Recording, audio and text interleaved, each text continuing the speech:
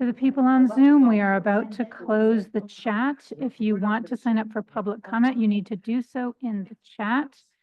So I am going to lower hands. I do not know who JRVC is. You are not a commissioner, and if you want to sign up for chat, please do so in the next minute.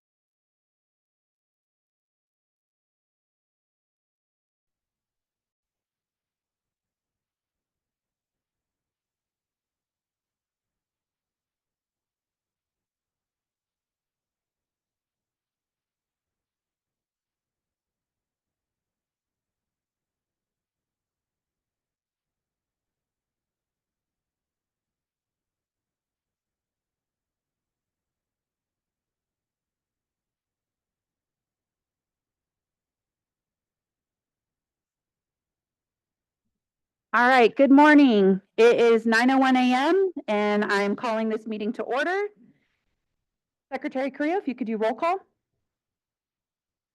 Of course. Commissioner Brower. Present. Vice Chair Gibson.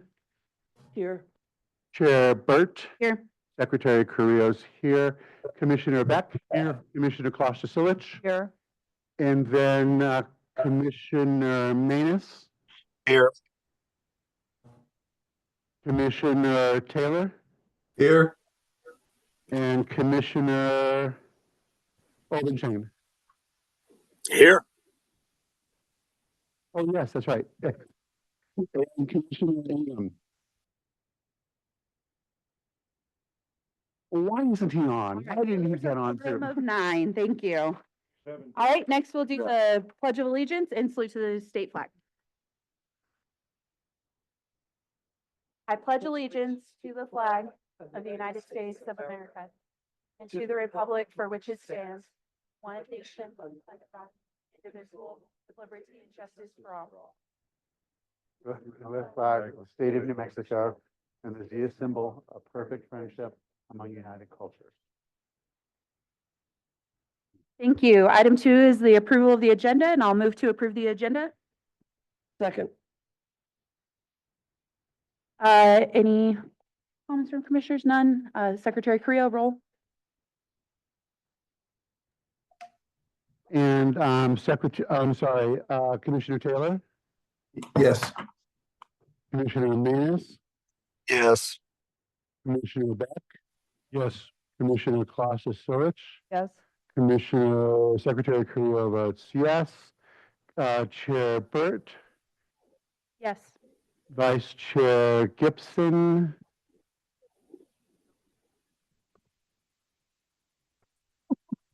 Yes. And Commissioner Brower. Yes. And then Commissioner Obenchain. Yes. Terrific. So that passes 9-0. That'll move us to item number 3, public comment, and I'll hand it over to Ms. Brown to help us through. Here we have 9 people online and 4 people in the room. Where would you like to start? Let's go ahead and start online. And I will let folks know I'm holding to a very strict 2 minutes.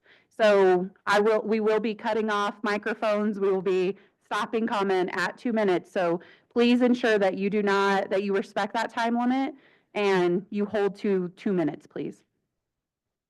Also, we need you to spell your first and last name for the court reporter. I will start the timer when you are done spelling your name. First up, we have Tiana Borunda.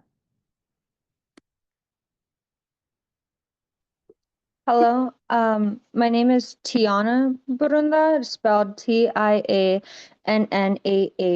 space Bourunda. I have attended Alma for all 4 years. I'm currently a senior. I am also special ed, so I am one of the students that Miss Romero helps. And she has helped me a lot, and so has the school. I'm currently thriving in my classes. The last time I checked, I had a GPA of 3.6. I have all A's, and the school has really helped me a lot, except for the times that I have attended these meetings in person, and I did not feel comfortable because of certain groups recording me and harassing me. So I would like to bring attention to that issue because I want to be able to go to these meetings and feel safe. I feel safe outside of everything else, and the school and the programs that I'm currently in are amazing, such as dance, and I've done pretty much everything there from art to culinary to ceramics. I just really like the school and I want to continue to like it. Thank you. Thank you very much.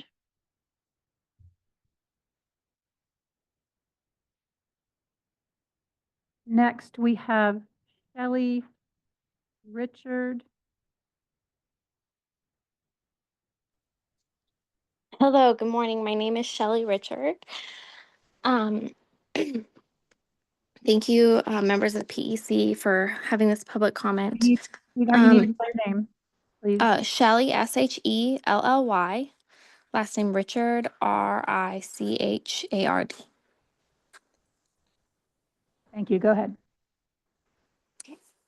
In one of these meetings, I heard one of the commissioners, and I can't remember who, say, when we see a failing school, it's often because we see a failing board. And that's what I've seen from the Board of Alma de Arte. I've watched a school that was thriving and beautiful, the place that I went to all 4 years of high school, absolutely implode. And it doesn't seem like the board has any accountability to anybody. They're not elected by the public, and they don't represent the community that they serve. I'm very concerned that we are wasting so many public funds on a school that is failing students with disabilities, and has had so many issues that are still outstanding. I would urge this commission to take a hard look at how they train boards and how they hold boards accountable when they fail a school. Thank you very much.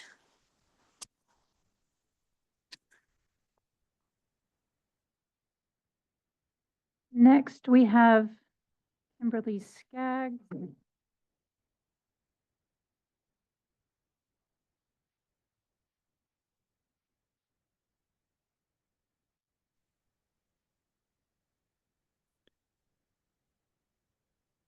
Good morning. I am Kimberly Skaggs. My name is spelled first name Kimberly, last name Skaggs. Thank you, Chairwoman Burt and commissioners, for the work you do in allowing me to address the commission. I'm speaking to you this morning regarding the actions of some local individuals. Alma de Arte provides a space for students with such exceptional gifts and talents that the setting in the traditional public high school doesn't allow these amazing students to grow. These students, minors, children, deserve to feel safe in their space. These students no longer attend our board meetings to share their talents and thoughts with the board and visitors to these meetings.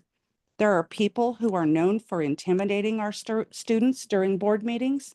They harass, intimidate, and bully students online as well as in person when the students try to interact positively in the school community. These individuals currently have no children at the school. They have not been to the school for public events. We have quarterly events called Taste of Alma in over a year.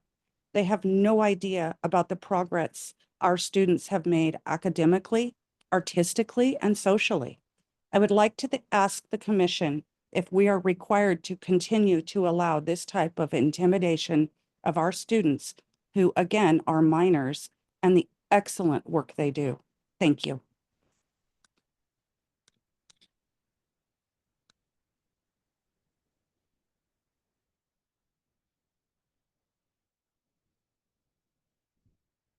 Thank you. Next, we have Nain Hernandez.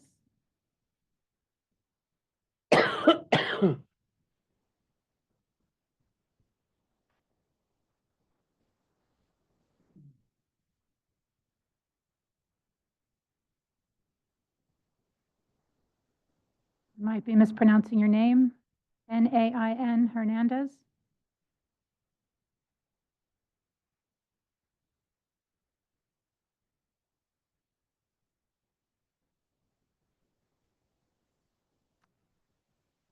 We will come back to you. Next, we have Oscar Del Toro.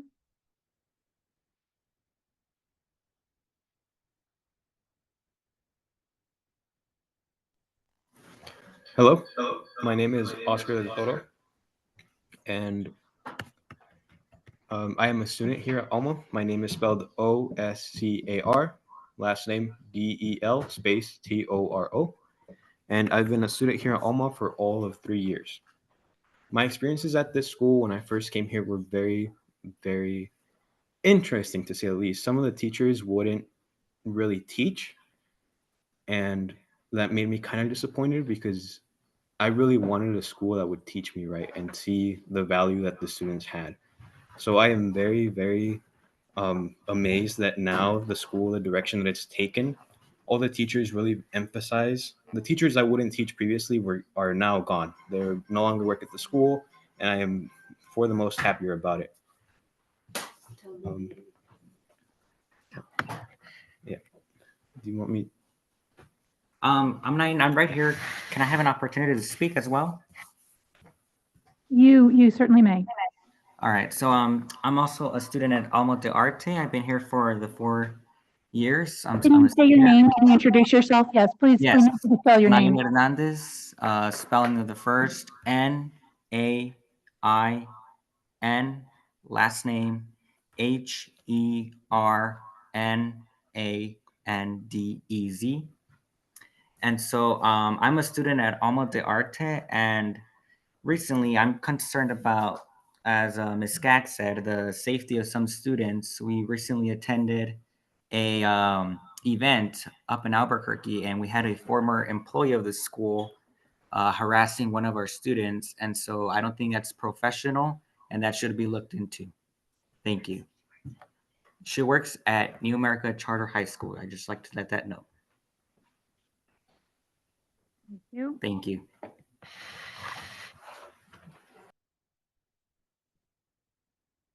Next, we have Jana Holguin.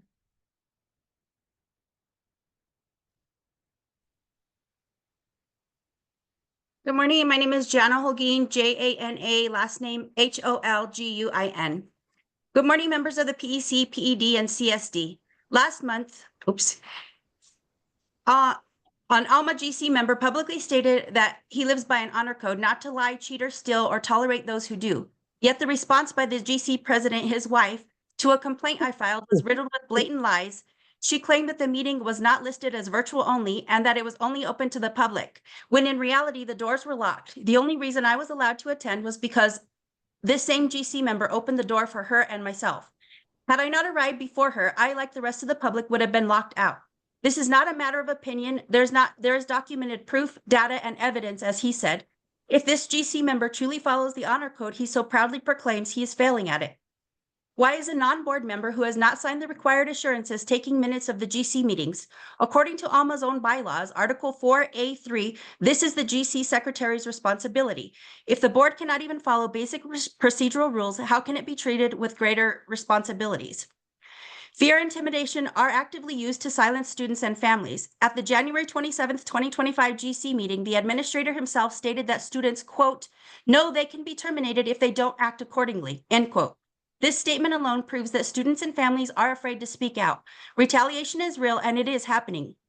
The reason the NMDOJ involvement is necessary is because Alma's leadership and governing board refuse to address concerns or violations unless forced to do so by external authorities.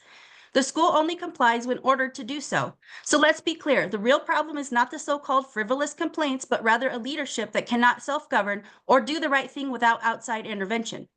Teachers' mental health is suffering under this administration. Former staff members have PTSD from the abuse they endured. Those of us speaking out have or had children at Alma. Alma is a public school funded by tax dollars. The public has every right to be involved. The only reason to resist transparency is because there are things happening at Alma that should not be happening, and those in power do not want them exposed. The GC That's vice fine. president. Okay.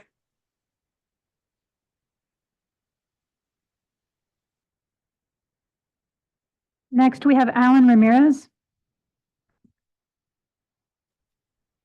Hello, my name is Alan Ramirez.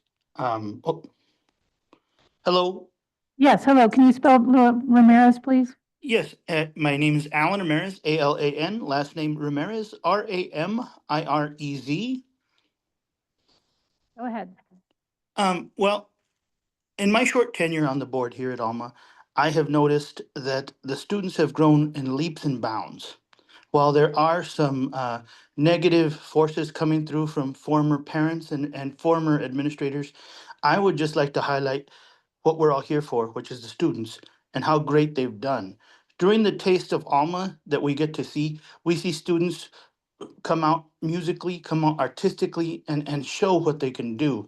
Not only that, they're just continue to astound me every time I see them.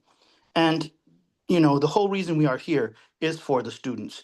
The current administration really does put student education first, as well as student growth. And I do feel that they have gone above and beyond. The former administration did have issues, and the new administration has come and cleaned it. So I do think that that's going the great way. And again, I just want to highlight how great these students are, even the ones that have talked here. They want to be more involved. They want to come out to our board meetings, but because of harassment and that sort of thing, they cannot. But highlighting the good is the greatness. And I just want to again say the Alma students are flourishing with the current administration, and I would just like to point that out. Thank you.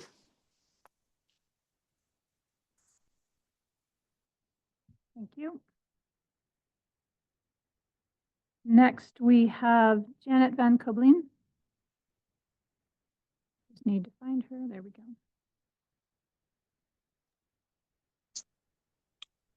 Good morning, commissioners, CSD, and everyone attending. My name is Janet Van Kobleen, Janet, last name, 2 words, VAN space COBLIJN. I'm not going to respond or reemphasize the things we've been pointing out the last over a year, almost 2 years now. Concerns of many, or address some of the wild assertions and accusations of today. But you will find, as you all have reviewed the audit, that it's just the tip of the iceberg and points out some of the many things that we have continued to point out, and also that the lack of accountability by the administration and the board, which has been there for longer than the current administration and is responsible for the poor performance. And the excuse of the current administration that I wasn't here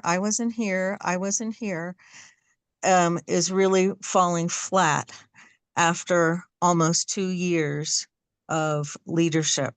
I'm happy for the students that feel that they have received quality education and a good environment. But at the expense of so many others who were bullied out and run out of the school.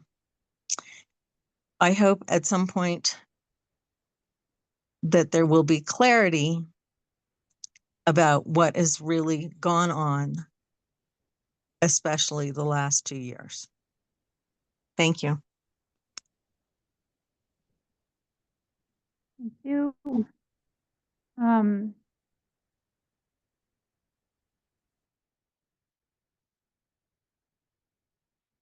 I'm looking for our last speaker, Juan Corral, online, and I don't see Juan in the attendees anymore. So if Juan is now using a different name, they could raise their digital hand. And in the meantime, we will move to the room. Dr. Michael Kaplan.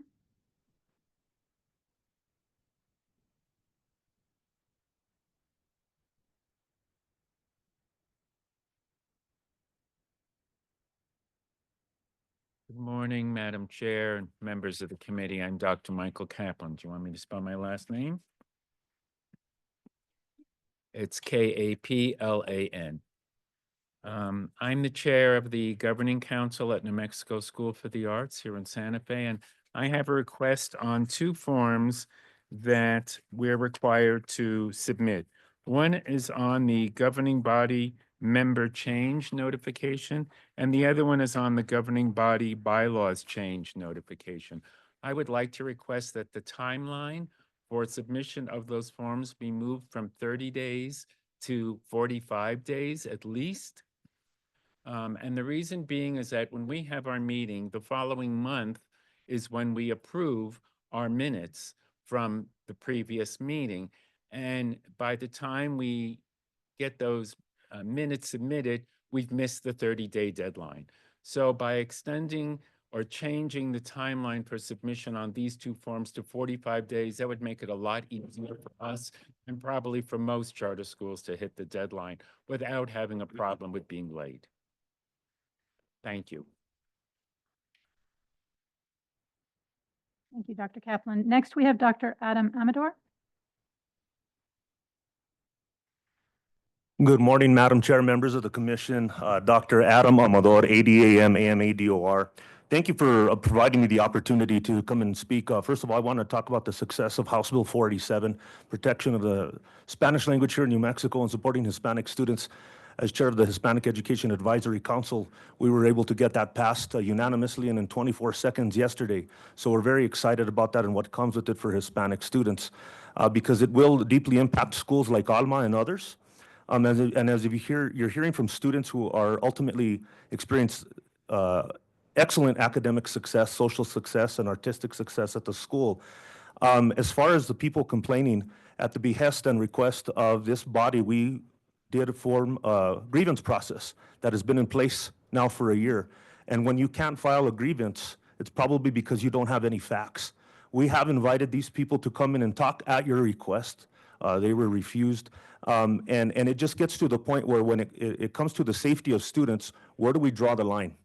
And in our discussions with the Attorney General's office, when parents are bullying students at open meetings and they're still allowed to come, that's a problem.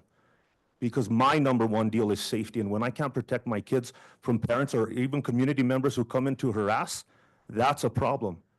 And so I would encourage this board to go down to a taste of Alma so you can see what's going on, and no lip service anymore. Make the trip down to Las Cruces just like we make the trip up here to Santa Fe.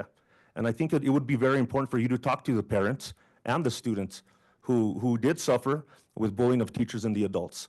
And I think it would be very important. It would be worth more than its weight in gold to show your support for students, because again, like Chair or Board Member Ramirez highlighted, this is about students.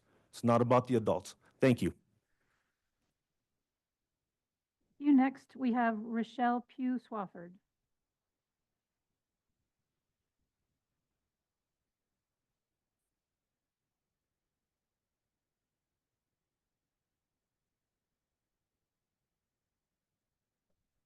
SWAFFORD. Good morning, Chairman Burt and Commissioners.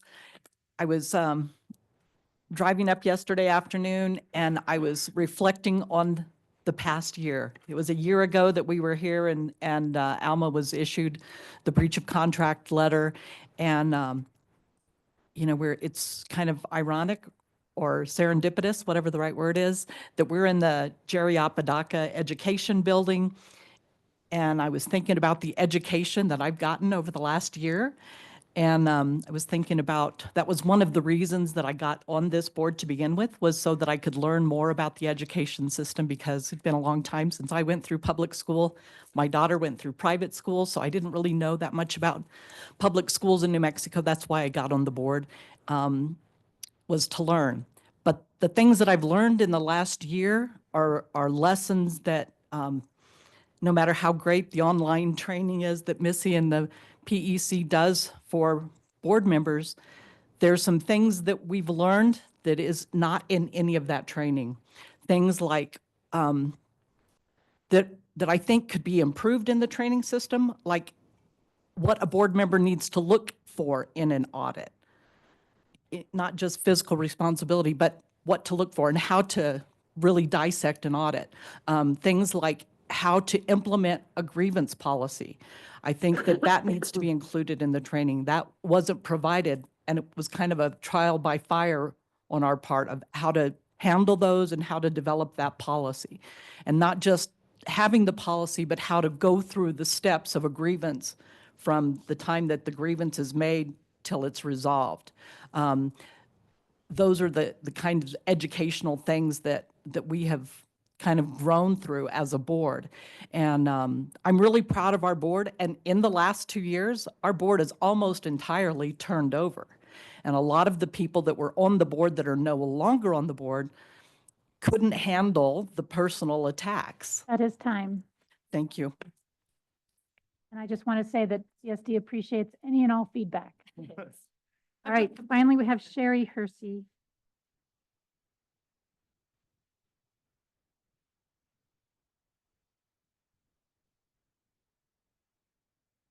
Good morning. My name is Sherry Hersey, SHERRIHURSEY. I just wanted to come today and address the board. I am on the Alma de Arte Board of Directors or Governing Council, and for about 1.5 years now. And it's not exactly what I thought I was getting into whenever I first showed up. It was a big learning lesson. It's been scary at times. There have been a lot of times where I just wanted to resign. I had somebody follow me home one night after a board meeting. I don't know who it was. I had, we have people yelling at us. We had to call the police one time. And I believe at one of the meetings here, you kind of shamed us for that.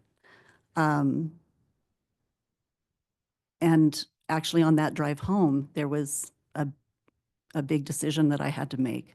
It's like, do I really want to be on this board? And the reality is, the reason I got on the board was because of the students and the school I believe in. I didn't realize how damaged the school was when I got on the board, but it was a learning lesson, and we've worked really, really hard to make things better. It may not be perfect, but I feel like we're getting somewhere, and if you walk into the school now, the kids are happy, they're talking, it's bright, there's a lot of artwork up, it's beautiful.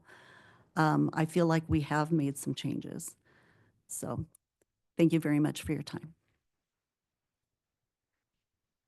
Thank you, and that concludes public comment. Thank you. It's not a comment about that, it's a comment about, I'm not making a public comment about a public comment. I have a comment about this process that I've asked about before. I think it really behooves us to have people who Zoom in to come on to video. I really do think that's an important thing that we need to We do. could talk about that offline. Okay. But I just want to put that in the public record. Item number 4, school highlights and spotlight. Commissioner Beck? Very quickly, I visited North Point Charter and Renaissance Academy, and in North Point Charter, they took 18 students to the English State Expo, came home with 11 medals, including the Poetry Slam State Championship for one of their juniors. The other thing that I want to bring up is both of those schools are now in the process of getting and funding and building a completely workable operational kitchen. So it's a great thing. Commissioner Gibson? I wanted to congratulate an Alma student who, it's hard to see, but her painting was the Pecan Festival cover. And I believe she's only a freshman. Freshman or sophomore? Yeah. So just wanted to congratulate her. It is a magnificent piece of art. So congratulations. Commissioner Creed?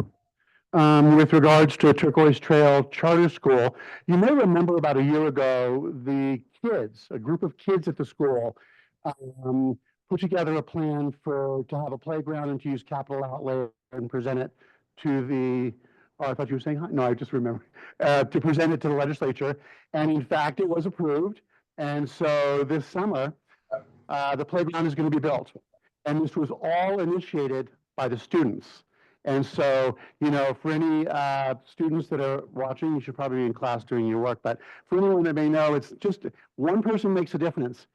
Kids make a difference. And I got to tell you, when you come here and you go to the legislature, they listen. Also, the Turquoise Trail had their mariachis play at the legislature this year, which was a high point for the kids and certainly all of the people that were in the roundhouse. They have, they will also be having a session on their food program at our charter schools conference. And during their renewal, and it was pretty incredible, they actually brought us all lunch.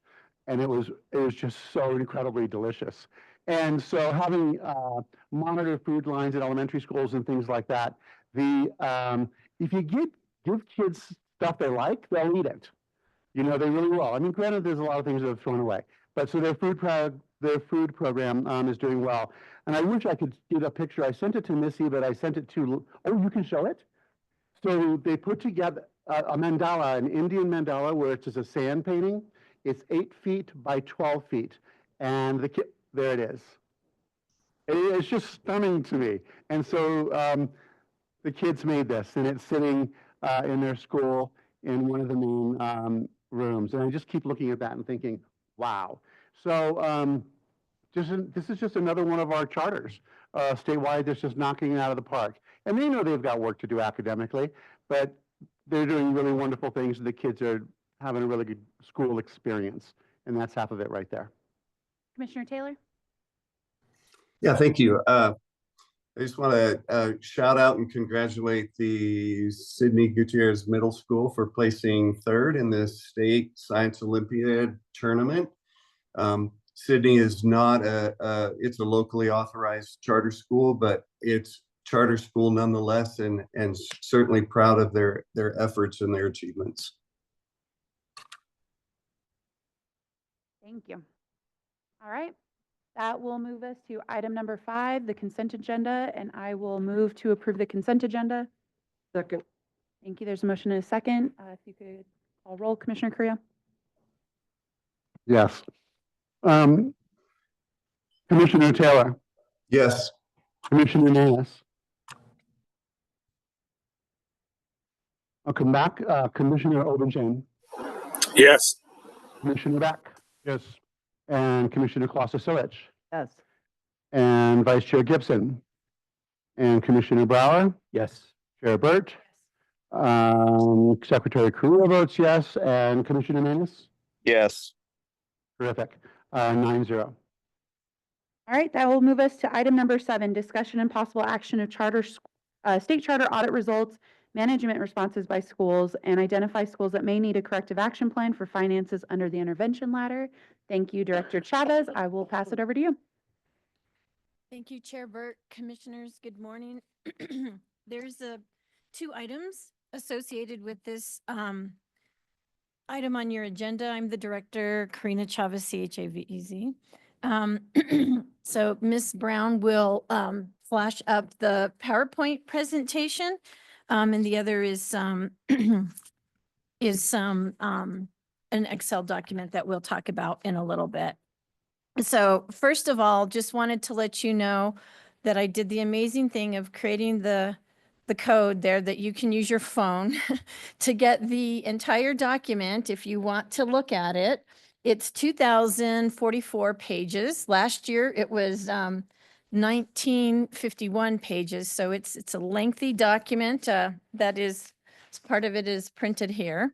And the audit results that came out, I want to talk a little bit about the definitions that are associated with the audit. You'll see that there's findings associated with each charter school, and material weakness is probably the most severe finding that the auditors can find. It's a deficiency or a combination of deficiencies in internal controls, such that there is a reasonable possibility that a material mismanagement of the entity's financial statements will not be prevented or deterred and corrected on a timely basis. Now, we also, for the first time, last year we did not have this, and I don't recall seeing this. We also have one finding in the audit this year that is a material non-compliance. So that is slightly different, but considered just as severe as the material weaknesses. Going down the severity continuum, if you will, is the significant deficiency.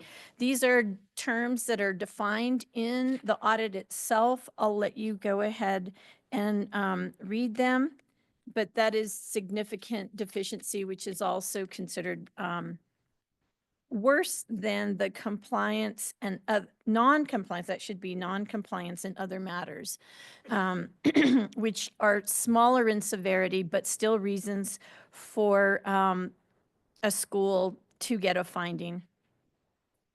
So then the other thing I wanted to discuss with you all was that when the auditors complete the audit, they sit down with the school and they share what they found, and they allow a school to develop what the auditors call a response to findings. And that's where the management says, here's what we're going to do to take care of that finding. And that is also included in the audit itself, for each item that is a finding.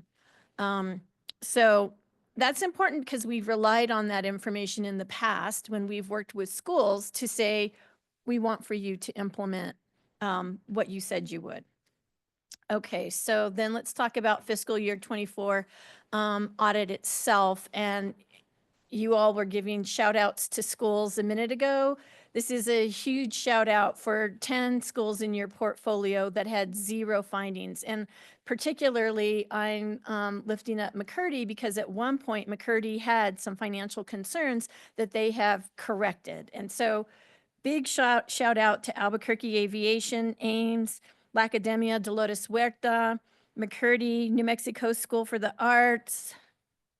I don't know if they're still here. PECO Cyber Academy, SABE or Sandoval Academy for Bilingual Education, Renaissance Academy Charter School, which for audit purposes will be included as Southwest Preparatory, Taos Academy and Vista Grande all had 0 audit findings. That is awesome. Yeah. Okay, so now the downside. There were 3 schools that received a disclaimed audit. And if you recall, last year, those were the schools that you all put on a financial corrective action plan. And some of these are continuing from last year. And my understanding is that it takes 2 years to get off. Okay, so we'll talk about the schools in particular recommended for a financial corrective action plan later on. but just so that you know, the three schools that are that received a disclaimed audit opinion for fiscal year 24 are Estancia Valley, Monte del Sol, and South Valley Prep. And so what is the disclaimed audit? Again, it's also it's not a finding tied to a particular item, but it's the overall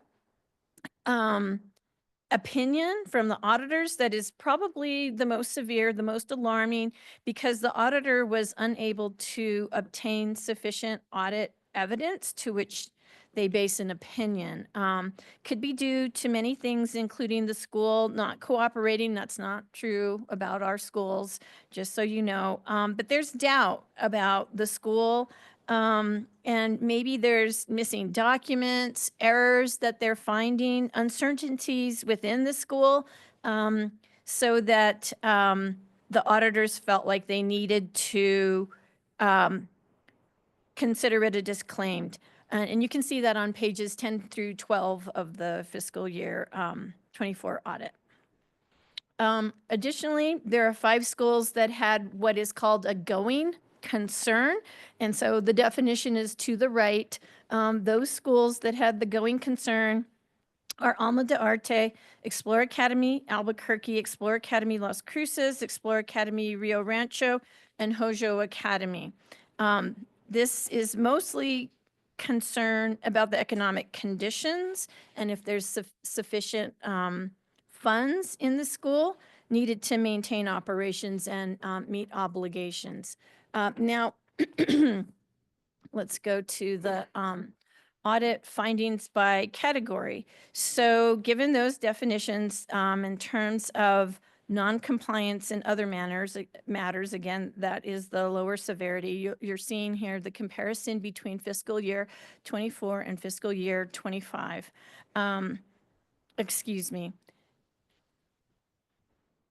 That should be, this is new in fiscal year 24, and this is repeat in fiscal year 24. So this shows you the percentage of, based on the type of findings that were repeated for fiscal year 24. So 28% of the non-compliance and other matters were repeated, 30% of the significant deficiencies, 43% of the material weaknesses, and there were no repeats because, as I mentioned before, this is the first year for the material non-compliance. But overall, there was a 32% repeat in findings. On to the next category. This is where we're comparing fiscal year 23 with fiscal year 24. And you'll see the increase or change, the number change of findings overall. Yes, the portfolio grew, and these numbers do include the 2 schools that transferred as well. But I was alarmed, as were my colleagues in the CSD, to find that overall there was a 25% increase in findings for this fiscal year. So we had a conversation with the auditors yesterday to say why. We know the PEC is going to ask us, why is there such an increase in the number of findings? And there's not a quick and easy answer, but the auditor did shed some light on the fact that a lot of the findings have to do with switchover between fiscal years, and schools being really careful about that process and the documentation. We'll get into the reasons for the other findings, and here with me, if you have any questions that are really specific about the types of findings and the kind of work that happens at the school. I have Miss Betty Seeley here, and I also have Mr. Ken Norris, who is our financial authorizer, who can help us if you have questions specifically about that. But let's go on. So let's look at the frequency of findings by school. So we know that there were 10 that had 0 findings, and we know that there was at least 1 school that had up to 11 findings. The most common number of findings is 3, and it slopes down as we get to higher numbers. The next slide, please, shows us the categories of findings. Now, this wasn't necessarily a document or easy to find within the audit report, but we combed through it and we, Ms. Seeley came up with the categories so that you can see that, again, accrual issues, and that's the type of accounting. And again, between fiscal years is where that accrual is really important. Revenue miscoding, that was a huge one. And RFPs not being completed prior to services being rendered. Travel and per diem issues always, which is a big shout out to our financial staff who really work diligently to make sure that ours is good. And those are the other reasons that, again, that's not, these are the reasons for maybe a non-compliance or a significant deficiency. Again, most frequent repeat findings have to do with end of the year bars not being completed. If you're in the audience and you're at a school, please get your bars in early. Or internal controls over cash disbursements. I remember working at a school, and it's really hard when the teachers want to go out and purchase something, but they haven't received the proper paperwork to be able to do it and get reimbursed. And you hate to have teachers spend money out of their own pockets, but it could lead to an audit finding. Again, financial close and reporting, numerous issues. Let's go down to next to the breakdown, because the audit includes findings from foundations. And I wanted to let you know that your portfolio for this school year is not all in the fiscal year 24 audit that the PED has. Most of them are, but there are transfer schools, and the 2 transfer schools brought 3 findings to the table. The rest of your portfolio had 182 total findings, and there were a total of 7 foundation findings, so altogether 192. I wanted to talk a little bit about the performance framework versus the CAP recommendations, because last year, when we did the financial cap, we brought to you recommendations for who might be on the financial cap. You don't want to put your entire portfolio or everybody that gets a yellow or a red. But we felt really we felt like you should really seriously consider putting the schools that have disclaimed audits on the cap. So to the right of this slide, or to the left, I can't, of this slide is the new performance framework, and it's significantly different from the old performance framework. The old performance framework cares a lot about repeat findings. The new performance framework cares a lot about severity of findings.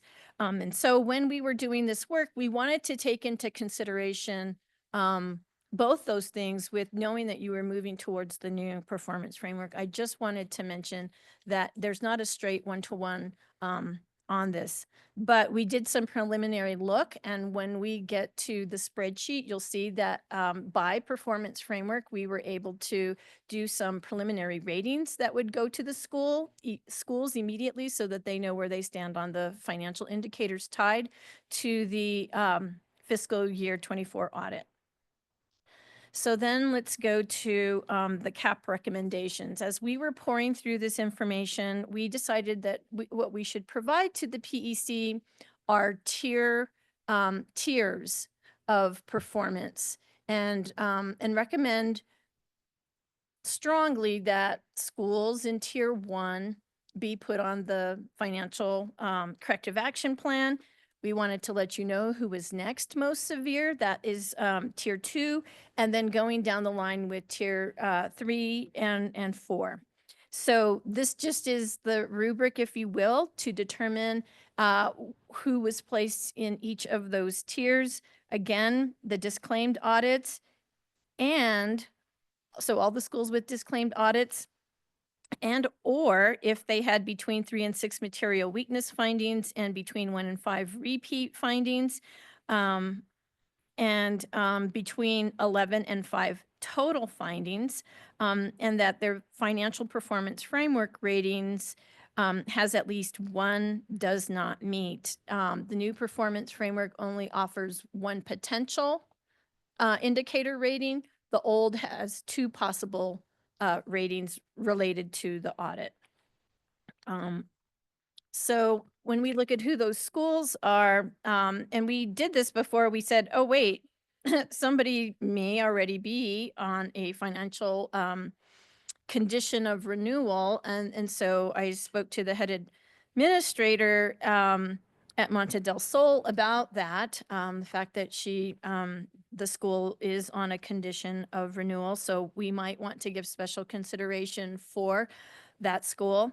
Alma de Arte is recommended, Estancia Valley Classical, Hojo Academy, J. Paul Taylor, Raices del Saber, Monte del Sol, South Valley Prep. Those are the schools that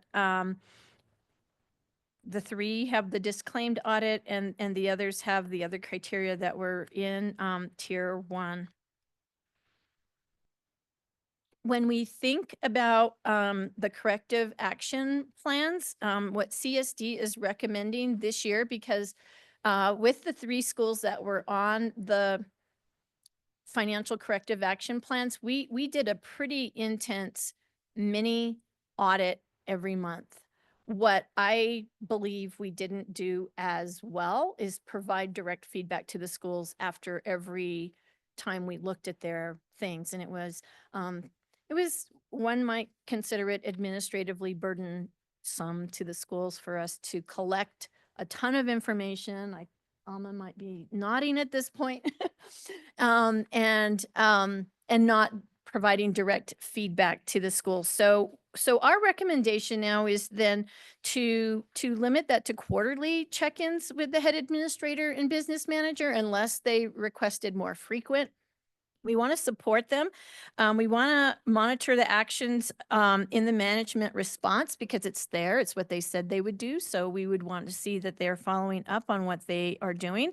And maybe if they had a financial corrective action plan, they might expand on what they put in that response, because a lot of times it's very general and not specific nor tied to a particular timeline. And I know you all are concerned about ensuring schools are meeting their objectives within a specified timeline. Also, we are lifting up board expectations and really wanting for the schools board of the school's finance and audit committees to do the work that they're supposed to be doing. So ensuring that they're meeting, ensuring that they have agendas and specific action steps that they're taking is something that we would want to be taking a closer look at. And then again, this notion of assessing their need for technical assistance and support, because where they ask for help, where schools say, we want more, we want to be able to provide that. So this might include a quarterly or twice a year test of internal controls, where all the documents come in, we do the analysis, and we say, here's where we found, where you would find an audit, where you might get an audit finding. And that's less frequent than the current caps, and that the feedback should happen during the check-ins to the schools. I want to walk you through what is in the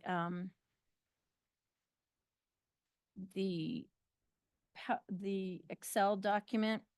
I'm going to try to screen share as I do that.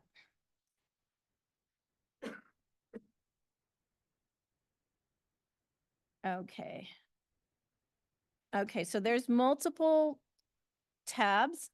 The first one is just straight ahead, each school, number of findings, how many are material weakness, how many are significant deficiency, how many are other. And then I believe on the far, how many are repeat, and then we flagged how many were repeated from just fiscal year 23.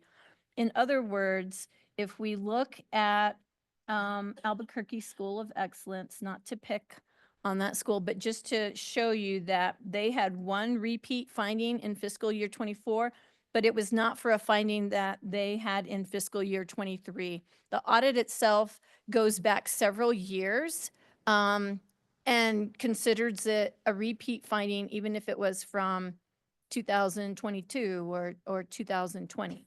So that's something to keep in mind. All the green are the zero findings. Okay, the next tab is detail, and this just goes school by school, and it lists the finding number, tells you what it's for, indicates if it's new or repeat. It gives you the category, and then it says entity type because this list also includes the foundations. Okay. Then the next tab is findings by type. This is a lovely document that Betty Seeley created. I modified it a little bit, but it has the reasons for the audits. And so she could go into any detail if you have any questions about accrual issues or what it means when the school has a cash disbursement issue or fund balance issues, et cetera. This is the document. The next one is the tier ratings, and you'll see by school, tier 1, 2, and 3, and 4. And again, the key or for what the rubric for that was listed right there. And then the next 3 tabs are about what the school would be rated on the performance framework. I pasted in the actual language from the performance framework. And it shows you again the school, what they would rate, where we rated them on the CAP tier, and what type of findings. And this is the explanation for the rating. These are preliminary, so, but we've looked at them again and again, so we think they're about as accurate as possible. But schools have not necessarily, they have not interfaced with this. I think it will be included in their site visit preliminary report. This is the 2022 schools and the 2019 schools. And I'm going to stop sharing and ask commissioners if you have any questions. And I may invite Ms. Seeley or Mr. Norris, depending on the question that you have. Thanks, Director Chavez. And so we will have, I'm going to go to Ms. Barnes next. She's going to talk to us about what the options look like. So if you have any questions, not about a specific school yet, because we will get into specific schools next, but anything about what she just explained would be a good time for questions now.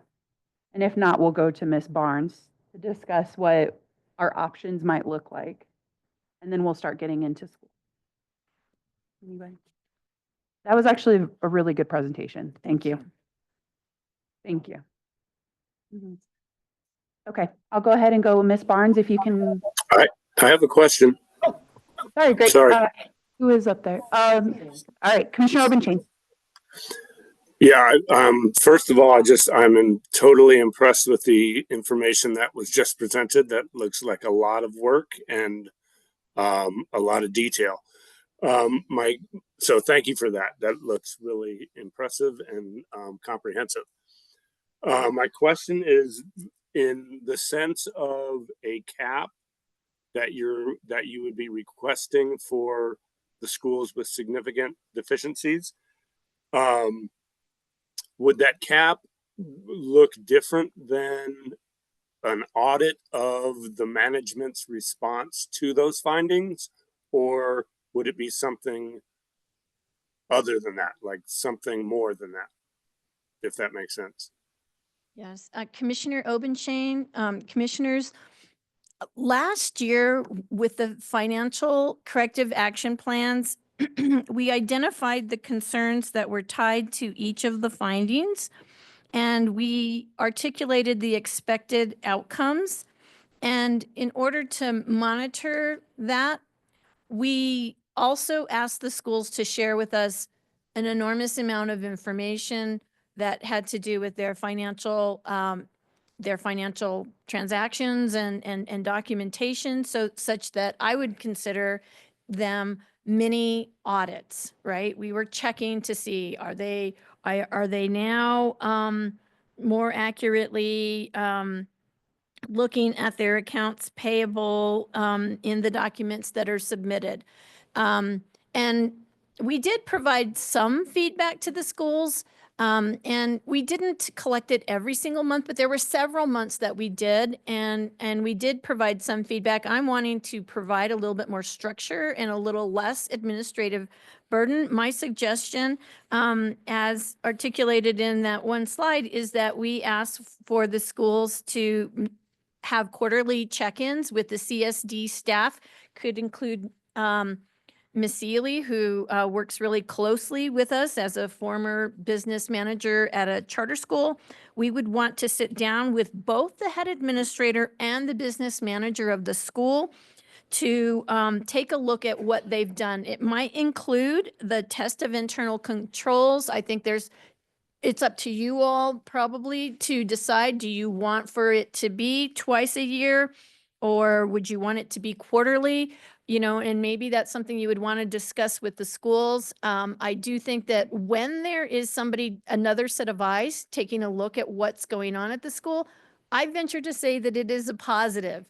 You know, when you look at the results of the audit finding, there's some schools that we had concerns about who I've seen improve over time. And I know that they had other people working really closely with their business manager. And I think it's important for the head administrator to be aware of the sort of things that we're finding. So we want them to both be at the table together. We don't want to be be too administratively burdened, but we want to help focus their attention on the findings, what they put in the management response, maybe put more structure, more detail, more deadlines, and definitely more feedback to the schools. Does that answer your question, Commissioner Obenshain? Yes, actually, the really funny thing is I wrote down here on my notepad, mini audit, like it's what that would be. So I think that's, as long as we're talking about like, we are, I don't know if providing technical assistance for them to meet their management's response. I think that is the right approach. And I just appreciate the work and thanks for that answer. All right, Commissioner, I'm going to call on Commissioner Taylor and Commissioner Gibson. I do want to pause because we are going to go to what this could look like with Ms. Barnes. So Ms. Barnes is going to explain our options next of what it looks like and go through that document. So if your questions are about what our action will look like, I'd like to go to Ms. Barnes first and then take questions, but Mike or Commissioner Taylor, I'll go ahead and defer to you. Sorry. No, it's okay. You didn't know. Commissioner Taylor. Yeah, thank you. I just want to, I don't know if this is the appropriate time. If it's not, just cut me off and I'll wait until after Ms. Barnes speaks. But I think that the whole idea of being so intimately involved with each school's finances on a really regular basis like that is good if the school desires that and they request our help. I like the idea of us supporting them, but I just think this is more like it's coming across as more like a policing type of action. And I mean, if they need it, they're aware of the issues. If they need the help, then we're here to support that. I don't think we're here to manage their finances for them, you know? So I don't know. I just feel like this is a little bit of an overreach as far as we're going to make you come, 4 times a year or 2 times a year. You got to present all of this. They're aware of the issues. They're bright, brilliant people that are involved, and I think we give them the opportunity to manage those issues without just intense oversight, unless they need it. So anyway, I didn't know if that was appropriate at this time, but Commissioner Gibson?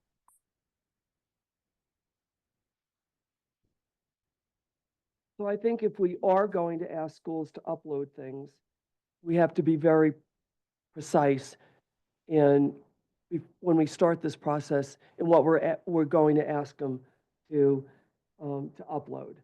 Because I can say for one school in particular, I would look at it monthly and say, why do they need that every month?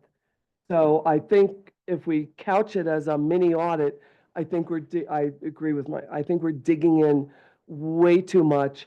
And we have to be very clear at the outset of the process what exactly they're going to be asked to upload quarterly or whatever it is, because a lot of it and I was unaware that they weren't getting any feedback on it. I don't see why you would upload things and no one look at it, because they could be continuing to repeat the same problems if someone's not giving them feedback. So I think we have to enhance that. All right. All right, Ms. Barnes? Good morning. There is a draft motion folder that all the commissioners have access to. And then I have also uploaded the form that we have been using now for schools that you put on a financial condition. So let me start with what's on the agenda. Right now, you have identified 5 schools on the agenda, item 7, that were tier 1, suggested by CSD as them recommending that you take action now. If there are other schools that come to your attention that you want to discuss, we'll put them on the agenda next month, but not this month. So these are 5 schools that you can discuss what you want to do. Actually, there's more than that, because Estancia Valley and Taos International are under item 8 from last year. And then Alma is here for other issues, and we just included their audit. So there's actually more schools than that, but let's just take the 5 that we're looking at right now under item 7. What you did before and where you are kind of on the new performance framework and the new contracts is kind of the range of things I think you can do. Last year, I actually think that the schools might have each spoken about their management responses, and one of your options is to say, great management response, go forth and prosper, you didn't take any action. So in that case, there wouldn't be a motion. You would just indicate that, and then you'd move on.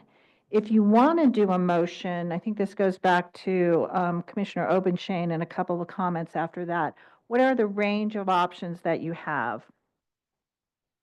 And that's why I wanted to put in the document that is the condition document for finances. I want to remind you that was created with McCurdy and was successfully created with McCurdy, even more successfully today, in that they have no audit findings. And that is really a process document where they have to take all these actions, and then they upload not any of the financial information, but we took the action.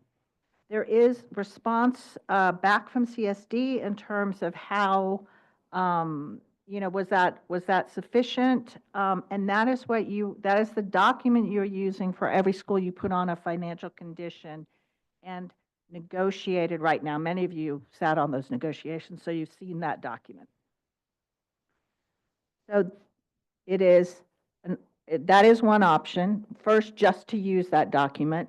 You could also use that document plus something else. I think if you do the mini audit, and these caps come back to you next month, so it would be that, it could be that document plus kind of, I'll just call it the mini audit. So you have a range of things. The last thing I want to say is, in the subcommittees, you're taking a look at kind of timing for things that might come back to you, not CSD's actions, because CSD is going to monitor the way they're monitoring. But when do you want to know if something is happening? I think you already know that I have an opinion that it might be helpful to streamline those at certain times of the year. Obviously, the annual reports is one of those times, but maybe one or two other times where an alarming issue is brought up, like they're really failing to take action, or on the academic side, they haven't even started their mission goal or whatever. So right now, the motion is drafted to identify a reasonable timeline, but not necessarily say something like quarterly right now. My reflection on how we take action is sometimes you're like, well, every other month, and the other school's like quarterly, and then another school's like every 6 months, and it's like, okay, if it's January, then we have to have these six, it's real, that's where we can tend to have those things drop off the agenda. So you have a range from take no action to considering that financial condition document to accepting what they, well, at least one school has presented a pretty detailed cap, frankly. So you kind of have a range. So I think my suggestion is you hear what the management response is, hear what's going on, and then we just take a second to craft the motion the way you want it. It's presently drafted to use that financial condition document. That's just as a fallback to start. Thanks. And I do want to also say that these first 5 schools, we're not going to hear from them as much today. It's going to be if we're these are the recommendations from CSD as to where they think might be where we should put our targeted intervention. But really, what we're going to do today is, if in item number 7, if the commission believes that that school does have a serious enough audit finding that we would like to hear from them next month, then that's what item 7 is for, is just to give them notice that in 30 days, we will hear from them, and gives them that time to kind of arrange their response, come up with their plan, make sure they can articulate a plan to us. So we're not taking necessarily any punitive action at this time, but it is going to be starting that process of giving them notice so that they can come to us to speak. That'll be different than item number 8. So do keep those kind of separate in your mind. Okay, Commissioner Correa. Okay, so what I just heard you say is relative to the 5 schools in item 7, we're not really taking any action or anything today. It's going to be next month. It'll be If we need to. schools do we give notice that we want to have them? But in general, first off, I thought that was a super thorough and helpful presentation. And especially the definitions of material weakness significant, because sometimes you read something like that and you don't know what it means, right? And to really know that the material weakness, but as well as the one that was even beyond, super, super duper bad. Yeah, it's good to know all that. So thank you very much. And congratulations to the schools that have 0 audit findings. That's a really big deal. On the tiers, there's a gray area. There's a fine line between what I think Commissioner Taylor and Alderman Shane were taking. No, do we want to police them? No, they're charters. They're autonomous. It works for a reason, to give people their autonomy. But then there's the however. If they're in tier 1, and these can be suggestions. It's not like we're telling you to do this, but if someone's in tier 1, I would say maybe they do start off with either a monthly or a quarterly check-in, right? Because one of the things I think we're doing so well now that we didn't necessarily do before before whatever, 2000, whatever it was. It's all a blur. Before 4 or 5 years ago was, we're not waiting until renewal time to say, you guys have really blown it in these areas. We're totally on top of schools in terms of academics, organizational, and finance, so we can just, give them nudges, little red flags. Hey, we're paying attention to this. And so I think that, especially with the tier 1 schools, I would make it a suggestion. We would like to be able to help you out every 30 or every quarterly. And what are you comfortable with? And if they say no, well then, but they still end up having, some really serious things going on and not things that are uncorrected. To me, that speaks to their management style of having their head in the sand and not wanting to address a problem. Okay, so that's where I would try to find the balance on that. Commissioner Brower? Thank you, Madam Chair. And Corinne, I just want to give you another kudos too. I think this is like really good. I know your predecessor, me, is really happy that you were able to get this much information on a short period of time and to present it to us in a way that's palatable and potentially action oriented. So I just really appreciate that. To me, like, I know we're not making any big decisions now, but I love the idea of like if we can organize our process to be in a quarterly fashion at most, or once a year to have a impact to have like a more in-depth kind of remedy of some sort, action step. I really like that. I think it becomes, there's two things. Like, I think we need to have some space for schools to do this on their own, working with their management team if they don't have an in-house financial director. Like, it should be them working with their contracted person to help out with this as well, and to give them all some space to like remedy this. But come to us with a good action plan, like the one we've seen from certain schools. I really like that. I don't want us to get so much into the weeds and like, that we're asking, it's almost performative as opposed to corrective. And I think that just becomes more burdensome for everyone involved, including our contractors, including our staff, to manage that and to see a change. Like, how often, oftentimes it's hard to see some of these bigger things are going to be years on an audit too, to see a change. Not everything, but some things are going to be a couple years down the road before we see a major impact. So I wonder how we can think about what we see in terms of the line items on the audit as kind of that's kind of like the report card, right? Or the park. but it's hard to remedy that sometimes. And so I wonder about like our early warning systems that we've been talking about. What are the other things that we could do that aren't the specific audit findings that are going to take some time to correct, especially if they're material weaknesses or beyond. But also, how do we like support with the not actual audit finding? I hope I'm making sense here, but the getting some other systems in place so that, yes, it's going to be probably a concern for a couple of years for these major things, but you're showing best practices and you're improving, and the governing council is involved and managing that part, and the head administrator has the resources that they need. So I like the quarterly, if not once every 6 months or so, as an approach, just to make us all feel good. And we're not, the more we're hands-on, the more we have like ownership of stuff, which also complicates things in an odd way for us. So, Commissioner Beck? Yeah, as an old stats guy, taking, I think it was 8 stats courses in graduate school, you did an incredible job on this Excel spreadsheet. It's pretty amazing.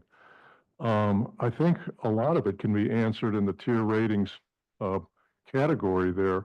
That basically summarizes everything, and that can be a critical piece to take us forward as to how we don't need to get into the weeds with the detailed findings by type and all that stuff. The tier ratings give you everything you really need to know, and we could base our ideas of quote unquote mini audits, things like that, quarterly, semi-annually, annually, based on that, number one. Number two, so I think that's wonderful. The only question I had, which and it relates to Agenda 7 that we're talking about. There are 5 schools. I know we can't do it now because it's not on the agenda, but there are 7 schools in the yellow. Those 5 plus the other 2, we should look at those other 2 as well I don't know if I don't know the Robert's Rule of Order priority, how you do this stuff, but we should look at those other two schools besides the 5. So just to help you, we are. It's just not in, it's not in number 7, it's in 8 and then in another, later on. A school will be coming to us later on that they're on later. So all 7 are included in our agenda today.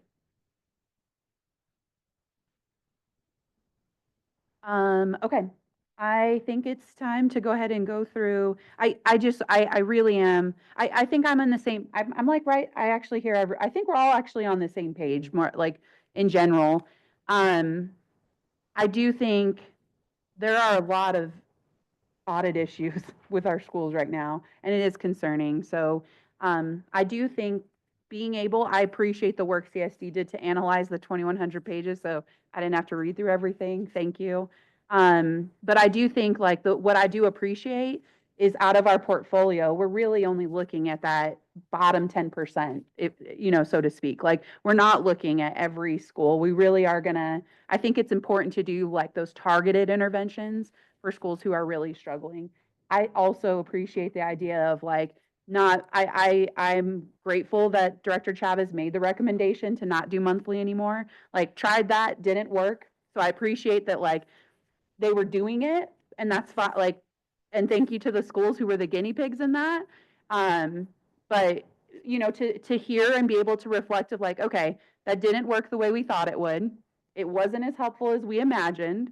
Let's go ahead. We don't have to keep doing the same thing over and over again. So I appreciate that that was actually a recommendation from CSD to get us out of that to start with. So once again, thanks to the schools who went through that process with us and helping us learn what makes most sense and what's actually helpful to the schools. Commissioner Creo, and then we'll go ahead and get to the schools. Great. So I noticed there were a couple of, they were trying to take a picture of that QR code with a little dinosaur in it. Did you get it? Because could you put that up really quickly? Because I know they were trying to capture that. And how do you get the little dinosaur? What was that about in the middle? Is that like your own little signature when you do a QR code? I was so impressed that I just like figured out how to do that.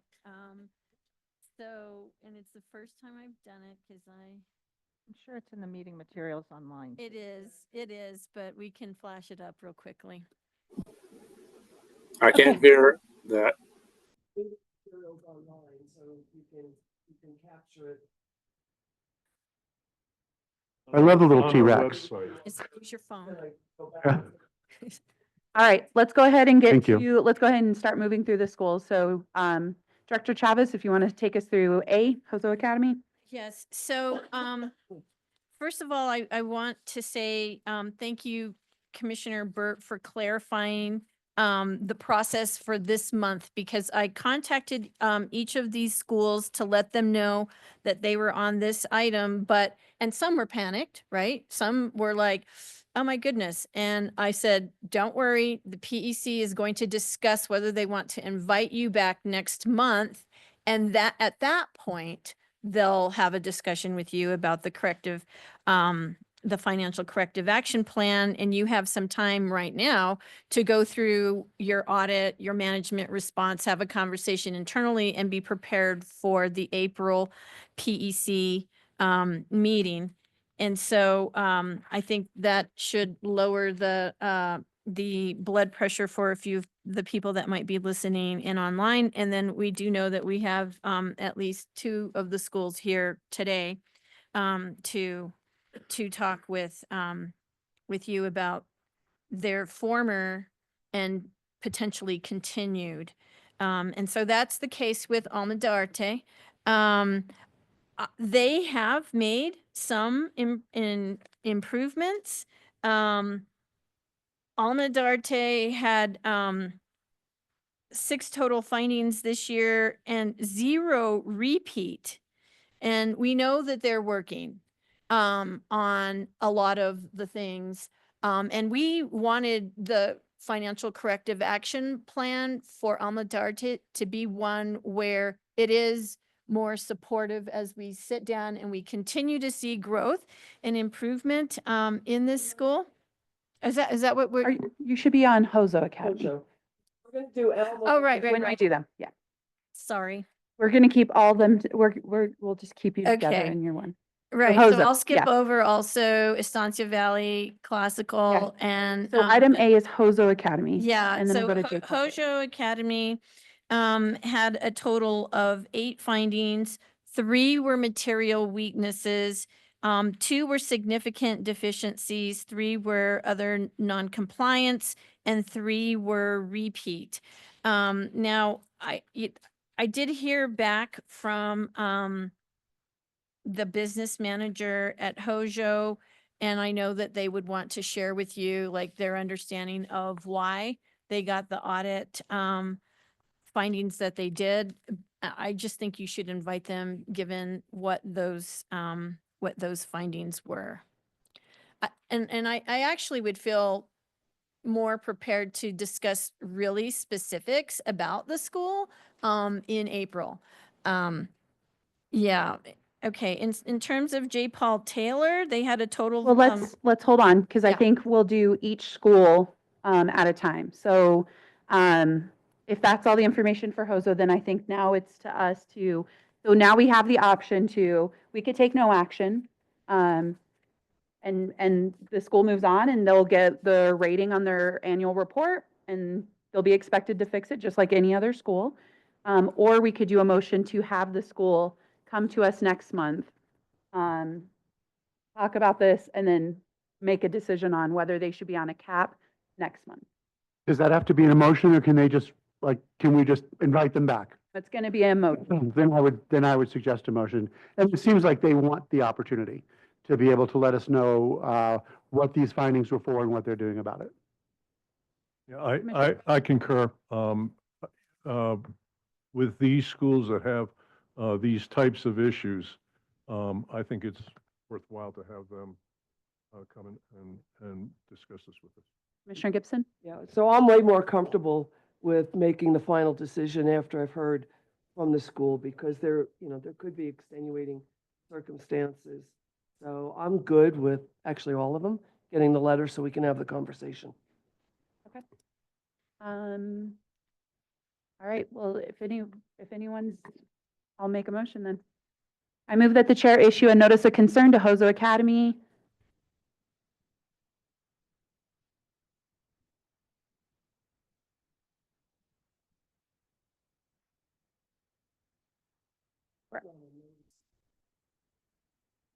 Sorry, apologies, 1 second. So it needs to be that we're notifying them that they will get a possible notice of concern next month. Okay, so you can do it either way. That's how You have put them on notice, so you could do a notice of concern, or you issue. Just put them. No. Not a notice of concern. Yeah, I think it's just, we need it to be that we're initiating the process and giving them 30 days notice that they'll be on the agenda next month.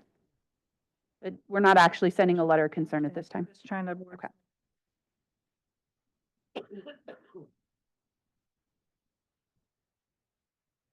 Chair Burt, are you going to do a group of schools, or are you going to go school by school Each one. still? Okay. So this process wise, you want them to be prepared to have brought you a potential corrective action plan, right? You No, just want I think them to this come is- next month to Yes. talk to you. Yes. About their audit. That we are starting the process of initiating the ladder of intervention, but that it's next month is when we would, that we're doing the fact finding 30 days. Like I say, we invite them to come to the meeting next month to discuss the audit findings and their plans for rectifying the challenges. That there will be a possible notice of concern at that time. Okay. And provide the snacks. Just that sentence. Yeah. Okay, I move that the chair provide a letter to discuss issuing a notice of concern to Hoso Academy regarding audit findings in the FY24 charter school audit. Second. All right, seeing a motion in a second, seeing no hands, call roll. Alrighty then, Commissioner Taylor, Yes. Commissioner Chair Burt, Yes. Commissioner Manis, Come back to you. Commissioner Brower, Yes. Vice Chair Gibson, Secretary Correa is yes. Commissioner Robinson, Yes. Commissioner Beck, Yes. Commissioner Klostersilich, Yes. and Commissioner Manis. Yes. Terrific, 9-0. All right, J. Paul Taylor Academy, item B. Yes. J. Paul Taylor Academy had a total of 5 findings. 3 were material weakness, and 2 were repeat. 1 was for budgetary conditions. It was a other non-compliance. But because of the number of material weaknesses, we thought they should be on your list.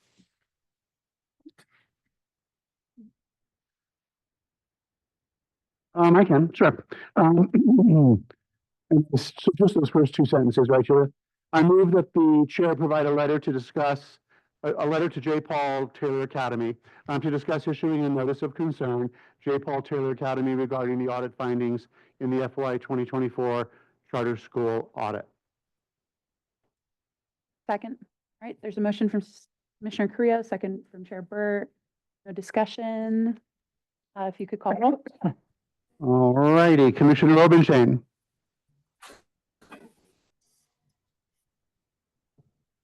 Commissioner Taylor. Yes. Commissioner Menas. Commissioner Burt. Yes. Chair Burt. Commissioner Brower. Yes. Vice Chair Gibson. Secretary votes yes. Commissioner Beck. Yes. Commissioner Klostersilich. Yes. Commissioner Robinson. You're muted. Yes. And then Commissioner Manis. There, Commissioner Manis. Okay.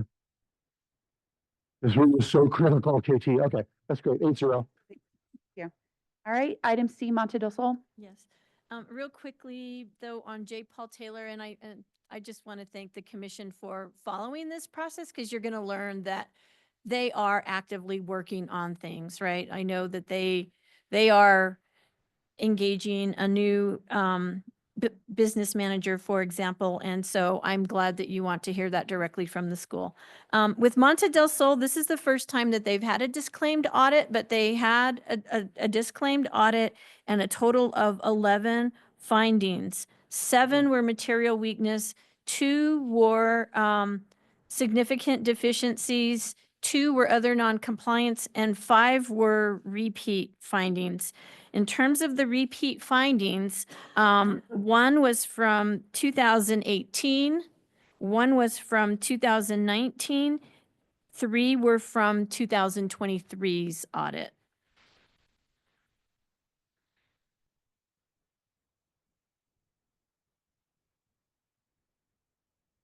Or any discussion? Commissioners? I mean, before I do the motion, I want to say thank you as well. And I don't know if it was on your watch, but I can remember the painful going through every audit. And it took hours.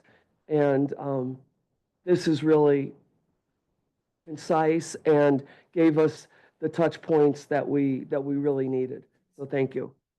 And apologies if I'm calling you out for that audit report, because, and it wasn't just you, it's years of going through every school and every audit, and it's like, just, make me go to I have a sleep. team to thank, actually. Yeah. And Vice Chair, Commissioner Obenshain is here too, so you should make him culpable for when he was here, Fred, too. I wasn't here when he was here. So Gotcha. he gets a due pass on this. I resemble that remark. Okay, I move that the chair provide a letter to discuss issuing a notice of concern to Monte del Sol School regarding the audit findings in the fiscal year 2024 charter school audit. Second. There's a motion and a second. Any discussion? Seeing none, if you take roll. All righty, Commissioner Manis. Having internet trouble. Okay, you get back on, that's cool. Commissioner Taylor. Yes. Commissioner Beck. Yes. Secretary Correa votes yes. Commissioner Klostersilich. Yes. Vice Chair Gibson, Commissioner Brower, Yes. and Chair Burt, Yes. and Commissioner Robinson, Yes. and Commissioner Nunes. That's cool. 8-0. Item D, Raices, Director Chavez. Yes, just real quickly on Monte del Sol, that's the one that has the condition, the financial condition. So we'll want to have all the information and take that into consideration on how those two things work together. For Raices del Saver Chinotzli Community School, there was a total of 7 audit findings. 3 were material weakness and 4 were other non-compliance. They had 3 repeat findings, 1 from 2021 and 2 from 2023.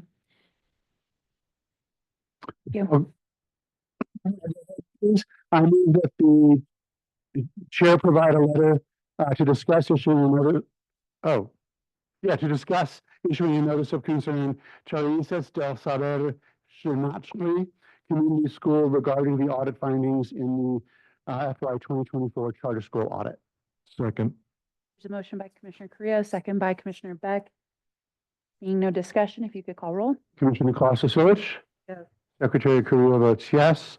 Vice Chair Gibson, Commissioner Robinson, Yes. Commissioner Beck, Yes. Commissioner Taylor, Yes. Commissioner Manus,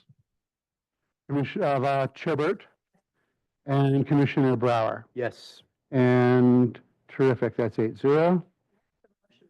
Item E, South Valley Preparatory School, Director Chavez. Yes.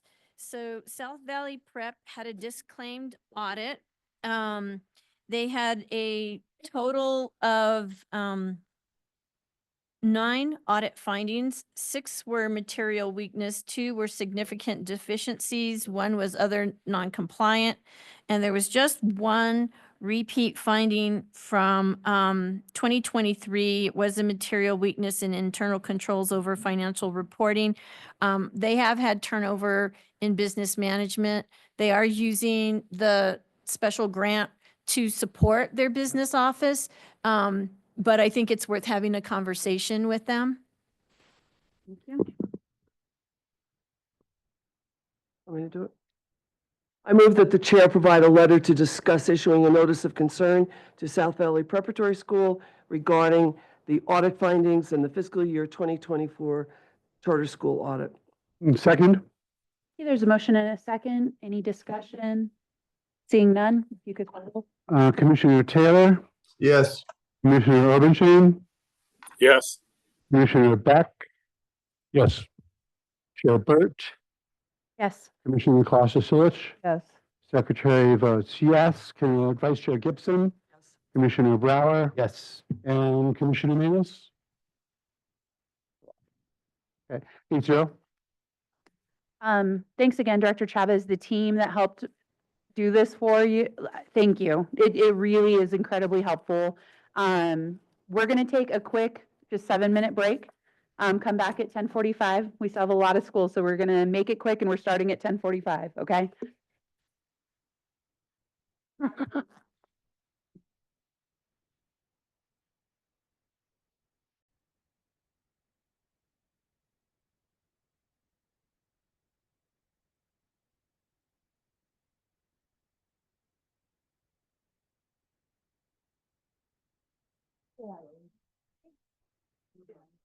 Yeah, she is.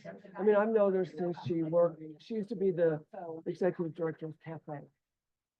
So she's been very active, and then, she actually went to work at LCPS when they were doing their equity and inclusion policies. And she's married to Heath Houseman, who does a lot of political writing. So, yeah, she's, most of us down by us aren't thrilled that she's. Okay, we're going to go ahead and get started. Thank you, everybody. Good move. Okay. So, we are going to go to item 8, which is update on state charter audit results, discussion and possible action under the intervention ladder on schools with financial caps. Director Chavez, if you can give us a explanation and then just go straight into the, well, maybe if you want to give an explanation just to see if there's any questions, but I want to get right to the schools as soon as possible. Yes, and there is a team of representatives Oh, I from thought she said Estancia Valley 18. Classical. I didn't see that. So Estancia Valley Classical was put on a financial audit for fiscal year 23 items, and in your materials, commissioners, we have the corrective action plan results. And so you'll see that there's a substantial amount of green. And just so you know, that we did provide some feedback. We did have a sit down with the school at least a couple of times during this year. But to review these, especially once the audit came out, and to check in with the school, because they have been very forthright with us about the challenges that they've had, and they've also had turnover in business managers over the past couple years. And we all know now that it takes a couple of years to get past when you have a disclaimed audit. So so Estancia Valley Classical had let's see, they had 9 audit findings in fiscal year 23. So they have managed to reduce by at least 1, and they have met some of the conditions of the financial cap that we had them on. Which shows that there's still some working to meet, there's still some does not meet, and we feel that it would be beneficial to continue working with them. So I'm going to call the Estancia Valley team to come up, whoever's going to speak on your behalf, and I'll let you introduce yourselves and let you work with the PEC on this. Thank you, Director Chavez.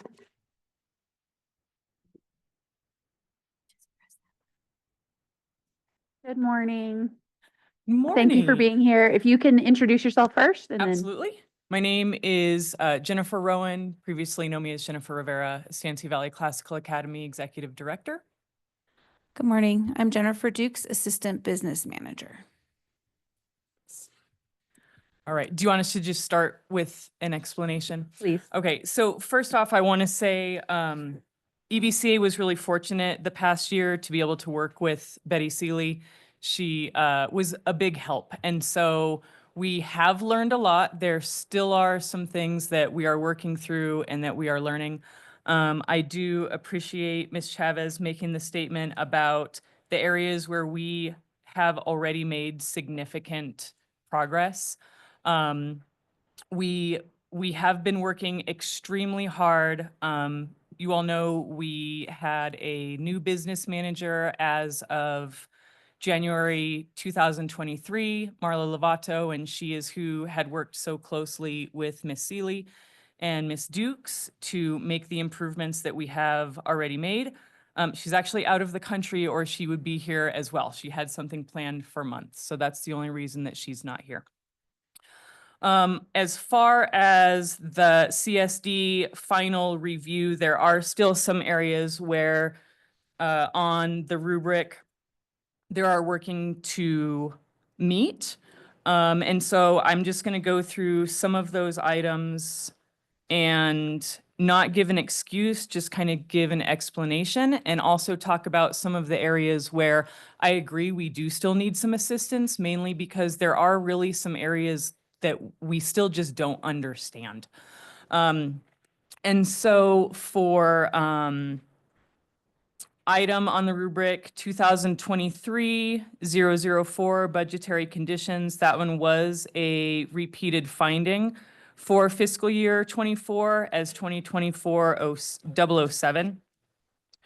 On that item, there were 2 funds. One was Fund 1100002000. That was an overexpended special education for ancillary staff. We are watching carefully this year to make sure that maintenance bars are submitted for over expenditures. So that's what we're doing for that. Capital outlay. Accounts payable had made payments to the foundation overdrawing the fund. Encumbrances and payments are being double checked this year. So that one is just, we have to make sure that we are double checking and balancing monthly. The third item is the one that I kind of wanted to talk about what we're doing specifically and the explanation of that one. So when PED gives us the amount, the tax, that number is provided to us, and then we set aside 1% of that for the delinquent. No. So we knew to set aside the 1% of that for the fee. Like that's the amount that we have to hold. What we didn't know is that there was also going to be delinquent tax, and so we needed to calculate 1% of that number to also hold in order to pay back. The delinquent tax, that's an unknown number. And so what we learned is that we have to not only hold the 1% for the ad valorem that we are given the amount for, we also need to hold a 1% of what we know, what we can guess is going to be delinquent tax. And so we learned to overestimate the amount so that we're holding back a large enough number. Because that one really is a guess. And so we were only holding back the 1% of the number that we were given, and we didn't know about the delinquent tax portion. So we know that now, and so we are making the improvements and holding back a larger amount. So that is happening. Another item on the rubric that is working to meet, on the rubric, it's 2023-005. And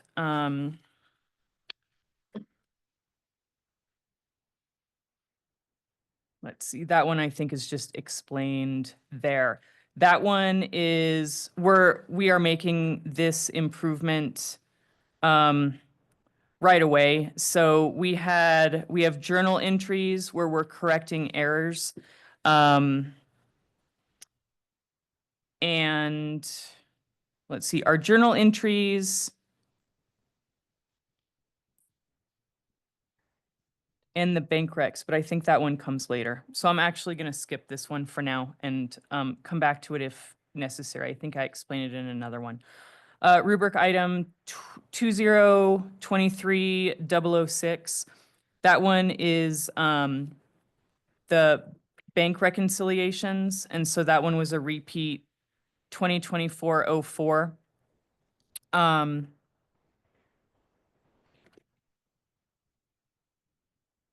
That one also had to do with the 1%. Oh no, sorry, 006. Okay. Internal controls over journal entries and bank reconciliations. So we have it in our policy that we are not only checking those items, but that I am signing off on them. That didn't happen. So that one alone is on me. And so despite that they were being double checked in the business office by the business manager and the assistant business manager, and then I was seeing them, I didn't sign them.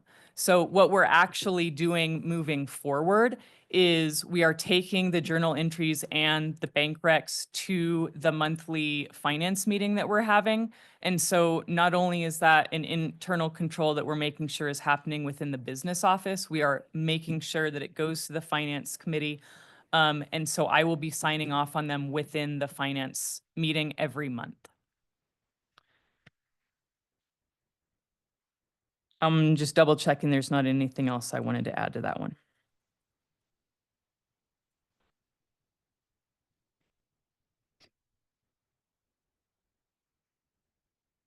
Okay.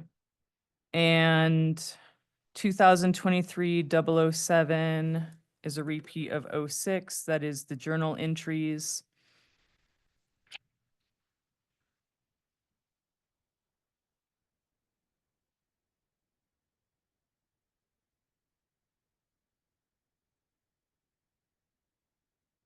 We had a repeat finding that I just want to mention on the rubric. It's 2023-009.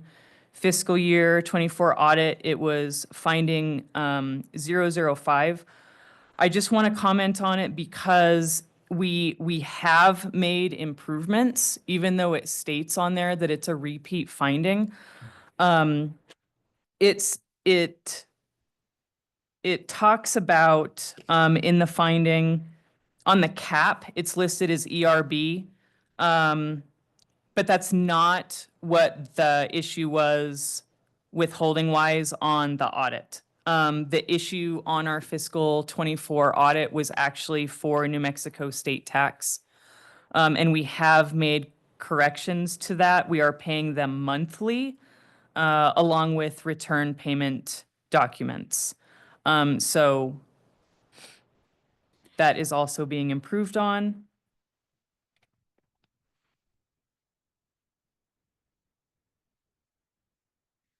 Item on the rubric 2023-007, controls over capital assets. So this is one of the items that I do want to have a conversation about, but then also express that there are pieces to this that we would appreciate some continued additional guidance on. So first off, I do want to state that within our business office, we do have capital assets information within our own accounting program. And so we have that. It is kept up to date. We have the inventory. The auditor had requested that we enter our fixed assets on the auditor spreadsheet, which was 4 different tabs. And so we did have the information, but we needed to put it within his spreadsheet. Marla Lovato did work with our auditor, Victor Kraft, in order to take our information and to put it into his spreadsheet. My understanding from that is that they did reconcile the report together, and that was done prior to our audit being finished, the documents being in. It is my understanding that one of the reasons that this was found to be a material weakness is because we didn't have the spreadsheet completed on our own. We had it within the accounting system. And so I do want to point out that we had all of the information that we needed. We did reconcile the report with the auditor to put it into his template. We did have it done in a timely manner. So that piece, I just want to state we did have all of the documentation just in a different format. The piece that I don't understand, and I'm not confident the business manager understands either. There are some items that are considered our property and are considered to be capitalizing on, like going through capitalization, but they're owned by the foundation. And so I think that's a gray area that we're having a hard time understanding. When there's an improvement on the building, is that the foundations or is that ours? And then what exactly constitutes capitalization? If we have a building and it's in perfect condition and then there's normal wear and tear that happens and we have something painted, is that capitalization or is that maintaining? And so that's something that we're struggling with. Did anybody want to add anything else? Did you want to add anything? Okay. I stand for questions or comments. Thank you, Ms. Rivera. Commissioners, any questions directly to this? Okay. Any comments? Any discussion? Okay. But I appreciate that you're here and that you're Thank talking you. about all this. And I would say painting and stuff like that's maintaining the property. And that's what we think too. Yeah.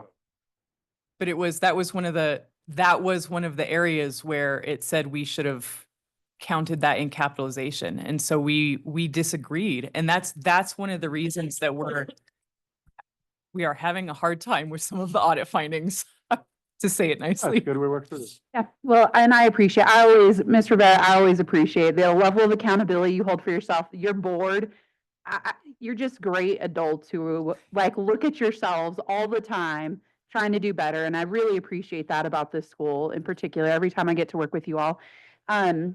CSD's recommendation at the bottom is to continue and to, let's go ahead and remove the things that you've fixed and add those new things and keep the things you're still struggling on. I fully support that. I think it makes the most sense. I do think, you know, my ask will be that you update your cap, and provide that to us next month. And that way we can kind of see what it looks like cleaned up, basically, you know, take off those things where you've met and you're good to go. And let's go ahead and spend the next couple weeks developing the plan on how you're going to correct those items for this upcoming fiscal year. And I think it makes sense. I appreciate that you're like, please keep giving us some support for right now. And I'm looking forward to the day when you all are also in that space of like, we have no audit findings yet. So we would like to support you getting there as well. Yes, I agree. Thank you. We're excited to get there. Our goal is a green box. And so helping to hold us accountable and helping coach us along and just having additional eyes I view it as support. So I appreciate it. Great. If there's no other discussion, I'm happy to make a motion. Okay. All right, I move that the chair issue, a continuing notice of concern to Estancia Valley Classical Academy regarding the audit findings in the FY24 charter school audit that reflect a continuing concern related to the financial performance of the school. By April 14th, the school should provide an updated corrective action plan to correct the 2 years of audit findings for consideration and approval by the PEC at its April meeting. Thank you. There's a motion and a second. Any further discussion on the motion? All right, seeing none, if you could call roll, Secretary Creel. Sure thing. So Commissioner Taylor had to leave the meeting. He's hitting the road for a wedding in San Antonio. So safe travels. KT, are you back? Chair Burt. Yes. Commissioner Brower. Yes. Vice Chair Gibson. And Secretary votes yes. And Commissioner Klaus-Silich. Yes. Commissioner Beck. Yes. Commissioner Obenshain. Yes. Terrific. That's 7-0. Thank you. Motion passes. So I would say in the next couple weeks, as you all work together, look at those timelines, like take into consideration if you do want monthly, if that was helpful for you, if you all want to plan that out, or if you want to do that's between you all in these next couple weeks. Okay. So you bring us the plan of what you think makes most sense for this next year's monitoring. All right. Thank you. Thank you. Appreciate you all coming. Thanks very much. All right. Thank you. We'll go to item B, which is Taos International School. And I'll invite Miss Nadine Vigil to come on up. She drove down from Taos. Real quickly before we get into that, and I do want Estancia Valley and some of the other school business managers to hear this. I meant to mention that when we spoke to the auditors, Clifton Larson, they're planning an in-person technical assistance session in Albuquerque in May, the week of May 19th, to provide additional support and help for the schools.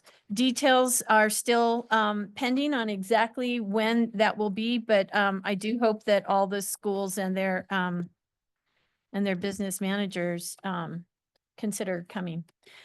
So commissioners, with Taos International School, they were on a financial corrective action plan. They had a qualified opinion in fiscal year 23. And they had the 3 findings. And this year, and they've met 2 of the 3 financial corrective action plan items. They have shown that their audit findings no longer have the accounts payable finding nor the internal controls over disbursements finding. There is still a little bit of a problem with the food service program related to material weakness in fiscal year 23. And it was downgraded for fiscal year 24. There's still some concerns over the food services program. But it is now considered a significant deficiency rather than a material weakness. And there were, and that was the only repeat finding. The other two, findings were other non-compliance, for fiscal year 23. So we are recommending that the public education, we feel like the school is on track. We met with the school, the business manager, members of the finance audit committee, and who also sit on the governing council when we went up to Taos and discussed this. And you know, that was in December, I believe. November 21st. That was November 21st. And so, you know, there's been several months in this fiscal year. So the findings, I'm not sure the exact month that the findings were identified, but we had a really healthy discussion then about what the school could do to make improvements in how they're documenting and the meal counts for the audit. So the CSD is recommending that you close the corrective action plan for Taos International, and we can continue to provide technical assistance upon request, but we think that the cap should be dropped. Thank you. Thank you. Ms. Vihil, if you want to introduce yourself first and. Okay. Good morning, Madam Chair, members of the PEC. My name is Nadine Vihil, Nadine Vigil. I am the head administrator and director of Taos International School. First of all, I'd like to say we have great news. We just had our evaluation visit from the IB people in February. They were here 3 days. There was a team of 4. There was 2 people from Texas, 1 from Florida, and 1 from Turkey, mind you.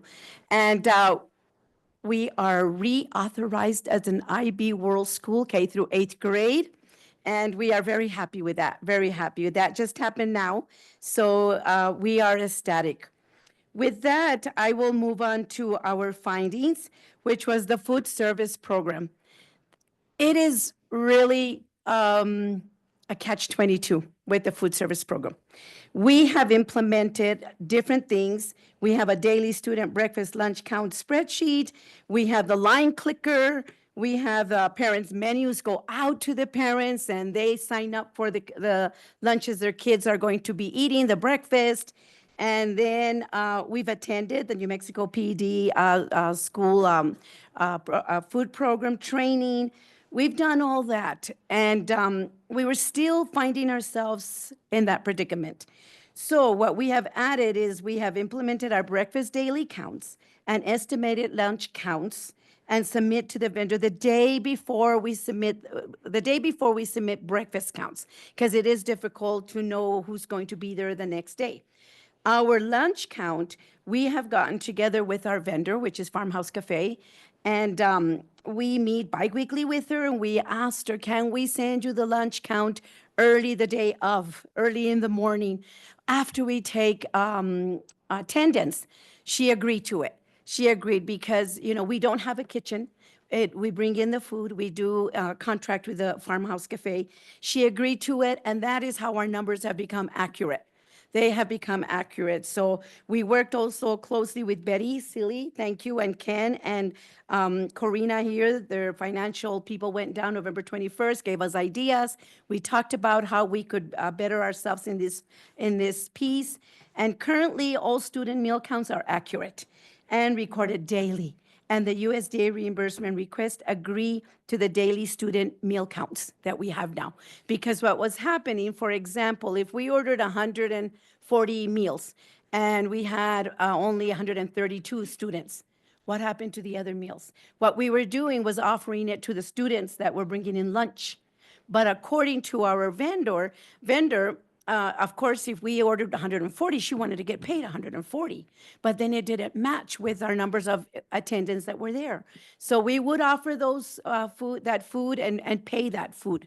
So, but now we have this new system in place. It's working. We're still doing the clicker. My husband back there is Mr. Jesus, and he helps with the lunch program. So he's doing clicker while my other girls are serving the lunch. So we're doing everything possible. We even went as far as doing tallying making sure we had the correct numbers. But now with us, with us being able to base it on our attendance, and our vendor is saying, yes, go ahead and send us those meal counts early in the morning. As long as they're there by 9 o'clock, she says, we still have time to be able to cook enough for each one of your students. So that's been a big plus. That's been awesome. So that's where we're at. We have, I feel we've cleaned it up. We have a really good system going. We have our spreadsheets. We work closely, again, like I mentioned, with Betty Seeley and with Mr. Ken, and we provided them with all the documentation they were asking. I've worked closely with Corina. How are we doing? Are we giving you what you guys need? She has assured me that we are on track, and I feel really good about the way we're doing our lunch counts now. So any questions? Commissioner Beck? No questions on the meals. Congratulations on getting the IB. I taught at an IB school and I know what it's like to have to go through that process of getting reauthorized. That's no easy feat. So It's not. congratulations. Thank you. Thank you so much. Okay, thank you. This is exactly how we cross our fingers and hope how caps work, right? Like Yes, that, getting yes. you some little extra, some people in there to help you out. And then, always the difficult thing with audits is you still might even get a finding this year, right? Because if you didn't correct it like right away at the beginning of the year, we still could see a finding for FY '25, even though now you've corrected it. So it's always like tricky with audits because you don't really get credit anytime soon for actually having improved it. Like it takes a long time for us to see that it's truly cleared out. But I would definitely support CSD's recommendation on this one as well, to go ahead and close out your cap and then continue. Now you know the right people that have helped you before. You have access to them still. Like just because you're not on a cap doesn't mean you can't reach out anytime you need to. But congratulations on the IB. Congratulations on making the improvements on your school. I know this is one of like 100,000 things you're doing every day. So thank you for your attention and correcting it. Yes, and I do have a great team that's working with me, my IT, and I have my community schools coordinator also that is helping so we could get it all clear. And of course, Corina, I've known Corina for a long time and I can call her and she already knows my number when I call, hi Nadine. And I'm like, Corina, I need help or whatever. So thank you, Corina, and thank you to Betty and to Mr. Ken Norris. They have been awesome also. And our budget people, they were supposed to be online. I don't know if they're on, but they too. We all have an eye on it and we're all working together. Great. Thank you to the team. Thank you. All right. Thanks, Ian. I'm Um, going to go Commissioner ahead and make a Cruz, motion. did you- First, congratulations on the IB. It's huge, and I know how difficult it is because we had the IB up in Santa Fe Public Schools, Mandela and Cottonwood class, all the IBs, they go through this, and it's really difficult. And thanks for turning this around, this audit around. So good job. Thank you. Recognizing the challenge and just, that's where I love working with charters. They recognize the challenge, they step on it, they get it done, they pivot. There you go. Thanks. Okay, so that having been said, I move that the corrective action plan for Taos International School be considered complete, that the chair send a letter to the school indicating that the notice of concern has been satisfied and the school be returned to good standing. There's a motion by Commissioner Creo, a second by Commissioner Gibson. Any discussion? Seeing none, if you could call roll, Secretary Creo. Yes. Commissioner Obenchain. Yes. Commissioner Beck. Yes. Commissioner Kloster-Silich. Yes. Secretary votes yes. Vice Chair Gibson. Commissioner Brower. Yes. Chair Burt. Yes. Commissioner Manus. Okay, and so we have 7-0. Thank you. Motion passes. Thank you, Ms. Thank Beal, you for so coming down. much. Thank you Thank to you. the team. Thanks, Yes. Dean. Thanks for coming down. Safe Yes. drive home. Yep. All right, that'll take us to item number 9, discussion and possible action on Red River Valley uncorrected unsatisfactory performance from the annual report notice, including possible action under the intervention ladder. Director Chavez? Are you introducing this item?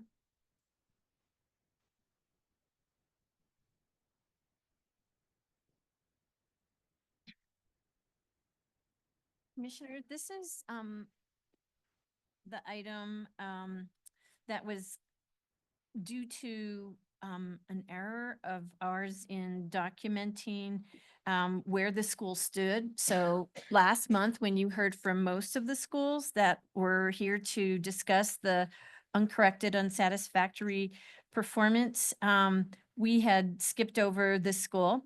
So indicator 2B, accounting principles, identified in the 23-24 annual report, needed to be discussed, and Ms. Rittenhouse is here with Red River Valley to discuss this with you.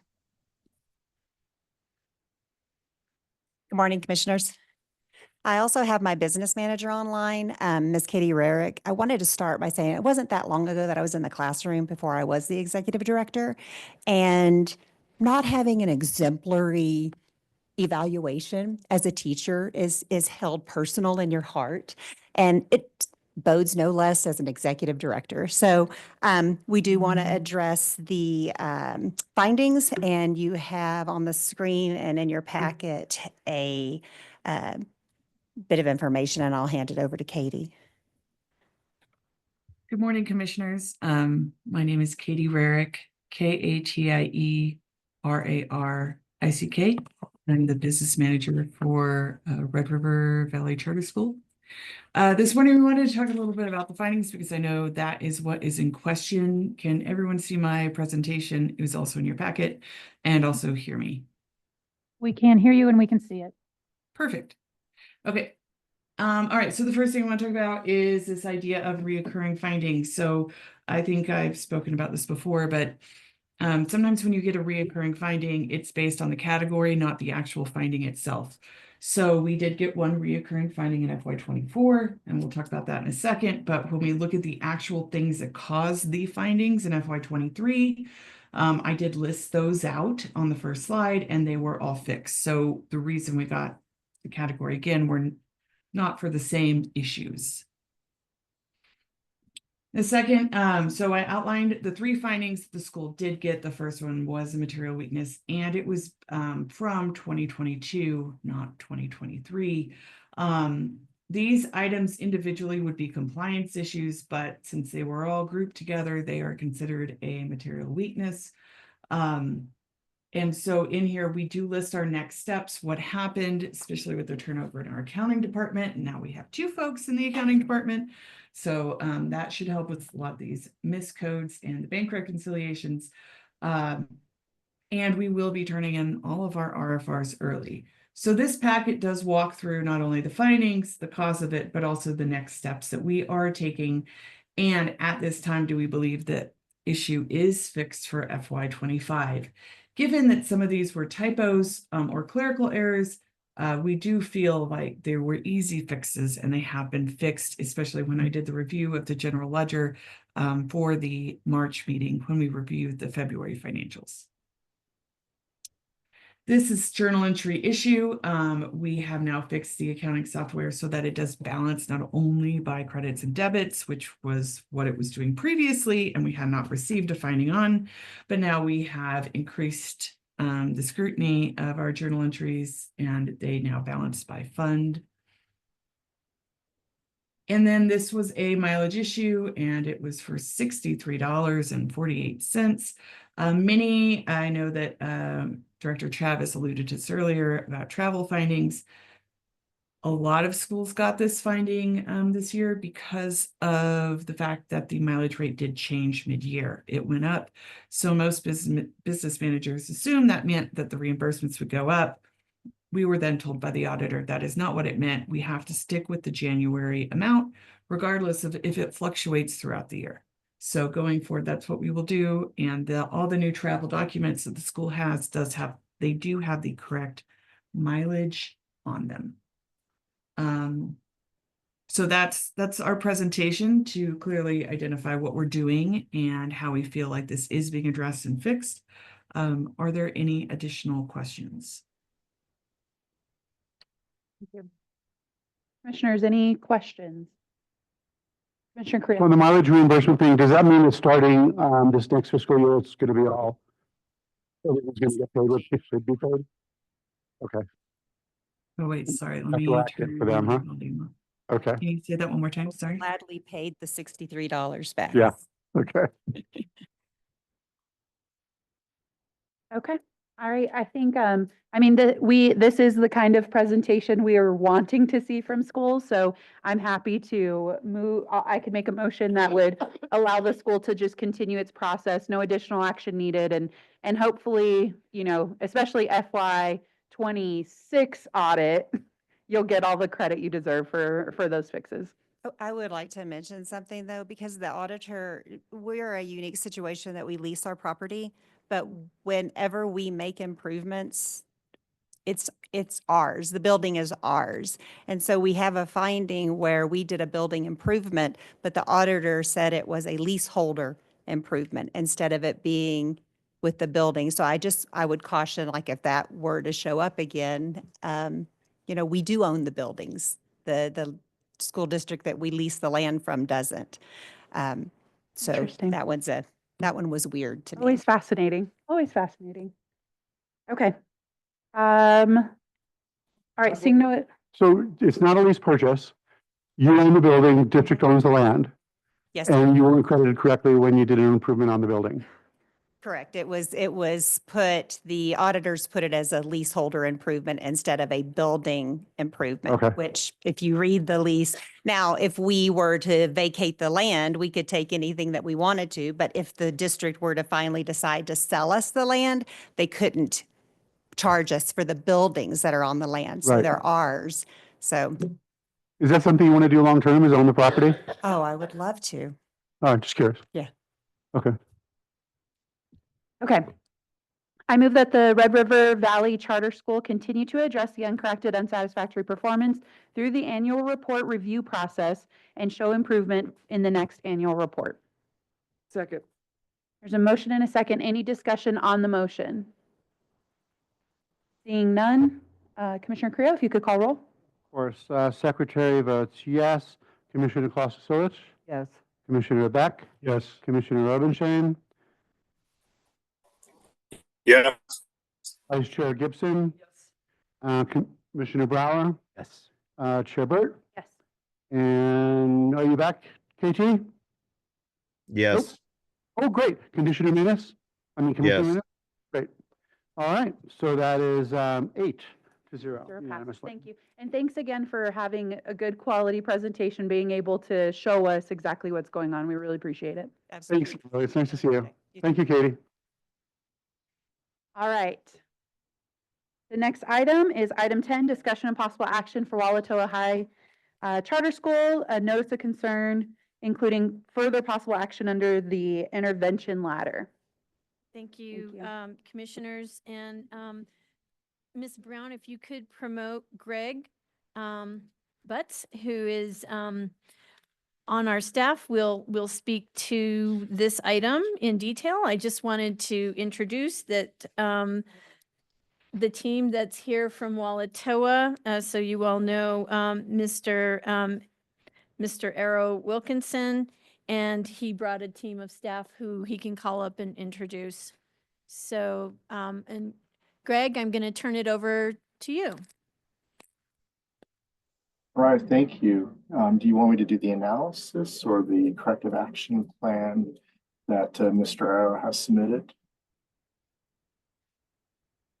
So what you would be doing is just an overview of the Sure. materials that that we have that discusses the corrective action plan. And yes, if you just give the CSD report on it, overview. I can do it if you want. No, that's. So you that's know perfectly what's fine. going on at the school. Yeah, absolutely. Good afternoon, Madam Chair, esteemed commissioners. I'm Greg Butts, BUTC from the Charter Schools Division. Greg, we're having, Greg, Missy here. The court reporter is having a hard time following your words. So And maybe slow spell- it down a little bit. And spell your name. The mic might Speak be up, closed. spell your name, and, well, he's got a headset on. I'd like to go on record. It's the first time I've been asked to speak up, so this is excellent. Good afternoon, Madam Chair, esteemed commissioners. I am Greg Butts, BUTZ from the Charter Schools Division, to present the analysis of Walatoa Charter High's school's proposed corrective action plans. I was there on site visit and have worked closely with the school in trying to analyze and respond to their proposed corrective action plans. The first, I'd like to start with their academic proposals in meeting their mission-specific goals. While TOA has not yet resubmitted the revision for the revised mission goal amendment, I share the same conclusion that Walatoa charter has arrived at. Had their charter mission-specific goals 1 and 2 being combined, they would have met that goal. Just for information for this commission, their sampling size denominator was 10 students. And so when that was separated into 2 cohorts, you had 1 cohort of students and 1 of 6 students, which meant there's not a lot of margin of error. 1 or 2 students would greatly skew those results. They will need to resubmit the amendment proposal of their mission-specific goals adhering to the guided instructions of Dr. Russell, but they also have submitted a corrective action plan. When I was at their site visit, I saw the implementation of high yield strategies, and it is of my opinion that their ability and have substantive results. So from the academic standpoint, their corrective action plan is, I believe it meets. Moving into their financial. I apologize, Gray. You're cutting out a little bit, like we're missing some words every once in a while. I hate to do that to you because I know there's not like. Because he's got other people in cubes near him talking. Got it. Okay.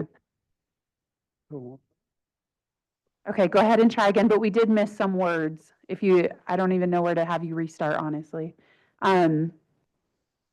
We heard you say that you did see the high yield strategies in action, and you do agree with their same analysis of Correct. I saw implementation of high yield strategies that address their mission specific goals while I was on their campus. And it is of my opinion that their plan can be carried out with fidelity and reach substantive results. Thank you. That came through. That was much better. Thank you. Go ahead. Keep going. That was what we missed. Once I took the muffler off the microphone, that's when we saw some good results there. Moving on to their financial corrective plan.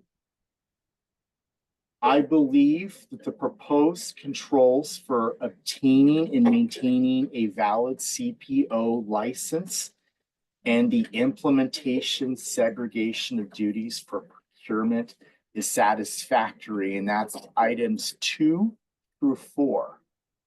However, it is of my opinion that more specificity is required in the specification types of training in addressing their material weakness for the closing and rolling over of funds. And that is just because it was a material weakness. And so they would just require just more specificity in order to reach that substantive results that we are looking for. And so that is my analysis of corrective action plans. Thank you. Okay, then I think I'm going to hand it over to you, Dr. Wilkinson. And if you don't mind, if you do want to introduce your team, like anyone who you think might speak, if you want to introduce your team to us as well. Sorry, go ahead and make sure that light's green. You could push it until it. Oh, there we go. All right. Again, I'd like to say good morning to the Public Education Commissioners. My name is Dr. Errol Wilkinson. I'd like to introduce Ms. Valerie Shaw, our education coordinator, and I can give her 15 million different titles, you know. And this is also Erin Cajero, our language culture instructor also.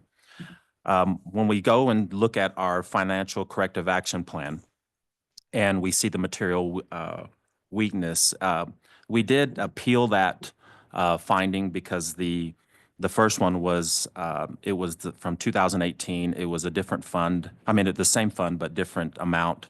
And that was an allocation from the state. And we're still pending that one. The other one was the capital assets. Our definition of capital asset was different from the auditor.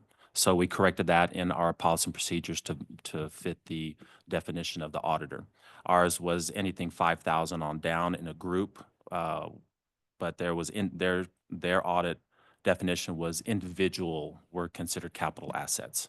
So we fixed that piece there. When you move down, that would take us out of the material weakness findings. But also as a corrective action, hiring a desktop audit, we have a couple of retired auditors that will come in and just to reassure that we don't make this mistake again. And also collaborating with Clifton, Larson, and Allen to overlook our books before we go into the next audit cycle, just to reassure as a desktop audit that these findings aren't reoccurring. When we move down to the compensation, additional compensation, when I did the letter of intent to the employees, I included 2 governing board members. I should have included the other ones, but if one responds, it turns into a board meeting. But as a corrective action, this past board meeting did present the additional compensation and the contracts to the governing board before I send out the letter of intent.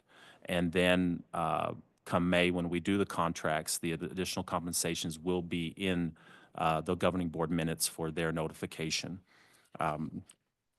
The third one was 2 out of 28 samples tested as far as approved purchase orders. One was a reimbursement to a teacher for books. The other one was started a coach. I just didn't put the start date on the contract. I take full responsibility of that. But as a corrective action, our internal controls and policy is provided. If there's no PO, there's no payment. So that's pretty cut and dry there and for the future. The CPO, as far as my certification, I talked to Ms. Francine Martinez with the GSD. It's just been time to correct that. I have the certification for, they're going to update my information on the GSD so I can register. Spoke to her last week. She just busy. So, but that has been corrected. I am certified as the CPO. Any questions regarding our corrective action plan as far as our audit? I see none. Dr. Wilkinson. And we'll move on to the corrective action plan, education corrective action plan. This is in regards to our mission-specific goals 1 and 2. Although our students did show extraordinary gain, and I was so pleased, we still didn't meet the original mission-specific goals. And as you can see, with our sample size, they did great, but with one student that does not perform well for whatever reason really does impact us.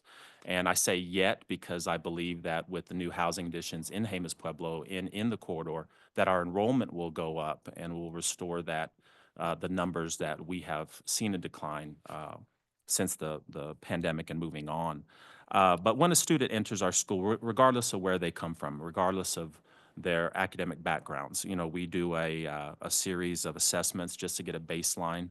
And you can see that in our corrective action plan, and you can see that even though it's in the corrective action plan format, this is just what we do. I appreciate the guidance of the CSD in making this more clear for the PEC and also more clear for us, because even though we complain about corrective action plans, it really does allow us to see where we need to be more clear, where we need to improve. So this really did put things in a plan for us as individuals, because we get so, oh, we're going to do this one, that we just forget to document sometimes. But we were able to provide, looking at the scores, we are able to provide professional development in different areas to improve the students that we have. Different programs that we're trying to maneuver, and that's the beauty of the corrective action plan and our plans, that they adjust to whatever student that comes in. I know that you had a chance to look at our corrective action plan and look at the strategies and initiatives that we're trying, but I can keep going down and dazzle you with all the information if you want. We have, the staff, the teach, I mean, everybody does a great job. The kids really try. Being able to collaborate with Mr. Joe Dan Lovato at Riverside, being able to provide math instruction there to assist that school to be able to bridge the gap. We might, even if a student does come to our school or doesn't, at least wherever they go, they're going to show improvement, and that's all we care about. So I do appreciate Mr. Joe Dan allowing us to send a few teachers down to be able to bridge that gap in this short time frame.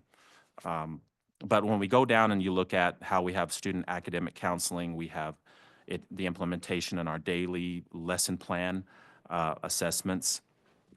In the past, I just heard IB talking about IB training. We've had the instructors go through an IB lesson delivery. For example, in social studies, you're not just talking about the history dates or anything like that. You're bringing in what was the music of the time, the politics of the time, poetry of the time, the art, everything to make the lesson plan deeper. We've shown great improvement when it comes to assessment scores when they can look at a text and go deeper in that text, not just memorizing dates and times. So we've had that. We've done. We're always changing, and that, again, that's the beauty of a charter, that you move with the students. So we were able to do those things, provide, again, programs, maintain the programs that have been working. The programs that didn't work, it may work with another group that comes in, not just scrap it completely. But I can go through everything if you want, if you have any questions regarding our plan. Thank you, Dr. Wilkinson. Any questions from commissioners? Commissioner Creel? Would you remind me roughly, thank you for being here today. I appreciate it very much. How many kids in the high school, grades 9, 12, right? 9, 12. Right now, 34. 34, Yep. okay. Okay, because I just remember, gosh, one of the first Schools that you renewed, probably. that I renewed when I was on the commission. And I remember the conversation with you, where you'll probably remember it if I said, if I looked only on paper. Remember when we had that Yes, conversation? yes. Yeah, and it doesn't reflect what the school is or what you're doing. And I remember you, and I know that this is something that Joe Dan is going to work hard on, that the kids coming into 9th grade had such deficiencies in different areas, and that made it very challenging. It makes it, not just your school, but it makes it challenging for, I would say, schools in New Mexico in general, when everyone hasn't been pulling all of their weight up to that point. So how's that going? Maybe as we get older, it seems like the mountain gets higher. But, I think that the kids show improvement. That the one thing, the great thing about coming in and discussing with the PEC of how we're doing, it keeps our instructors, I won't say on their toes, but we have to be innovative of how we're approaching kids that come in. Kids that come in for all kinds of reasons, and regardless of the reason. I think that for us and for many of the charter schools, being able to create that safe environment for that student to come in, that they feel that they can achieve and fail, that they're in that safe place. By creating that environment, they start improving on their scores and improving in their in their overall learning. So I think it's going well. I think that we're going to show improvement. I think that, again, with the enrollment coming in, hopefully it goes up because there's housing now in the rural communities, and parents hopefully will start keeping their kids in the rural community. But I really think that, you know, through our programs and through the hard work of the teachers and staff and the students, we see growth. It may not be a lot as far as now, but it will be over the next, I'm speaking on the freshman group, it will be over the next few years. You know, you'll see that gain. And all of a sudden, they start having that confidence coming their end of their sophomore year, going into their junior year, that you see a huge jump in their academics because they realize, hey, I can do this, or I can show improvement to their best of their ability. And even though the assessments, you'll see that 5% gain, 10% gain. Sometimes a student goes backwards, and I can, you know, individually tell you why, because we're so small. I know exactly why they're going backwards, but we do see that growth, and that's just, it starts from kindergarten all the way up, but we do see gain. We do see growth. Good. When do you get the numbers for your fall 2024 SATs? We get those, well, now that's on computer, they'll come, it's supposed to be April 15th, Okay. for this April, just Yeah, this recently. past cycle, yeah. April 15th, because Okay. we had the juniors take it, last week All right. when the window. Well, because I'm looking at the progress here, and so, you know, looking forward to making more progress. Oh, yeah, we are Yeah. too. Terrific. We are too. All right, thank you very much. Thank you.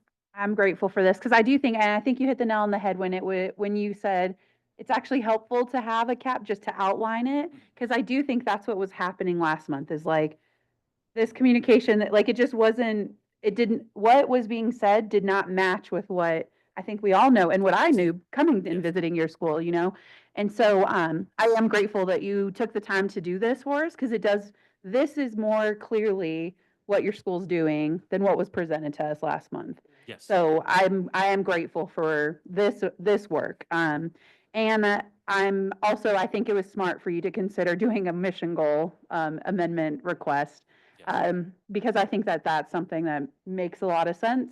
And to already see it in here, not that it's gonna happen, like it's already ready to go. It just needs to get onto our agenda now. I'm grateful for that too. So this is what I would have loved last month. Yes, yes. But it's here and I'm grateful and I imagine, I know you guys will implement these things and I know your students will grow because of all these measures. And so I would expect it to almost course correct itself based off of all this that you're working on and doing.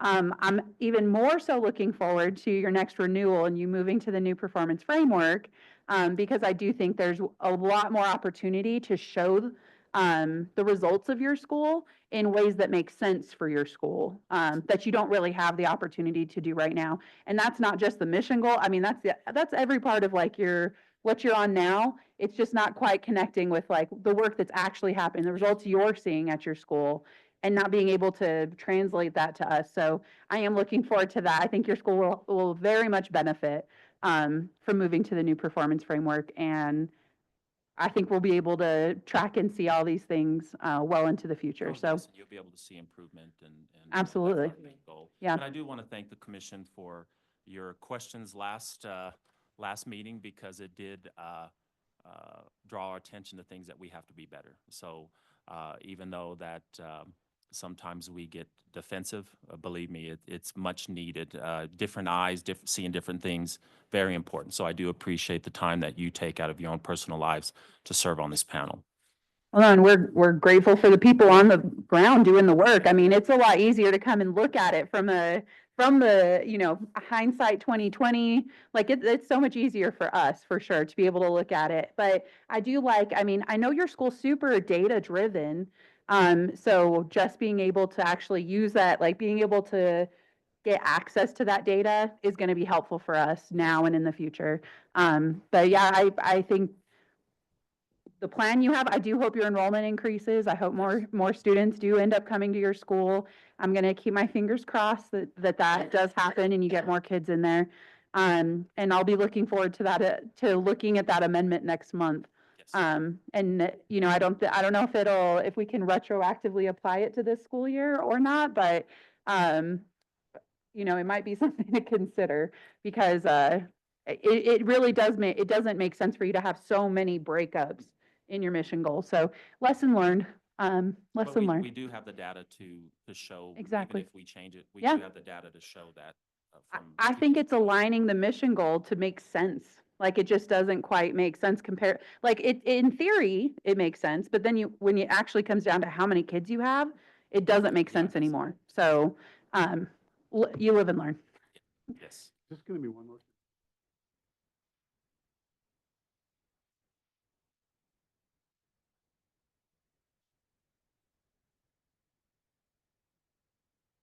Yeah, and then just add that bottom sentence.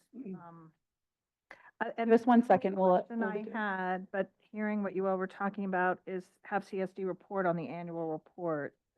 Do you want it different than that? We'll take 1 minute and let's look at the motion. So give us 1 second. Okay, Solomon.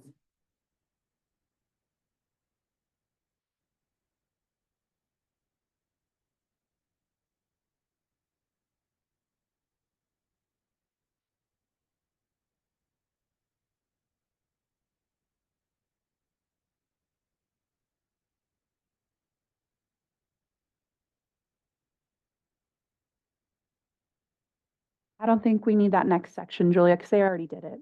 I don't think we need to require them to do that.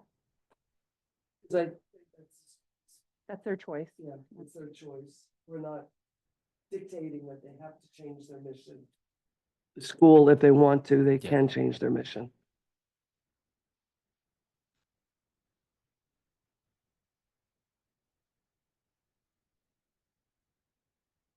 Seems to me we just take the paragraph that was there, and I just say, I further note. That would sufficiently combine the two. The paragraph that was there. There, that's it. I mean, suffice. If you're going to accept both, let's just say as documents. I just moved it here because I just referenced where it was. Oh, and academics. Right.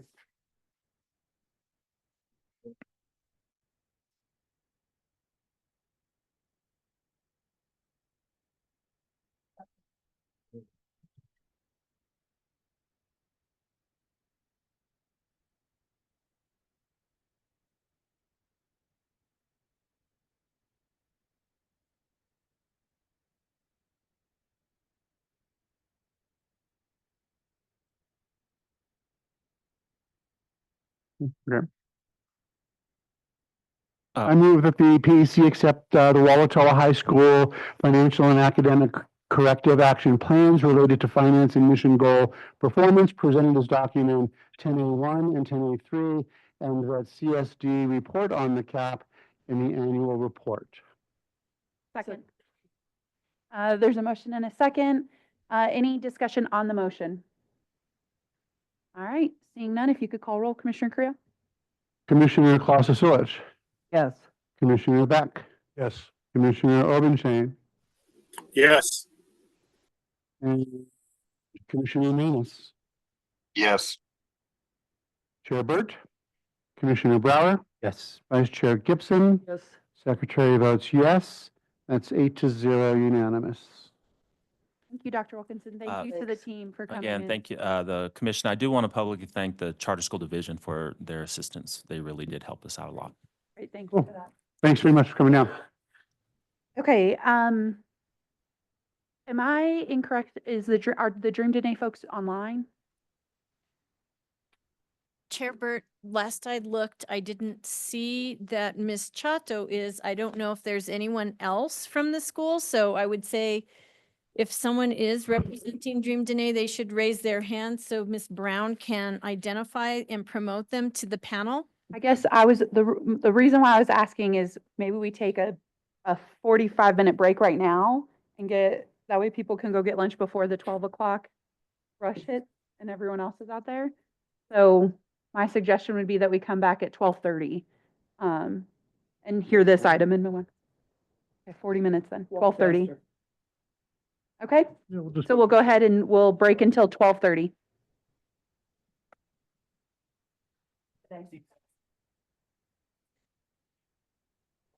that was incorrect.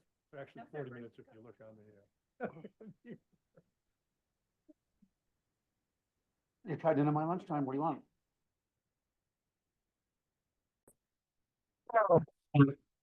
Oh, hello. That's how loud I've made it for our court reporter, our beloved court reporter. Hello.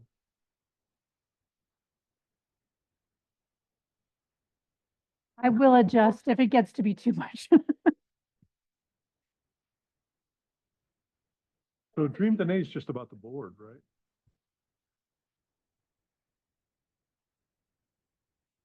We're going to start in about 60 seconds, folks online.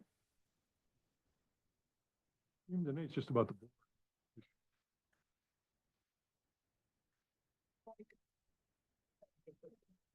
Right, below 5, yeah.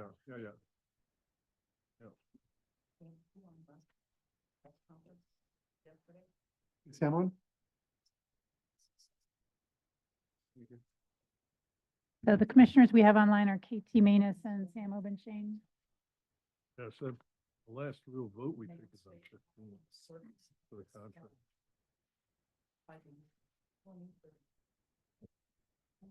And the MSNBC report. What's the name? What's the name of the executive director of Albuquerque Collegiate Charter? Jay. He's gonna go crazy on the audits. She texted me. Crazy. She's not gonna get on. Yep. Yep. I mean, I think we could ask, Oh, yeah. anybody is Yeah, I here, sent you guys the one about the, but, whatever, it's, you know how they have the tiers? Tier 2.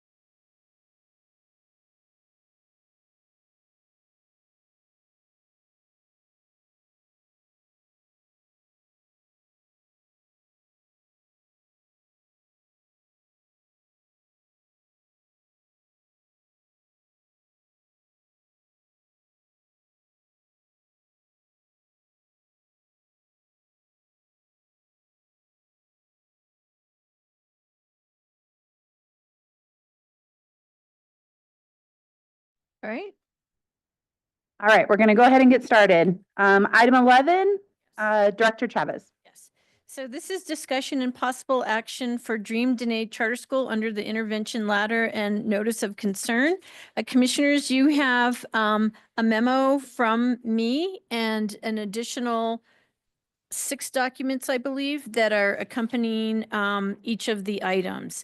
So basically, at last meeting, you wanted to make sure that your concerns were being addressed by Dream Dene to include actions to restore a 5-member governing board. Dream Dene has met that item. They have 5 governing board members. For a short period of time, they had 6, but the 1 member whose paperwork was incomplete was removed from the board. So there's a total of 5, and some of the materials are the packets that would have been in the consent agenda, but we moved them to this item. Item B has been met, and that is that at the special meeting that they held on March 7th, they also voted again on the assurance for compliance indicator 3C. And so that's up in Epicenter now. And then the third item was the governing board action items that were made when the school had less than 5 members. And so they made an action to approve all those items. And the governing board minutes are part of the materials that you have loaded. I did want to let you know that I heard from Ms. Chato today. She is unable to attend. She had a family member pass. Thank you, Director Chavez. Commissioners, questions? Commissioner Gibson? No, I don't have any questions. I think they've cured everything we asked them to do at this point in time. So I think we just move on. Commissioner Creel? I'm just curious I understand that they've cured all these things, but I'm just curious if they met the timelines that we had set out in our motions, or if they just do it on their own timeline. Yes, Commissioner Carrillo, they met the timelines that you set. Okay. Commissioner Gibson, make a motion? Sure.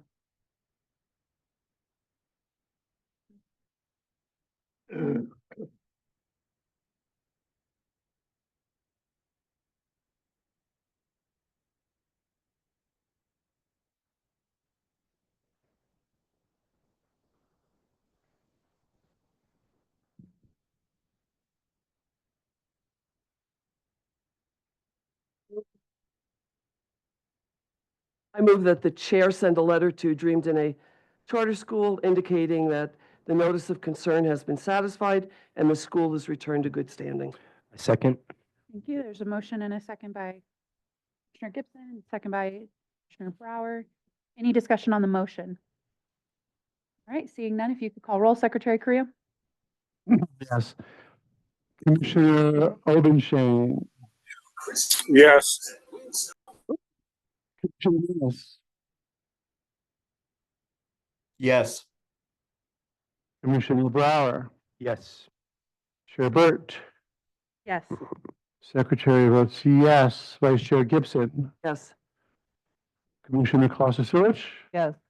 And Commissioner Beck. Yes. All righty, 8-0. Motion passes.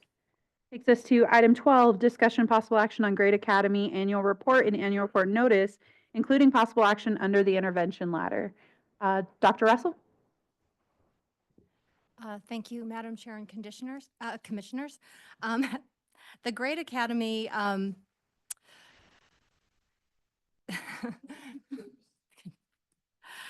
okay, let's start the day off right. So the Charter Schools Division has submitted at the PEC's request an overview of the entire renewal condition document. Last month, we presented detail on the academic condition around graduation outcomes.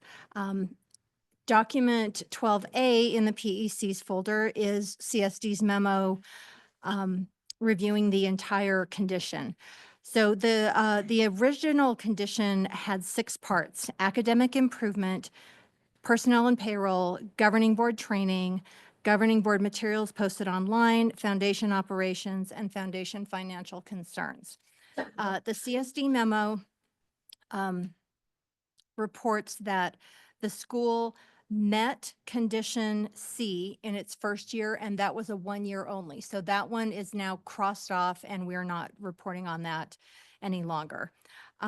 Condition D, governing board materials posted online, the CSD has reviewed the school's website and deemed that condition satisfied. Academic improvement, as reported last month, the school is meeting in 3 of the 8 sub-bullets, the sub-metrics, and below in 5. Their growth overall versus the state average in graduation is above. Their growth versus the comparison group is above.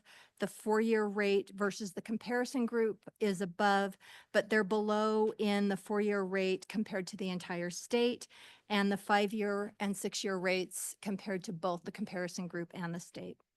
The other 3 conditions, personnel and payroll, foundation operations, and foundation financial conditions, were satisfied by means of assurances from the school. The CSD has not gone in and reviewed documents to verify that those assurances are correct, but we are calling those conditions satisfied.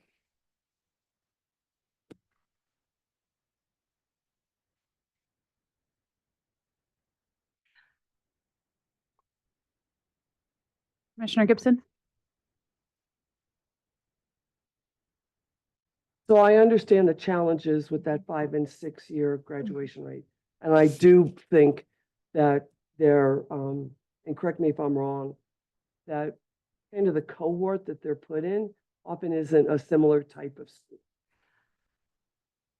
The school has made that objection. Right. One of the schools in the cohort is a very, very large school. Right. And the Great Academy has said that they don't think that that school particularly is a good comparison because of the school size. But what the condition called for was similarity in terms of enrollment percentages of the subgroups that were underperforming at the Right. school. So I guess unless, because I have challenges with that graduation rate thing. I do. I don't think it's calculated. I'm not even sure how it's calculated. I'll just go there with it.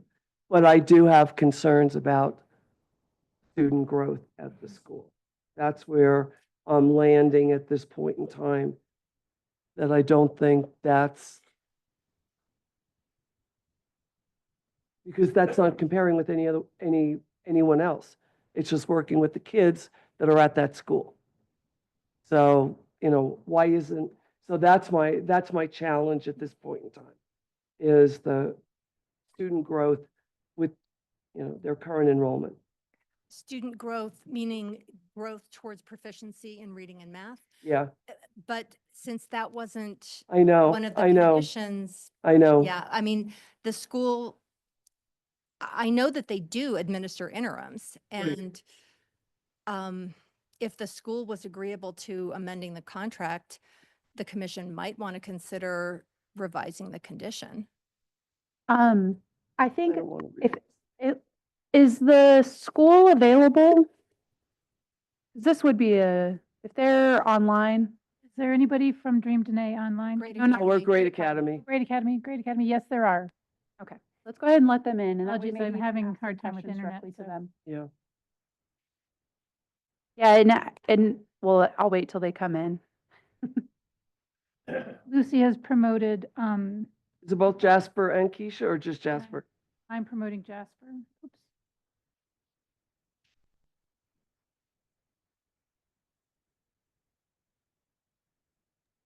Jasper Matthews is joining the panel. I thought Sue Fox was joining as well. Sorry, I think Lucy and I were trying to do it at the same time, and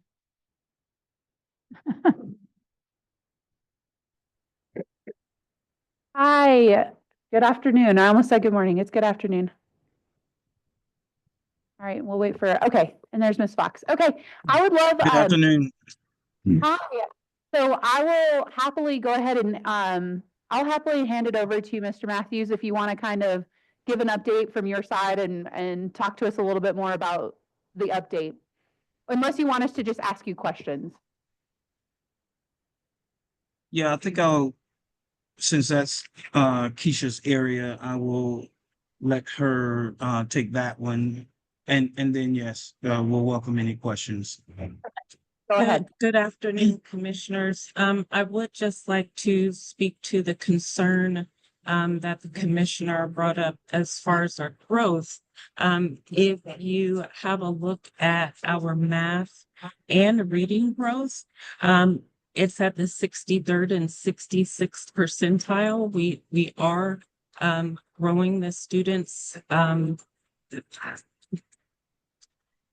Proficiency is not where we want it to be, but we feel that that 63rd and 66th percentile means that we're growing them and that things are going in the right direction.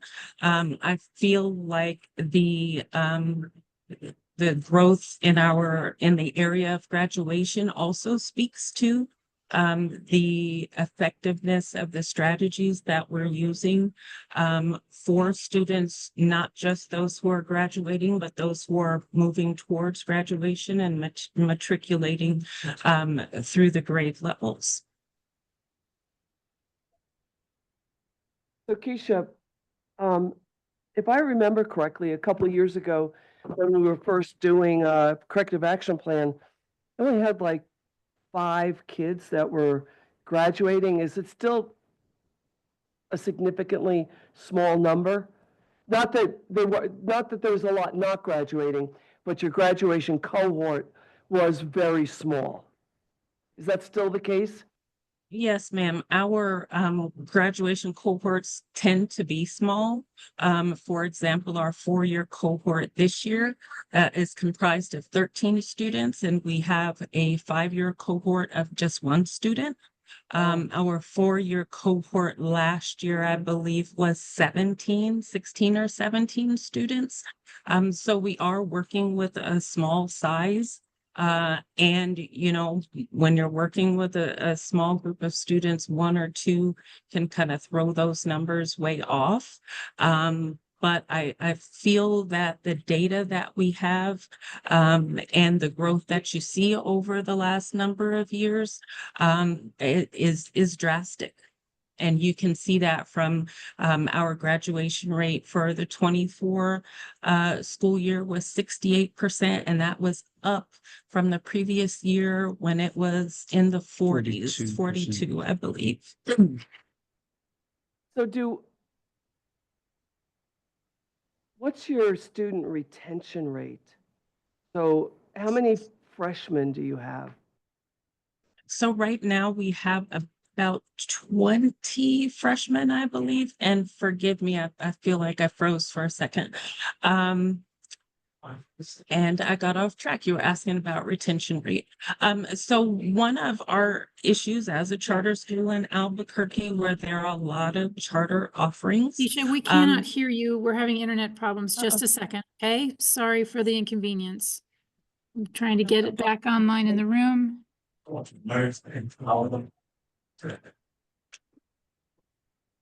We keep disconnecting. I've got myself running off of my hotspot and Commissioner Creo. So, all right, we're back, Keisha. Hold on. Okay. Can you hear me? Now we're back and you can hear us. Okay. Okay, yes, yep. So I'll backtrack a little bit. You were asking about retention. And so one of the issues that we do deal with on a yearly basis is retention. Because there are a number of charter offerings in Albuquerque and the surrounding areas, and because I don't think this is a new idea to the commission or anyone listening. Students tend to charter hop. It's a phenomenon that all charter schools deal with. We are a charter with, limited space. We don't have a sports program. We have an academic and a career and college focus.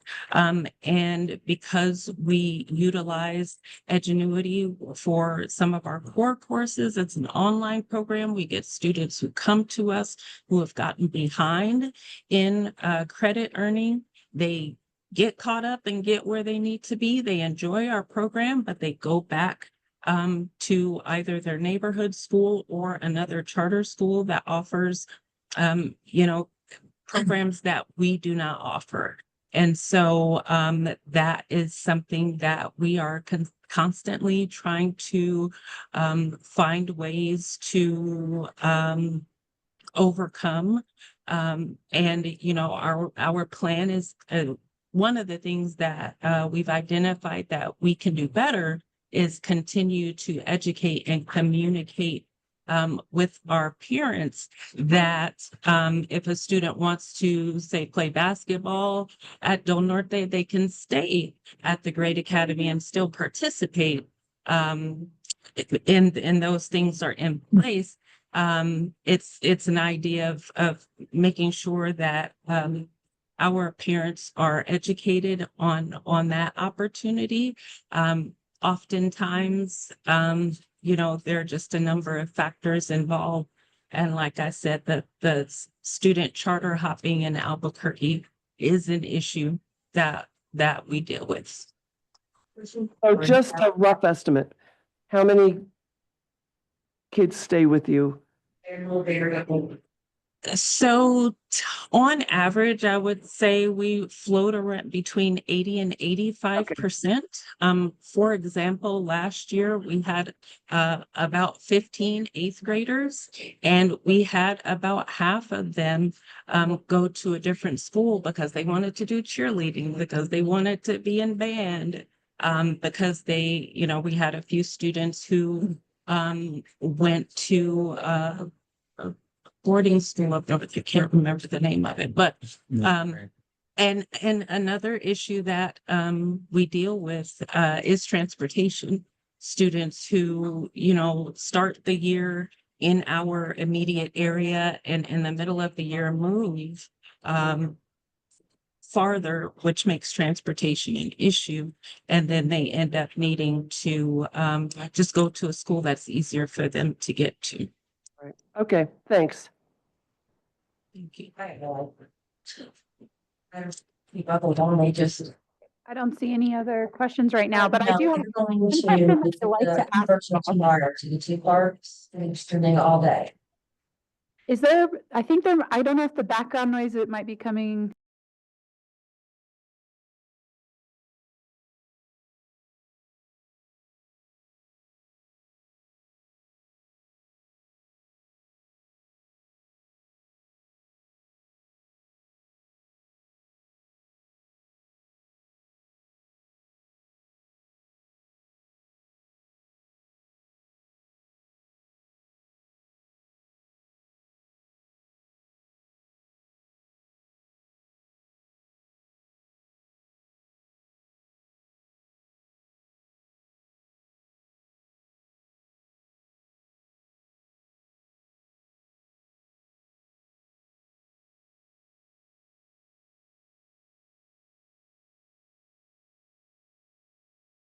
Okay.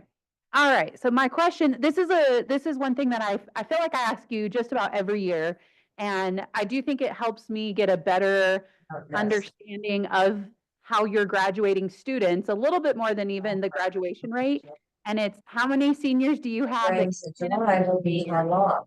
How many? And I said, I may not. I'm sorry, can you repeat the question? You blanked out. Yeah, we're gonna pause for just 1 second and handle a technical. And that could give me a day of working if I feel okay after it.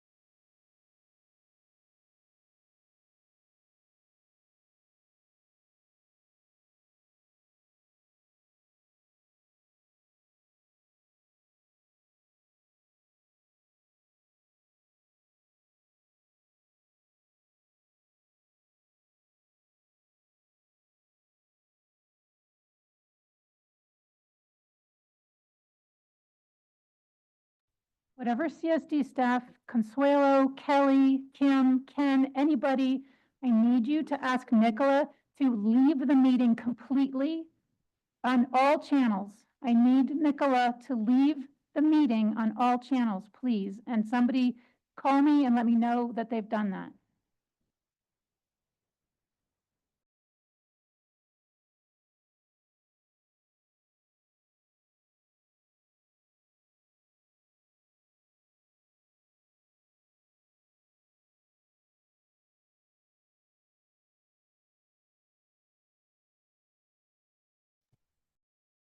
Shut down.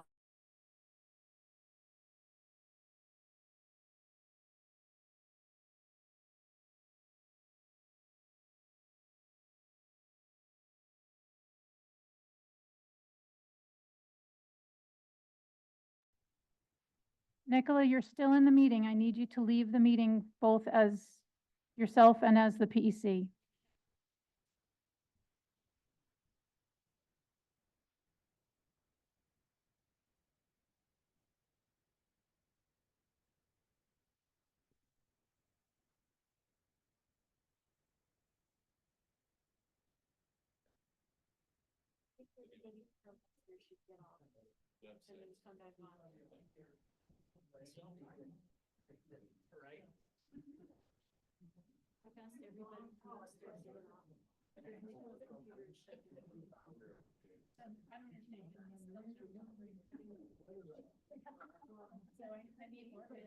I just messaged Jorge on Teams and I'm doing it on Zoom now.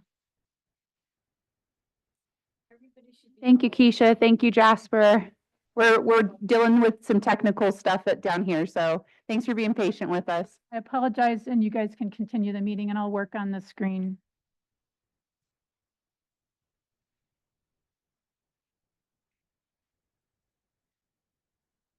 All right, we're going to go ahead and keep going. All right. So my question, and I ask you this, I think every year, how many seniors did you have come in and start with you? And how many do you They have were gonna take out my. graduation this year?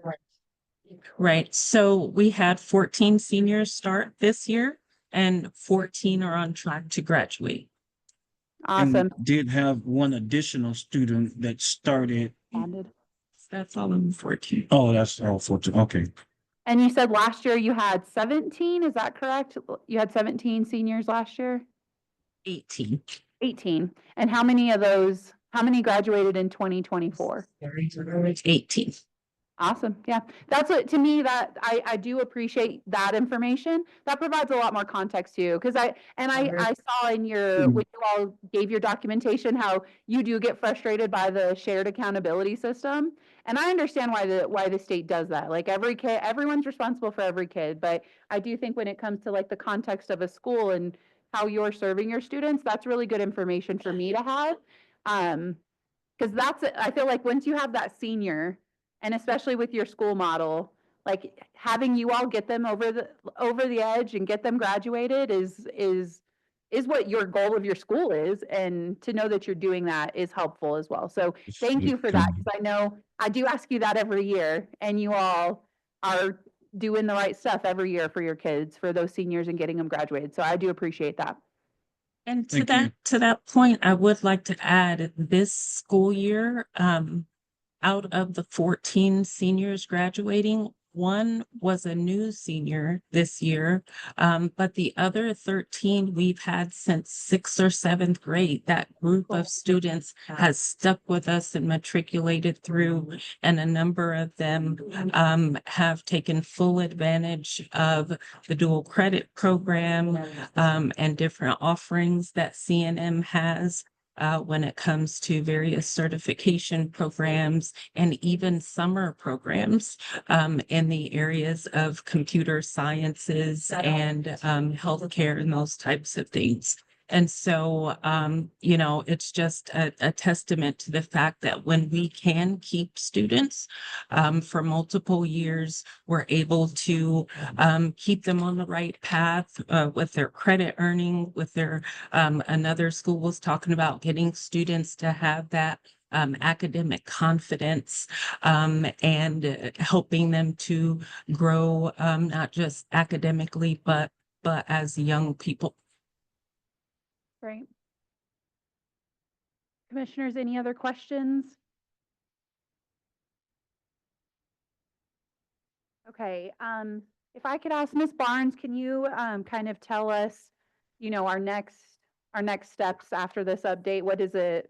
Where are we at? What does it look like moving forward? What are our options now? So there's two issues that you're looking at with the Great Academy. The first is a review of the condition, which is where you're at now. And you had looked at it last month and then you'd asked CSD to update it. So I think you're in a position now, if you have sufficient information, to, you can deem it complete. You've done that for several schools. You can continue it, find that they're making satisfactory performance, but that it should continue. You've also taken that type of action often. And if you find it insufficient, then I think we need to indicate what it is that you find insufficient. Just to finish what you're going to do with the Great Academy, the school is here ready as well for the uncorrected, unsatisfactory performance, and you're going to hear from them as well, and then take that similar action that you did with Red River. So you're at two different component parts, but all within, based on the annual report. Okay, so commissioners, I'd be open to, we can either get to the next section where we're talking about the accounting principles indicator, or we can do whatever we need, like kind of close out this condition section in A, and then we'll move to the next section. I think you should close out, they're separate, so maybe close them out. You're going to deal with both, but I think they're separate. Okay. You're, Did you want to make a motion, Patty? Sure.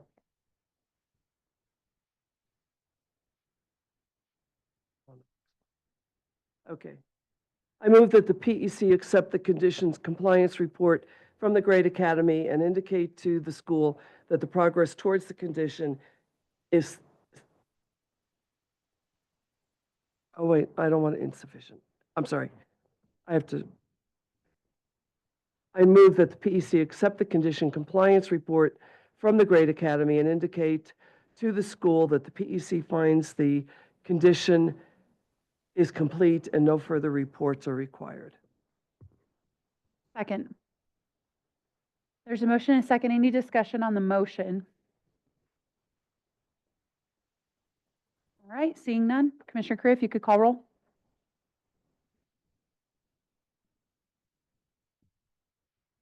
Commissioner Beck, Yes. Commissioner Clausen-Silic, Yes. Secretary votes yes. Commissioner Manus, Yes.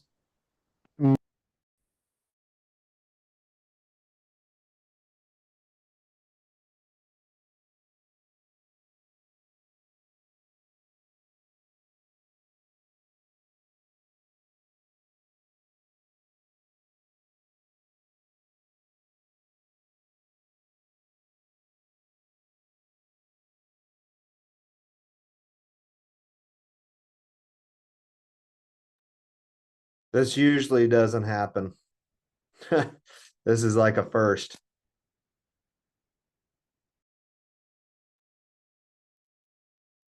Yeah.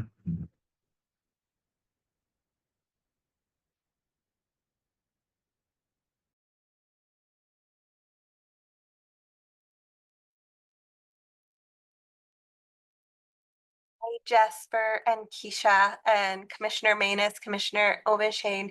I believe Jorge, our IT person, is down there helping them get the technical assistance that they need. So please bear with us. As Commissioner Manus said, this rarely or never happens. So just bear with them. Thank you. Thank you so much, Lou. I see Thanks Sam for the now. update. You guys know this yourself? Sam, you want to cast your vote here? On Great Academy? Are you talking to me? We lost you for about 5 seconds, so I'm not sure Did you where. hear the motion? Did you hear the motion, Commissioner Obenshain? I did. I'm voting And then yes, we if started- that's what Okay, perfect. Good. I'm asking. Here You're we were asking. at. Yeah, we were at votes.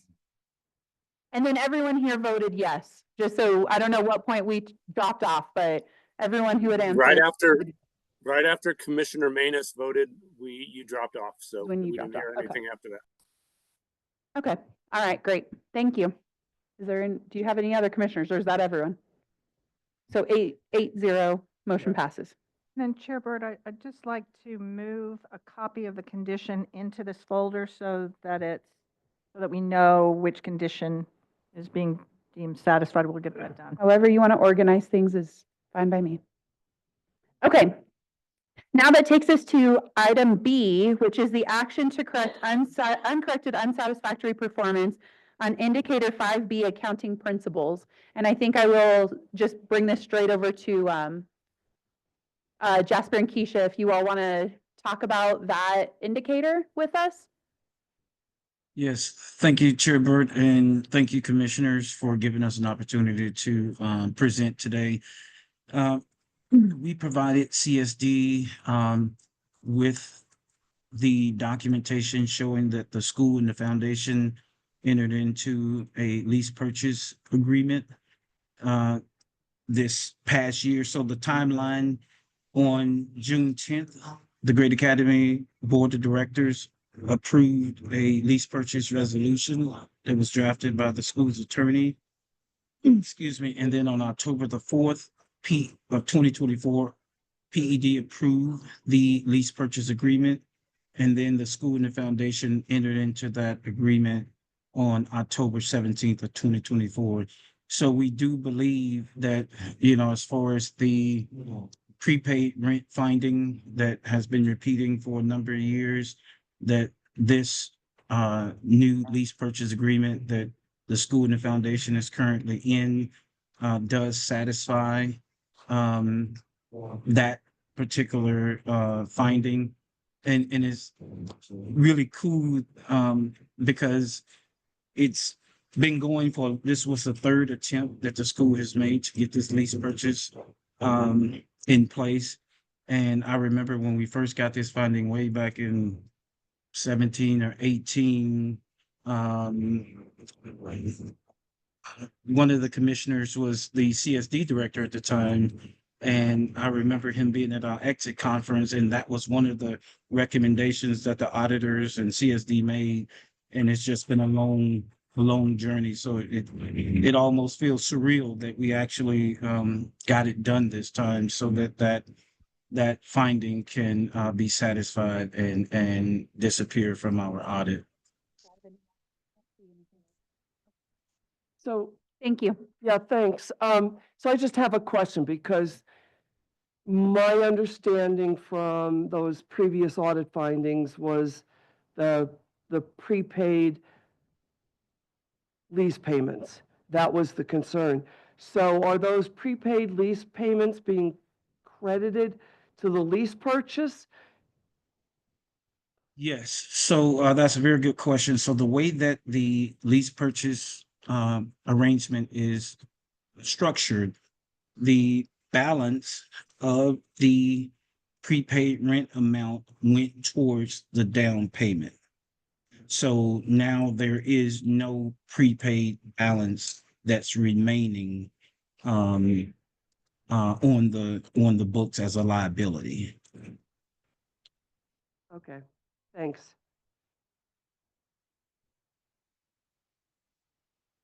And was that the primary finding, the repeat finding that was keeping you in that unsatisfactory performance year over year? Okay. Yes, that was the only material weakness. The other finding was I think a school closure, I think a non-compliance, but the material weakness is the one that's been kind of following us around for some time now with the prepaid rent. Awesome. So can I just ask Yeah, one more please. question? I forgot what I was going to ask. So did you have a discussion at the exit conference? Because you were in the process of doing that lease purchase when you had the exit interview with this audit. Did the auditor in any way? I know you said prior audit.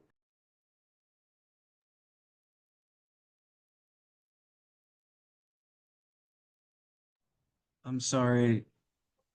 Yeah, I think someone, Okay, I hear you now. okay, okay, thanks. So I know you said prior auditors indicated that that might cure the problem. You-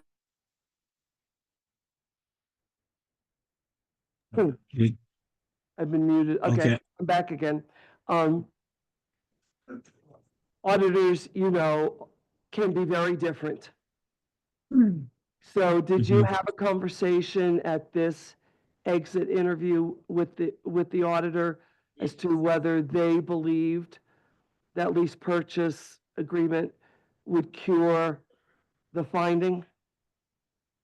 Yes, and actually, just for a little background and context for some of the newer commissioners, the audit firm initially started auditing back in 2017.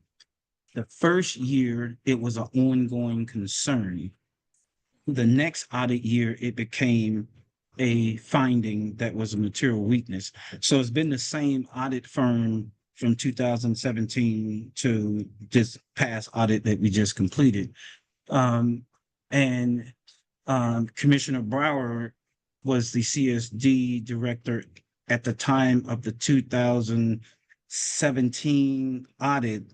And I remember him being in attendance for the exit conference, and it was the auditor's recommendation that if we entered into a prepaid, lease purchase agreement, then it will satisfy this finding. So for the last 7 years now, or so, we've all kind of known that if we was able to get a lease purchase agreement approved, that the prepaid rent would disappear off the school's books as a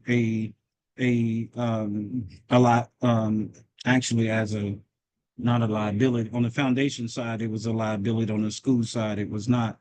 But I think all of the conversations we've had over the last 6 or 7 years has always been, this is the route you need to take. And so yes, I think this should satisfy, now, even though it didn't get approved into the next audit cycle. So depending on how it's approached for the upcoming audit for the current fiscal year that we're in, I'm hoping that since it was done so early in the year, that it will not be a repeat finding for the current year that we're in, because last year it did repeat for fiscal 24. Okay, thanks so much. All right. I just want to say, so you're one of the first schools that I was most involved with right after coming onto the commission. And I just want to say thank you for all the progress you've made over these years. And like getting even to this point now where you could end up with clean audits, you know, moving forward, and like the way that you're serving your kids, the way you're graduating your students, the intention you have. It's I'm very grateful for all the work and effort that you, and I know you have a whole team behind you helping. So the work that the Great Academy is doing, it's a night and day for me coming in to now and having these conversations. I'm very grateful for it, and grateful for you all and the work you're doing, and all the million things that we've put on your plate to fix and do better and do different, and for you all to really go through that and stay diligent and not stop. I just want to let you know I'm grateful and appreciate that effort and the movement the progress and movement you've made forward for your kids. Well, thank you very much. And we definitely, like many of the other schools, we really appreciate the support from CSD, from the commission, from our hardworking team, and we really I'm really blessed to have an opportunity to show growth and to show that that we can make proper changes that we need to make to continue to have, you know, clean site visit reports and clean audits. So we really appreciate it. And yeah, we've been around long enough where many of the commissioners kind of have been there for years and kind of cycled. And so it's really refreshing that we're not strangers on the block anymore. And so, yeah, I feel like we've been knowing each other for a long time now, especially Sam. I remember from the Rio Grande cluster, a lot of good heated discussions back in the day. So Well, thank you for putting up the numbers to help us. You know, like you all are putting up numbers and you're growing and you're showing the data behind it. You know, it's not just talk and saying it, like you have a lot of data to support the work that you've been doing. So, thank you. If you all are ready if there's no one else asking questions, okay.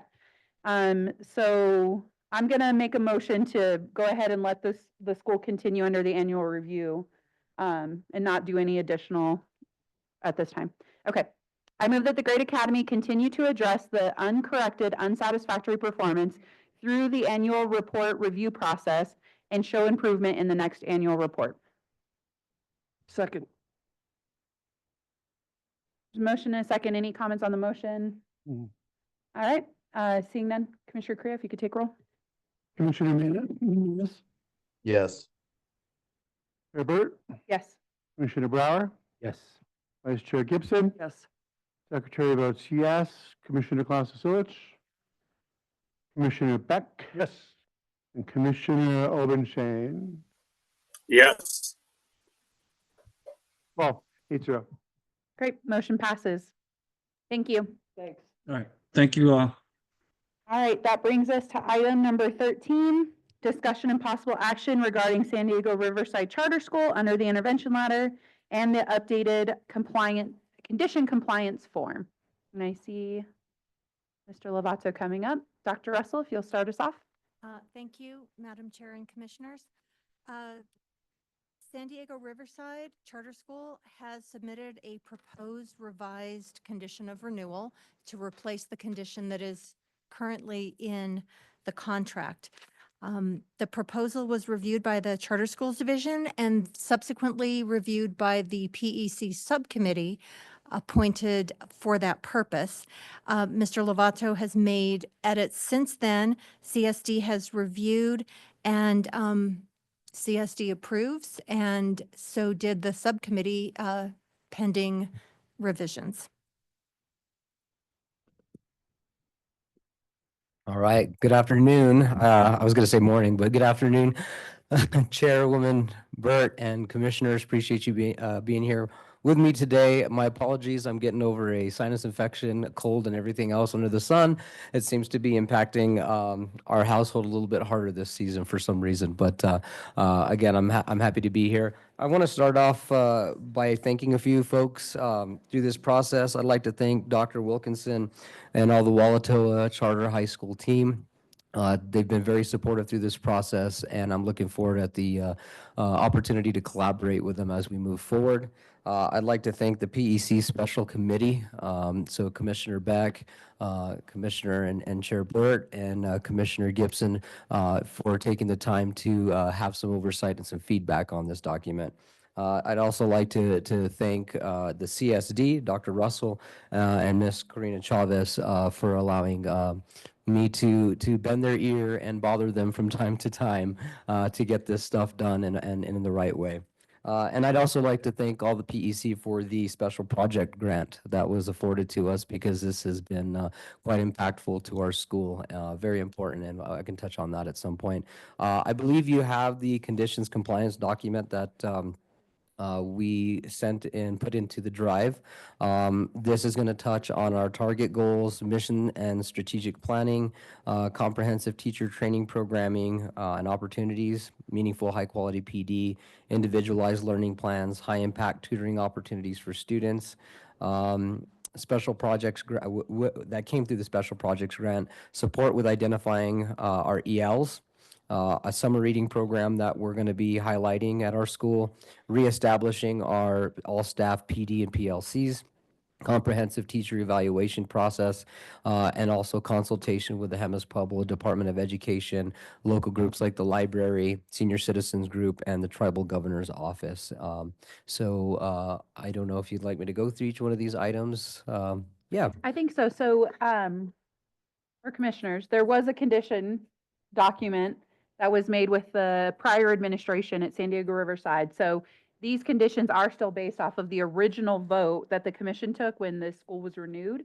So this is going to completely replace the condition plan that was currently in. So I do think it's important. Sure. That was something that was approved by the whole commission at the last point. So I do think kind of walking through this would be important so the commission can make a decision. Yeah, I just start at asked the if we top could and go do section by section. Absolutely, Commissioner Creel. I'm more than happy to do that. We'll look at our target goals. So these are proposed conditions and then our expected timeline within this. Our target goals for in both reading and math, we're looking to get 40% for the 24-25 middle of the year, end of the year, subsequent years, 70% in both content areas for beginning and end of year. Again, keep in mind, when I joined the school, they did not uphold their portion to the NWEA testing, so we do not have beginning of the year data. I wish I could present better data, but we do not have an accurate baseline. I ran a couple of different models of numbers within this, and they just had some severe discrepancies, and it just wasn't accurate. And so we're going to just go ahead and go off our middle of the year and see where we're at the end of the year and move forward as best as we can. Mission and strategic planning. Hold on. Sure. That's what, so each little, we'll just pause. Okay. And if any commissioner, and then any questions on that section? Commissioner Creel? So I'm assuming when you say 40%, you're saying proficiency there? Growth, yes. I think they're growth targets. So they're individual. 70% growth target. Yeah. Okay.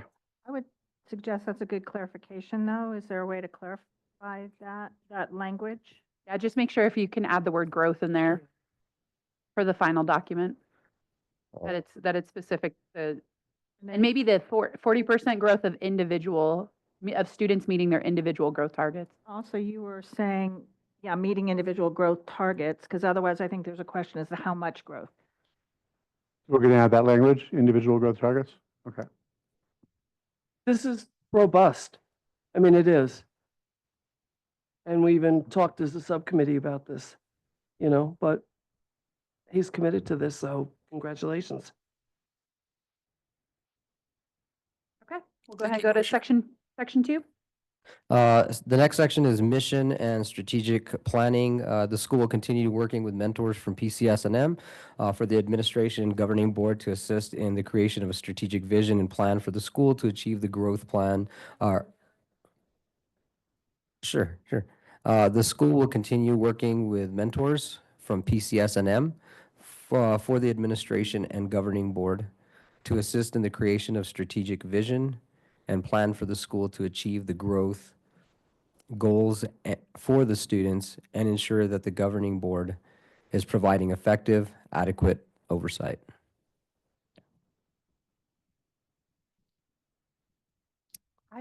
There's something in my brain, and I may be wrong because I might have this like somewhere else, but I thought we talked about your mission goals and them not being great at all.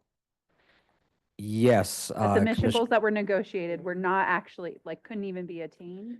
Yeah, Chair Burt, we're at with this when I joined the school, my whole concept was just to kind of jump in and attend to compliancy issues. And I remember, I believe it was Commissioner Creel who said, when you're working through this document over the break, you're going to take some consideration and be able to have some time to look over this. When we returned back to school in January, one of the things that I started looking at really closely was our performance framework and our mission-specific goal.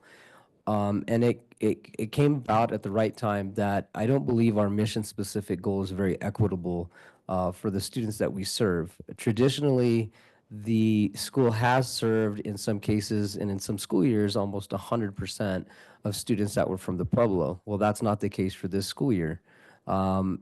We have 5 students that do not come from the Pueblo. Our mission-specific goal currently is around the TOA language, which is beautiful and unique, and we want to preserve that.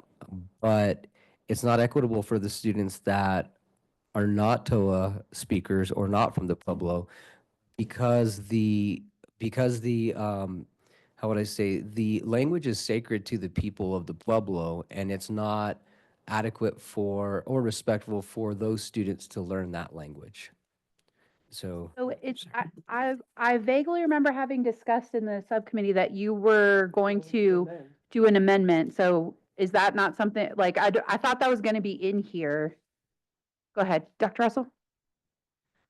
Thank you, Chair Burt and Commissioners. I have discussed the proposed change with Mr. Lovato, and I've seen a draft of it. And CSD has given feedback, and they're still working on it. The governing board was to have met prior to this meeting, but did not. And notice is being posted for the governing council to meet. I'm not sure what date. we finally have our third date in place, which is supposed to be the 25th, which is Tuesday. And so the school plans to submit the proposed mission goal amendment for the April PEC meeting, and Okay. CSD will analyze at that I'm time. not as worried about the timing, just that, like, that it's part of the plan. It is part of the plan Okay, and it okay. is in the works, That's yes. fine then. It doesn't have to be in here. I just wanted to make sure. Commissioner Creel?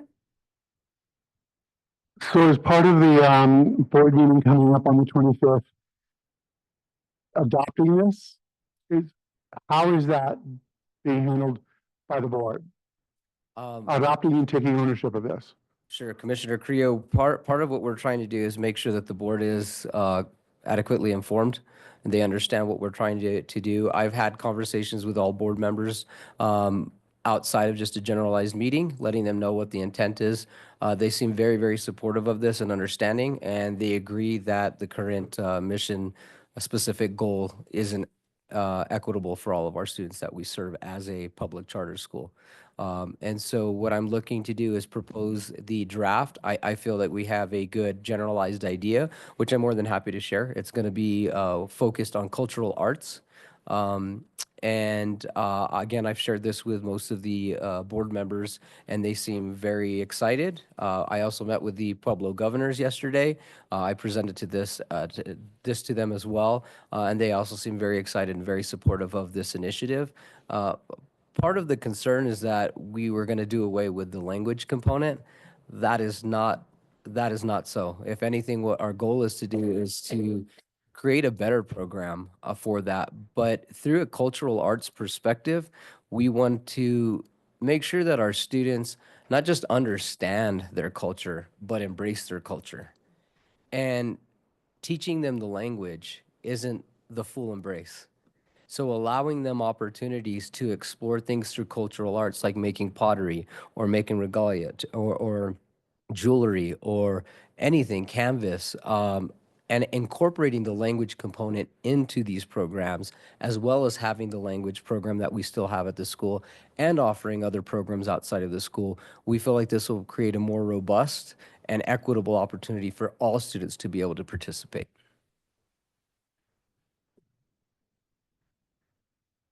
Commissioner Brower? Thank you, Madam Chair. Thank you very much for hopping into this and come really prepared to give us a really good update today. Really appreciate that. This is not, it's your prerogative to make amendments to your goals and our prerogative to like entertain it and accept it and approve it. I'd take pause in moving from honestly a core aspect of the school, which is to language. I heard what you said.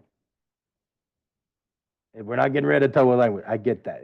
Yeah, you won't have a job if you did that. But I do take a little bit of pause that is like a core aspect, or that has been a core aspect of the school for 25 years. Again, I'm a little bit out of I'm giving a suggestion. I don't know, Chair, if that's okay, but like I think that there's an opportunity to think about an alternative demonstration of learning for those 5 kids. I know you mentioned equity. Equity, I don't think, the way that I think about it, is to get rid of a goal that might not be fitting all the students. And I really appreciate the thought around the sacredness of TOA language, and that only the people from Walatoa should be able to learn that language. Absolutely.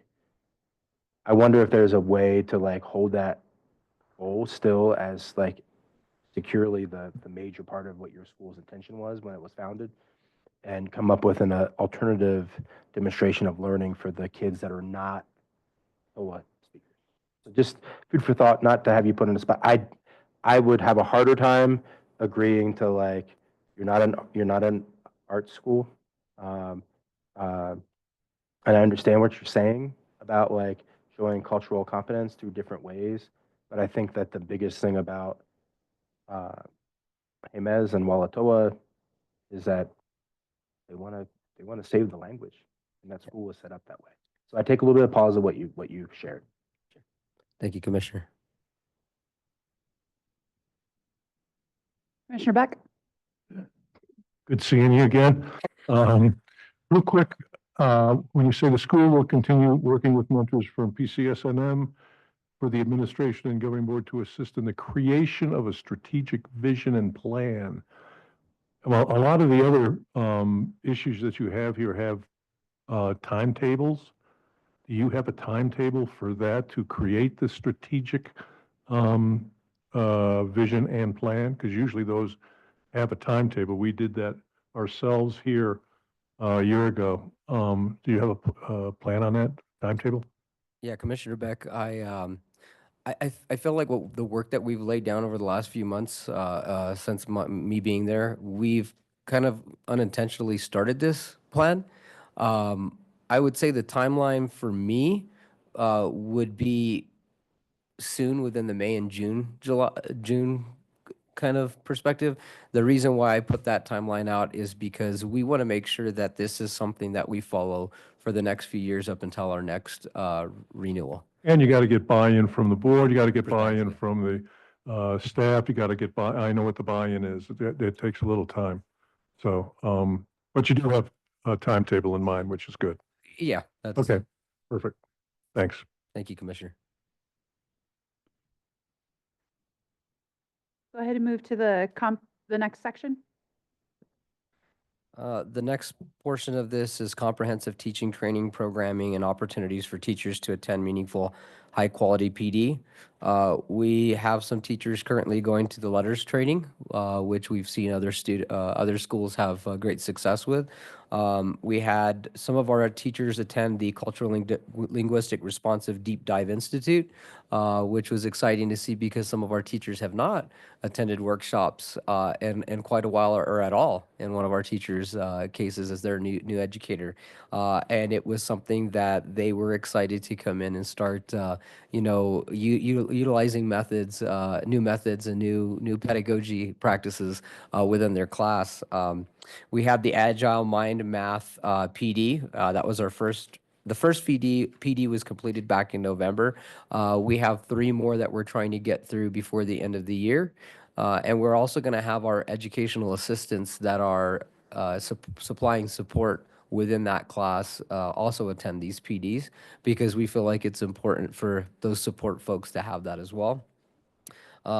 We have the Winter Special Education Academy that I was fortunate to attend one day on, but our special ed director attended as well. And I know we have our charter school testing services, our Sped Spring Academy coming up April 28th and 30th. So we're looking forward to sending our special education director and hopefully myself, if I can build some time into that, to attend as well.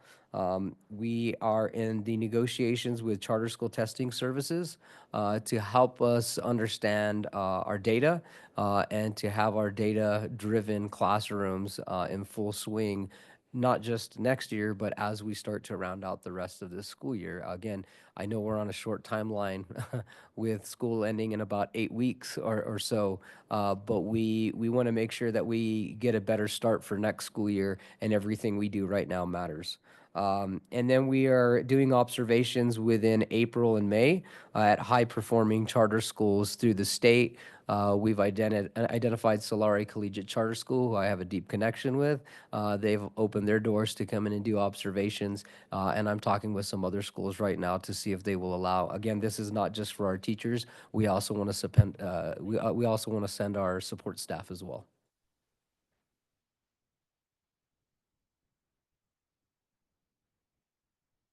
Commissioner Creo? So I think in kind of addressing what Commissioner Beck on the previous block, can you scroll, I guess that would be up just a little bit? Missy? Yeah, well, just what he was saying in terms of like actionables and dates and stuff like that. So observations identified for high-performing schools. For instance, if I were doing a strategic plan or doing something, I would say, and I'm not, you can do whatever you want to do, it's your school. Completed 8 high observation, completed 8 separate observations at high-performing charter schools. Completed, I mean, so you don't, so it's not nebulous. And so, I mean, I know you're going to take away a lot from Rachel and Solari, unquestionably, but really pinpointing what it is you're going to get from what schools completed by May 30th. And did I hear you say the next 4 PDs to be scheduled out, and that's completed by the end of this fiscal year? Is that it? That's correct. I wasn't aware, sorry, Commissioner Creo, I wasn't aware that we actually had 4 opportunities that the school had already purchased until February. Okay. So after going through some receipts, I found that we put some money in some places that we did not utilize. So I'm looking forward to making sure we utilize those in the right space. Good. No, that's good news. On the Agile Mind Math, since that was completed in November, what have you, well, when did you join the school? It was just like beginning of the year, wasn't it? Did you join the school? I joined the school on November 18th, and I Okay. think if I remember right, I was in front of this commission my second week Yeah.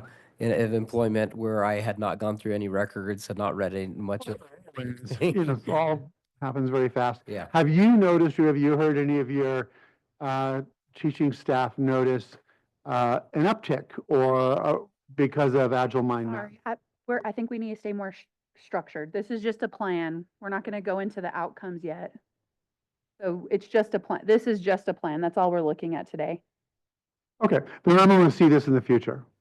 Well, you will. That's Yeah. what this is for. That's fine. We're That's fine. setting. That's all good. I think if I can continue what you all are saying, I do think there's a third column that we need, if you can make sure and add it, where it's, expected, the target goal, item 1, it needs to be at the end of the school year, right? Number 2, should probably be like ongoing, just the mentoring and the training that you're doing with PCS&M, but then like the strategic plan, can we say by the end of FY, like July, June 30th, by the end of this school year? Would you have that strategic plan in place? Chair Burt, yeah, absolutely. Okay, so that, we could do that. Exactly. So now for this one, column 3, these once again should be done by June 30, right, of this, Yes. like the this training plan really is, all of it's going to be done by June 30th again, Chair right? Burt, yeah, that's correct. And I assume letters, I don't know the acronym, there's just too many to remember. Oh, ongoing, yeah. Ongoing, what is letters? I mean, I assume it has to do with English language training or whatever, but what is letters? It's the way that I've been presented, because this is still pretty relatively new to me as well. The way that it's presented to me is an early intervention and early identification for students who are struggling with reading, vocabulary. And so this helps us to pinpoint the specific, Okay. how would I say, deficiencies that our students have and how to support them. Early reading interventions, and I just saw. Yeah, I'll defer to Dr. Russell. Thank you, Chair Burt, Commissioner Creo. Letters training is offered by the PED Literacy Bureau. And over the course of our site visits to charter schools over the last year, we have heard more positive feedback about the letters training from charter school leaders and educators than I think I've heard from any other PED program. We've been told by teachers and administrators, this one works. Good news, thank you. Yeah, and Commissioner Creo, the reason why I'm still learning about this is I spent the majority of my career with middle school and high school, and now working with an elementary.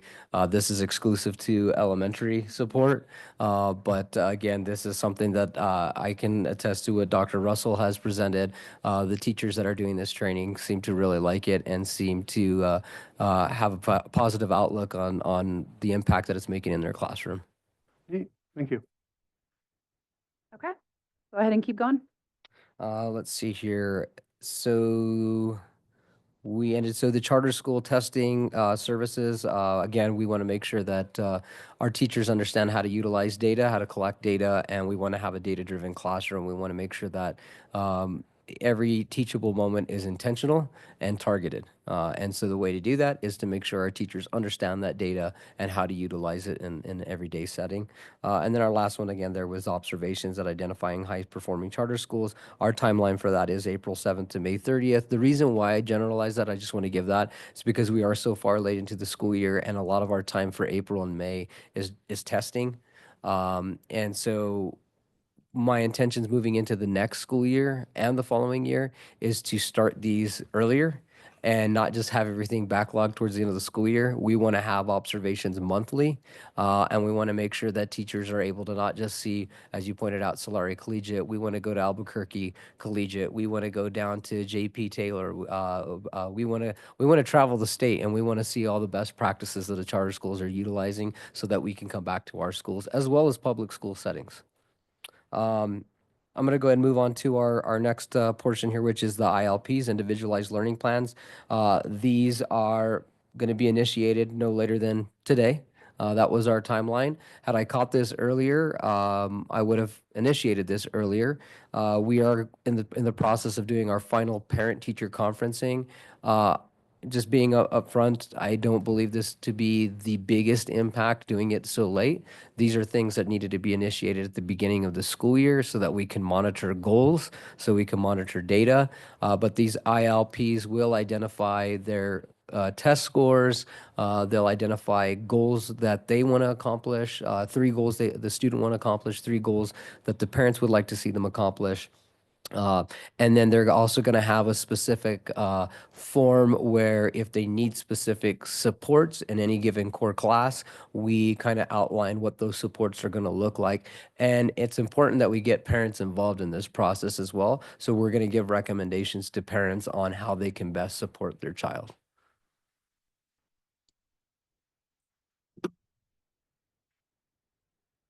All right, go ahead and keep going. The next condition, proposed condition that I have here is high impact tutoring opportunities for students through PEC. Once again, very grateful that we had the PEC's special project grant afforded to us. That allowed us to purchase something called Tutorfly. I was familiar with them at my time at Turquoise Trail Charter School. I really appreciated their platform, which was accessible.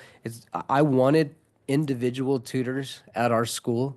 I wanted those one-on-one tutors, but I realized the only folks that are probably capable of doing that are our teachers, and our teachers right now are really expended. They're stretched right now. And so Tutorfly, what we're able to do is get them set up in a 1-to-4 online ratio with a real tutor. So there's kind of a twofold with this, okay? In class, and we were going to do this outside of class, and then we realized we are not going to get every single student participating. We have to understand what we have control over as a school, and just giving the opportunity doesn't mean that those students are going to show up 30 minutes before school or 30 minutes after school. And so we made the decision at the last second to make that time into our school, into our schedule. We do have a block for intervention, and we want to utilize that block for intervention wisely. So we are doing the 1-to-4 ratio tutoring. We're going to be able to consider it high impact because we're also asking our teachers to do an extra 30 minutes through the week. So currently the way that it's structured is they receive 30 minutes of instruction on Tuesdays and 30 minutes of instruction on Thursdays. I know it's not a whole lot, but that's 1 full hour through the week. Then we're asking teachers to go back and at least do a minimum of an extra 30 minutes wherever they can find the time through the day. We're leaving that to their discretion. Then the extra part of that is we're one of the only schools right now that's able to pilot a 1-to-1 artificial intelligence tutor for our students outside of school. So many of our students are able to go home, log in for 30 to 45. Some of these students have even said that they've logged in for an hour. I was really concerned about this setting, and I know it can be a little bit tricky, but one of my students came in and said, and I know this sounds a little interesting, they said it's really nice to connect with somebody outside of school and not just sit in my room, even though it's artificial intelligence. So I've got to see some of the lessons. We started this about a week ago, and it was really interesting to see. I knew the middle schoolers were going to have a little easier time because they're a little bit more tech savvy and they understand, the technology and the formats of this. But our kindergarten, our first grade, are having a ball with this in their small ratios in their classes, and so I'm excited to see what the results are going to yield from this opportunity.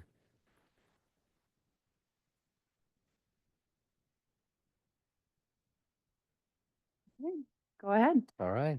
The next item here is the support with identifying and progressing ELs, our English language learners. We were fortunate to attend. I was fortunate to just stumble upon a PD that the PED was hosting with Dr. Anaya Cooper.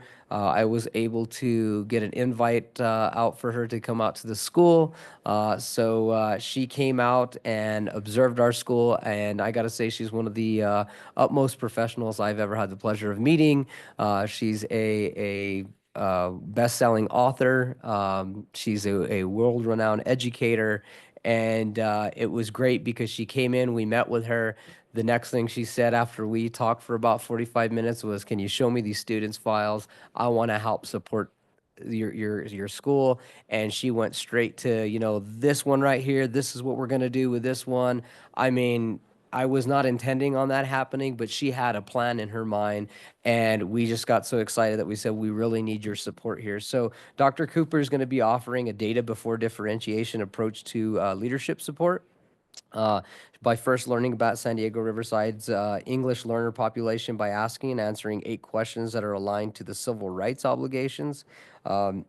And the school leadership team will prioritize areas of need of support, learn and understand English language proficiency data points, assist with teacher and student-led language goal setting, foster a shared sense of responsibility for English learners, observe, collect, and disseminate data related to classroom instruction, and recommend improvements that support content and language development. And all of this, all of the above and more are going to be through in-person support and virtual meetings. So we're looking forward to initiating that even before next school year starts. We're hoping to meet with her again next week and get this ball rolling as fast as possible. So my question for that will be, if we put a date as the target date, what would be reasonable for it to initiate? And then is this something that you can commit to as putting ongoing for the next 2 school years? Yes, that's definitely going to be ongoing. I don't know exactly when the start date. I wanted to start 2 weeks ago. I wanted to start the day she was there. But for accountability purposes, Yeah. Would June 30th be a good, like, that you would have something in place by June 30th again, like the end of the fiscal year? Definitely. Again, I'm hoping that we can initiate a contract with her next week when we meet. I think her schedule just got really busy, but I've been bugging and making sure that she I looked her up online after you told us about her, and it looks like a great resource. I don't know how you found her. I don't know if she's doing a ton of New Mexico work, or if you're going to be bringing her in, and then, might be someone that ends up getting used other places, because she looks very, very, she looks like a good asset that could be used at your school for sure. Yeah, Chair Burt, thank you so much. I was very excited to meet her as well. I didn't know what I was getting ourselves into, but it was a happy accident that came at the right time. That's great. Yeah, we're grateful for So her. that could be one that we could put, that we would expect to see that initiated by June 30th, somewhere around then, and then ongoing. Okay, great. Precise. Okay, go ahead. The next item here is our summer reading program. As you all know, the New Mexico Public Education Department is going to be doing their second annual summer reading program, and we were fortunate enough to be the placement and the setting for this year.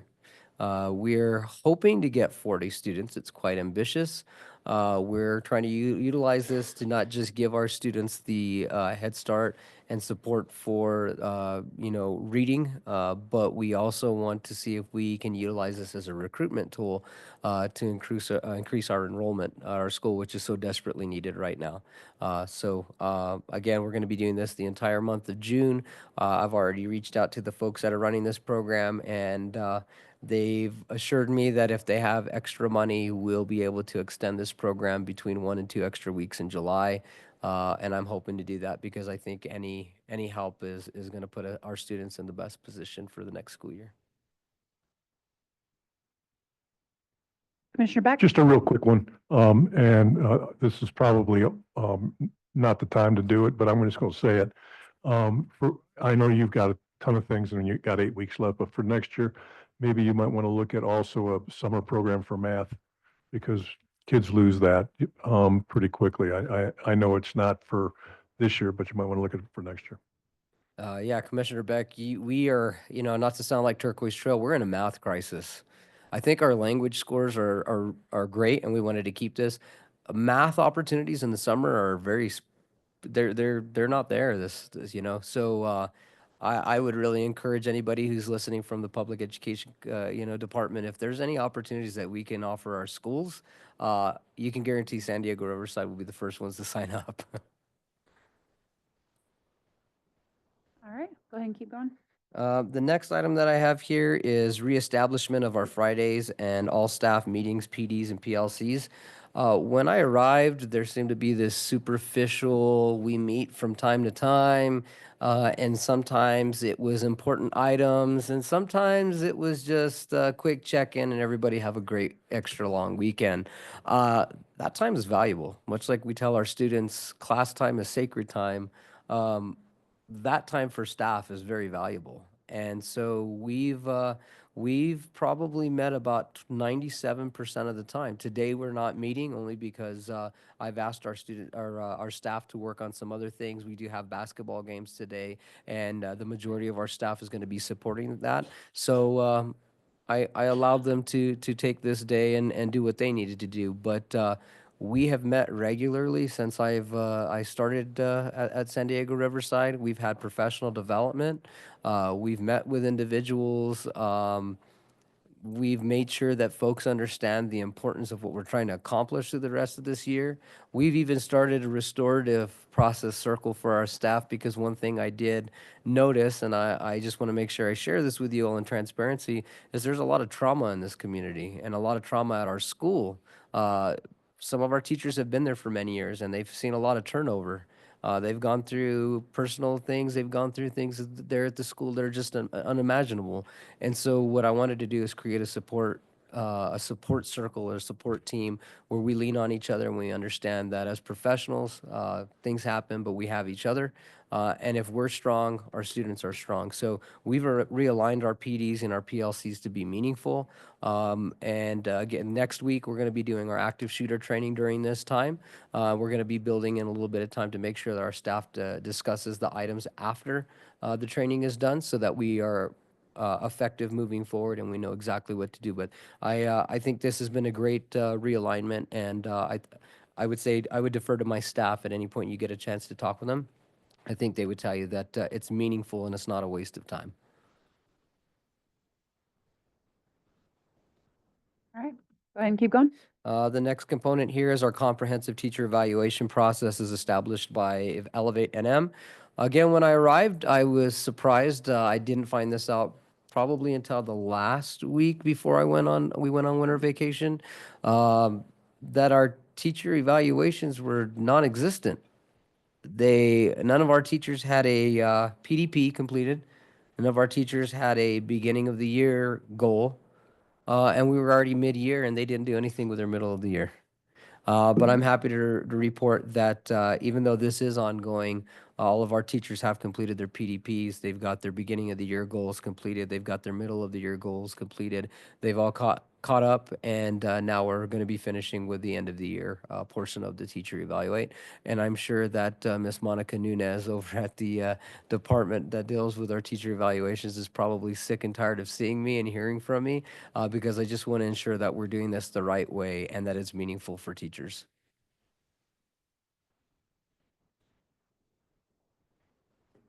Keep it going. All right, and the final component to this is tribal consultation.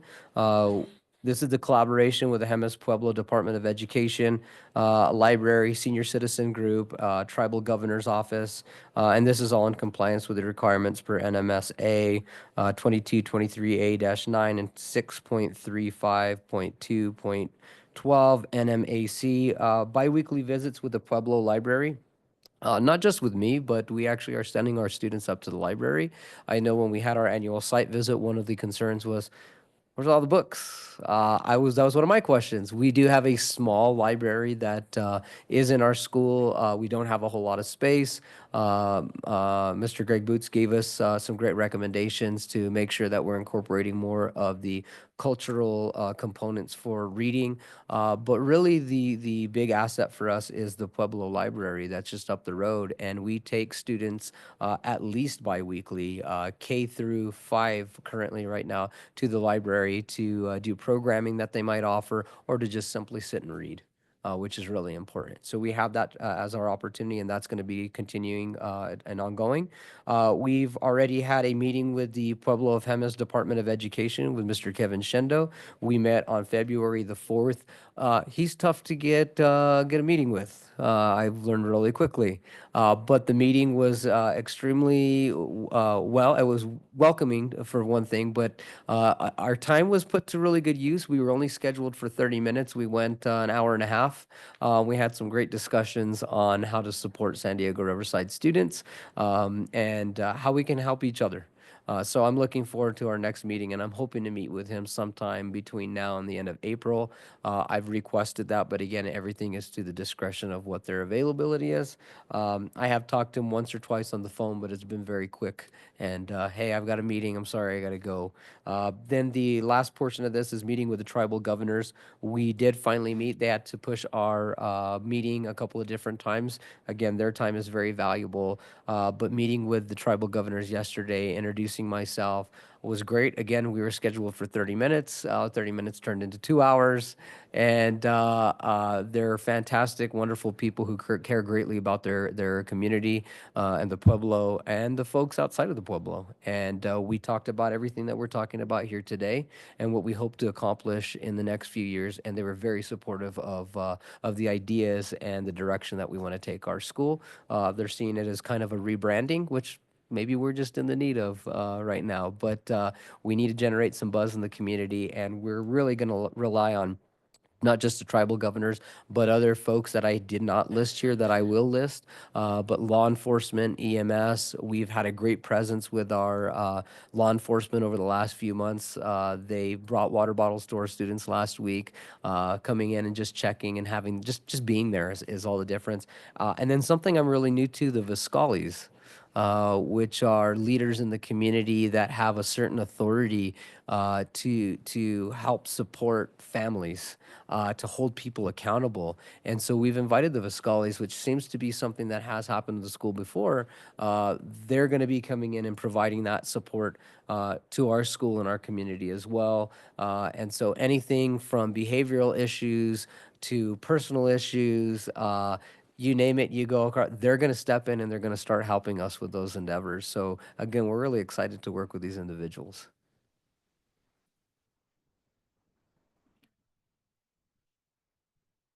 I just want to say that I feel very comfortable and confident that things are going to be great there. You're doing a yeoman's job, and you've done a yeoman's job in the last 90 days that you've been there. So I feel real confident. Congratulations. Thank you, Commissioner Beck. Appreciate it. I would echo what Commissioner Beck said, but also, okay, so Viscali, V-I-S-C-A-L-E, I've never heard that word before. Yeah, Commissioner Creo, I have seen different spellings. I have tried to Google it. I cannot find it, but that's what they're considered on Viscali. Viscali. Yeah. Okay. Viscali. And some folks have referred to them as how would I say, like priests within the community. Some of them are seen as more of an authoritative figure, but there's a group of these individuals who are appointed, and they'll do everything from home visits to just wellness checks. They came by the school the other day and they said, "Hey, we found out one of the doors was in the back was unlocked after school time," and I said, "Oh my gosh, like." This so to having that type of a presence there, I'm not used to that. I'm very grateful to have those folks there. Neat, thank you.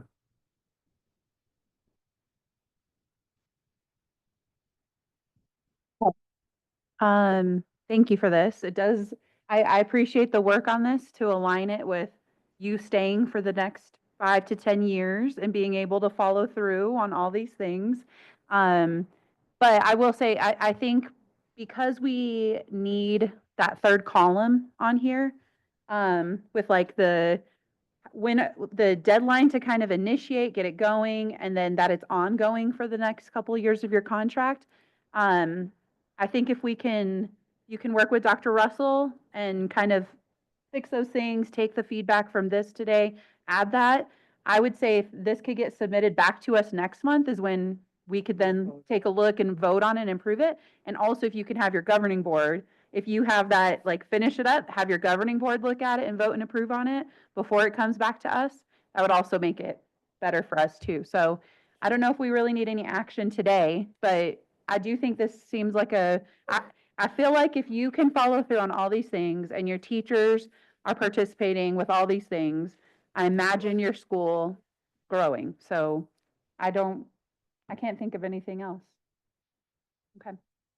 So I don't think we're going to take any action on anything today, but thank you for being here and presenting this and the work on it. And let us know if you need anything else until we get it back next month. Awesome. Madam Chair, thank you. Commissioners, thank you very much. Enjoy the day. Thank you.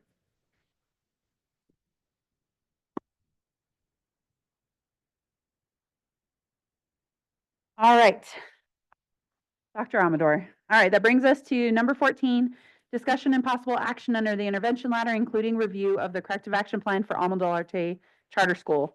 And I think for this one, once again, we have it in 2 different sections. We have the corrective action plan as item A, and then you'll see item B is going to be the specific to the annual report.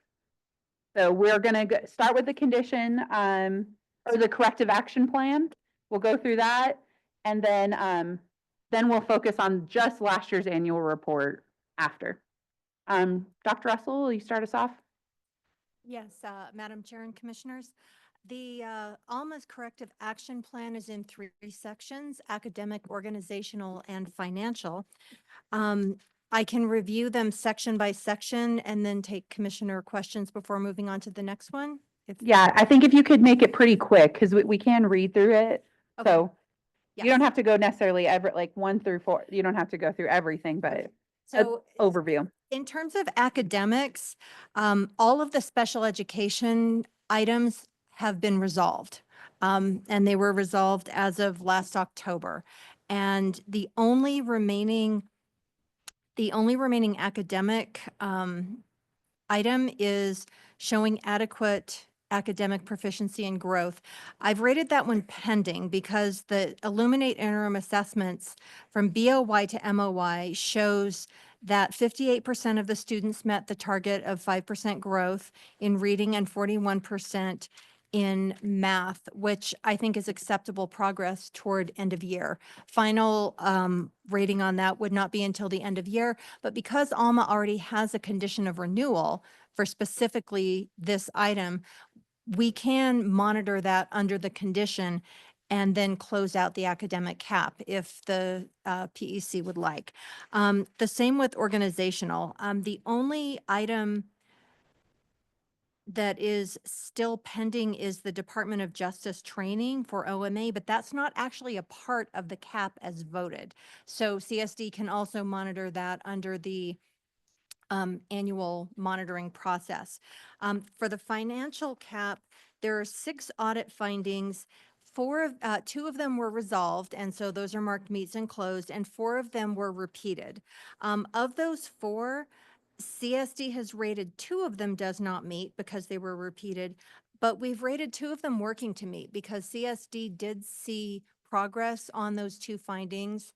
The audit repeated the findings, but over the course of the fiscal year, the school did make progress. There were also 2 new findings. Okay. Dr. Amador, you would introduce yourself, introduce your team, anyone else who you think would like to speak, and we'd love to hear from you before we do questions. Sure. Dr. Adam Amador, I'm the Chief Academic Officer at Alma de Arte. Sitting next to me is our counsel, Dr. Vanessa de Leon. Good afternoon. Good to be here. Thank you, Commissioners, Madam Chair.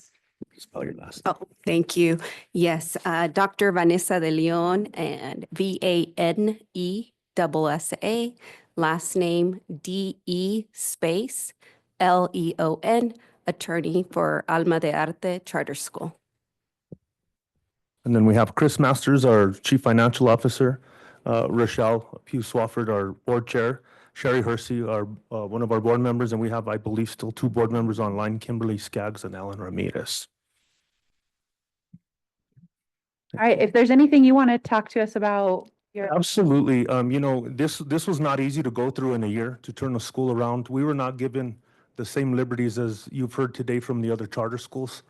We've been berated here several times over, whether we're here or not here. And that bothers me a lot because these jobs are not easy to do. As you've heard from our students, they've been bullied by the adults who were given favor by the same body over and over again. And it hurts.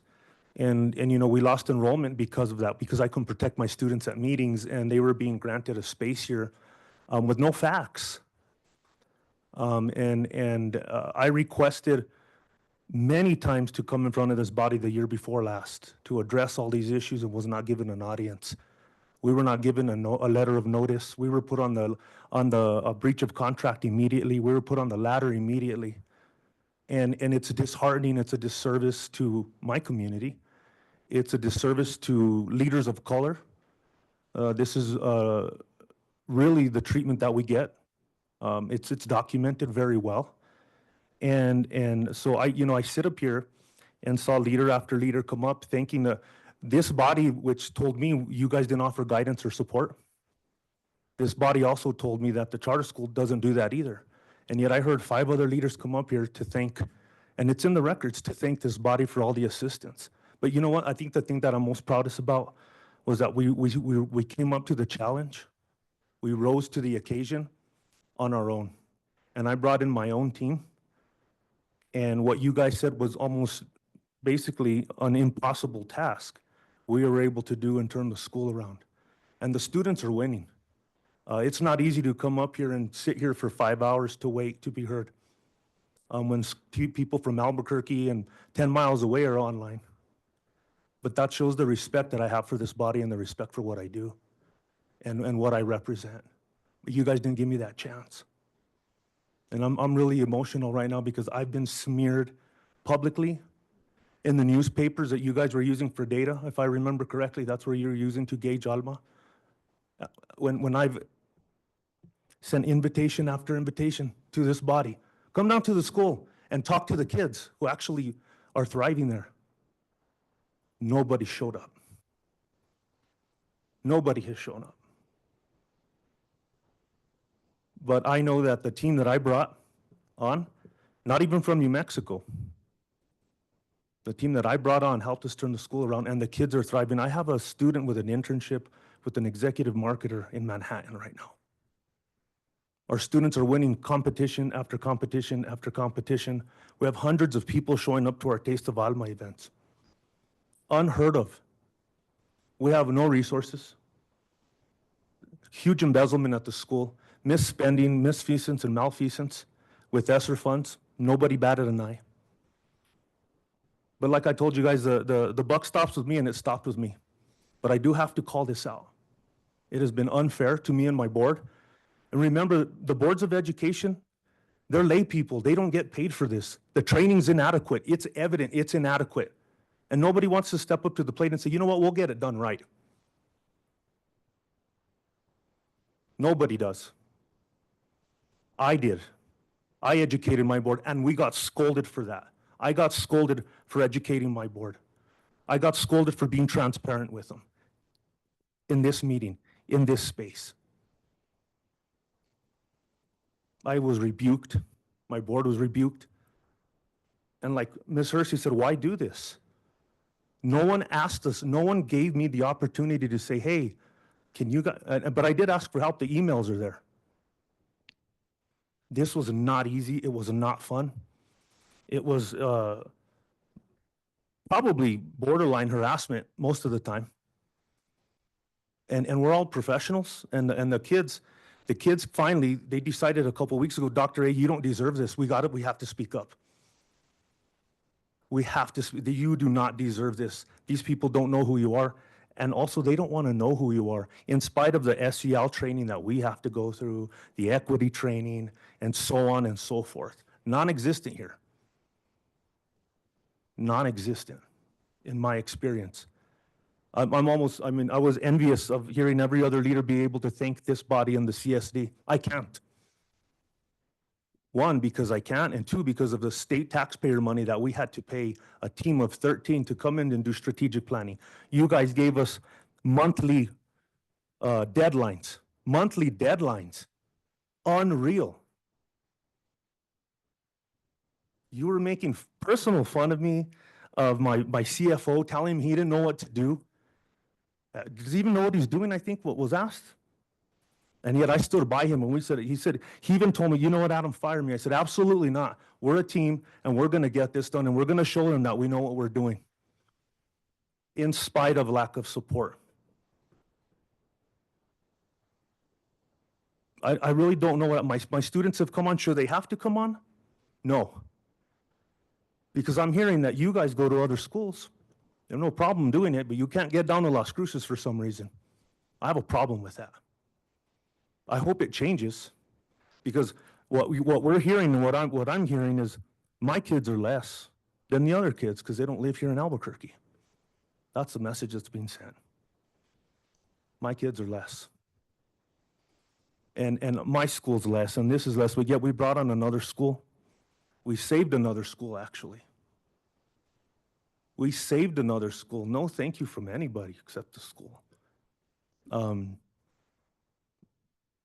I hope this never happens to another leader.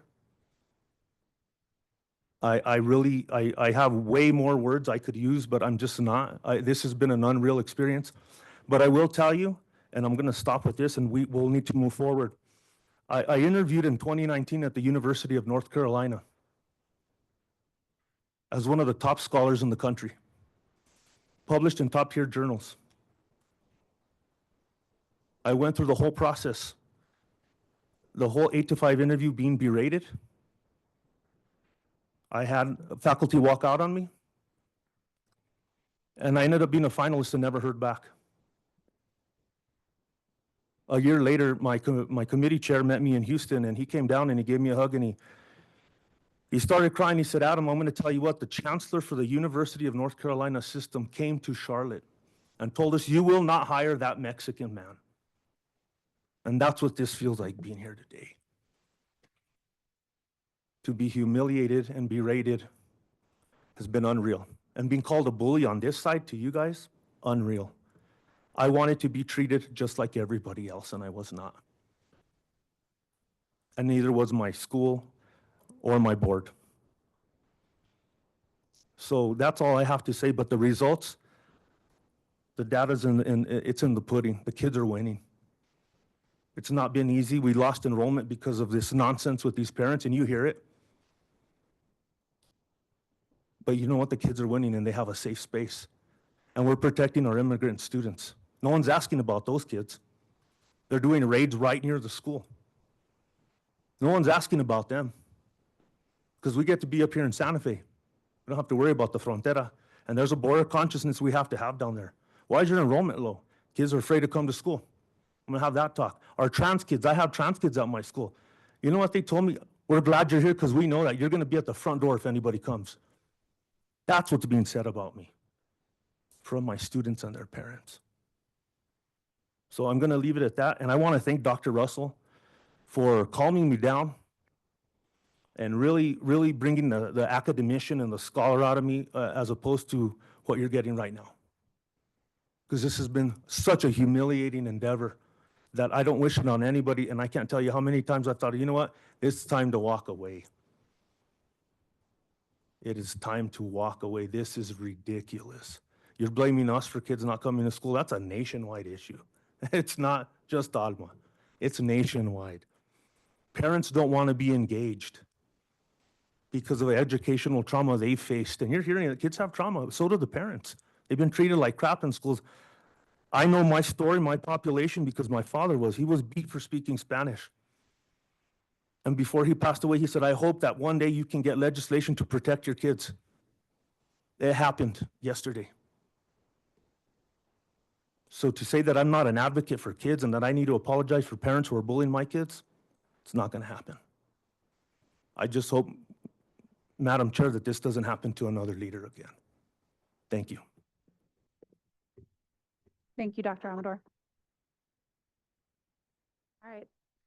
Commissioners, questions about the academic, organizational, financial, anything about the CAP or anything to Dr. Amador? So I think my only ongoing concern is the financial. You know, that I think we've satisfied everything else, but it is an ongoing concern that there's still so I don't know if Chris wants to talk to, because I know sometimes you hear from the business managers and there seems to be well, we're just looking at something in black and white. And sometimes there's a logical, reason how come that happened.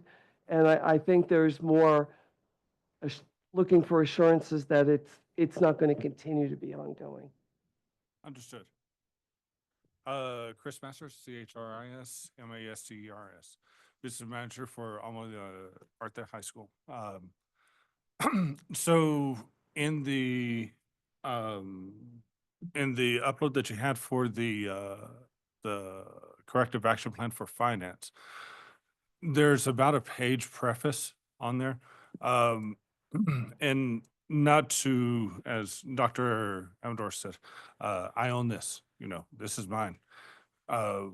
This is the cards that were put on my table, but they're mine now. We had several things going against us, which we still do. One of the biggest things that we had that has changed as of July 1st, 2024, is we were able to go into an upgraded software. This software that was in, part of it was the software itself. Part of it was how position data was set up initially. And I went back 5 years and I could see errors from 5 years and then even before, but I stopped there.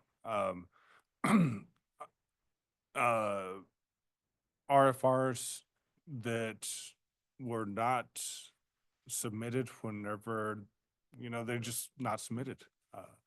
And that those funding streams sunset, it put us in a hole. And we won't even get into some of the other things that Dr. A's brought up, but just in a super hole. And before I go on, before I forget, anytime that we meet with finance committee, anytime that a council looks at information, especially in the audit, it's not only the audit findings that you need to look at, but it's the net fund change that is critical, critical, critical. And if you look at our net fund change over the past 7 years, you see the huge decreases, and then finally they've leveled off, which means that over expenditures will cause you to eat whatever savings you have will cause you to be in a hole, which we are, which is that ongoing concern from the auditors. One of the things we've done to address that is we have developed, and you can ask our government council members, the most critical thing is stopping that hole, that over expenditure of funds. We've stopped it. Now we have to get back. Our governing council have informed them from first time I met with them. We're low on cash. We have to have higher enrollment. We have to have other revenue streamings, fund streams. We've started up multiple ways of raising funds. Some of it will be through the operational funds. Now, Dr. A did say that we saved a school. We did not save it for the money, but we will financially gain from that because we are sharing utility costs and we are getting rental fee from that. That is not the reason we did, but it is one funding stream that, you know, I say, hey, you know, sometimes good actions come with good results too. We've, the lady that is in Manhattan that Dr. A mentioned a while ago, who has worked with Fortune 500 companies, who has been editor of top publications, is now working for us on fundraising. We have set up fundraising events within the school and then also from out-of-state providers, which she is doing right now. Inside the school, we have both the, you know, the Court Middle School, which that building is, and we have one of the founders, Valma, a celebration for her, and then we also have some of the brick sales that's going to provide different avenue streams, funding avenue streams. And then finally, we have a young gentleman that is working with restaurants for our hospitality and tourism management program and working with specific restaurants in town, you know, to get donations from them. If we can achieve all those, which we're achieving now, we will have made up the holes that, you know, have been created by others, you know, kind of get us back to level where we need to be. Now, you can grill me on some of the findings, that's no problem. However, the biggest issue is the finance of it. It's not the accounting, it's the finance. And that's by far the most important thing. On some of the findings specifically, yeah, we can debate, we can go over those, but like I say, those are my cards. Do own them. We have our new software. For our internal measure, what we have is with the new software, we actually have a support team that provides us training. Myself, I've gone through about 110 hours of training since July, not counting prior to July, on new software, on reporting, things like that. But also our other business person, our CPO, has also gone through about 40 hours so far. For self-assessment, we're implementing a self-assessment program, which means that we are getting certain members from a local district in the area that will come in and give us a self-assessment prior to the closing of the year, prior to the first request of documents by our auditors. We'll also be attending, and we've spoke to Sheila, one of the auditors, and she's told us about the training events coming up. And then Sheila said that CLA themselves would be willing to provide a quick look over of things before we submit to them. They cannot evaluate, they cannot make recommendations. What they can do is they can look at the organization that we have put in place and the changes we've made with those team members from the local district to make sure that our audit's gonna look good. Our audit, upcoming audit will look good. I'm humble a lot, don't worry.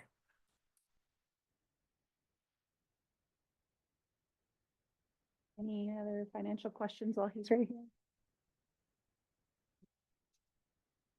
So I guess a concern of mine is that my understanding is that the shared space sunset, doesn't it, at the end of this year? I believe it's 18. 26? Yeah. Okay, It's 18 okay, months. okay.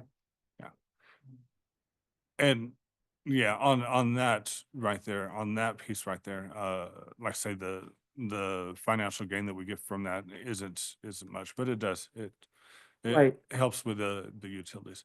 But what we've seen, and Dr. Amador can speak higher to that, is that their location from where it was to where it is now has behooved them very much. Definitely. And we're looking for any partnerships that we can with them, because if we can pull in their eighth graders, it can be beneficial to us. We're also looking for any other potential, basically efficiencies we can. And by getting with a school that's actually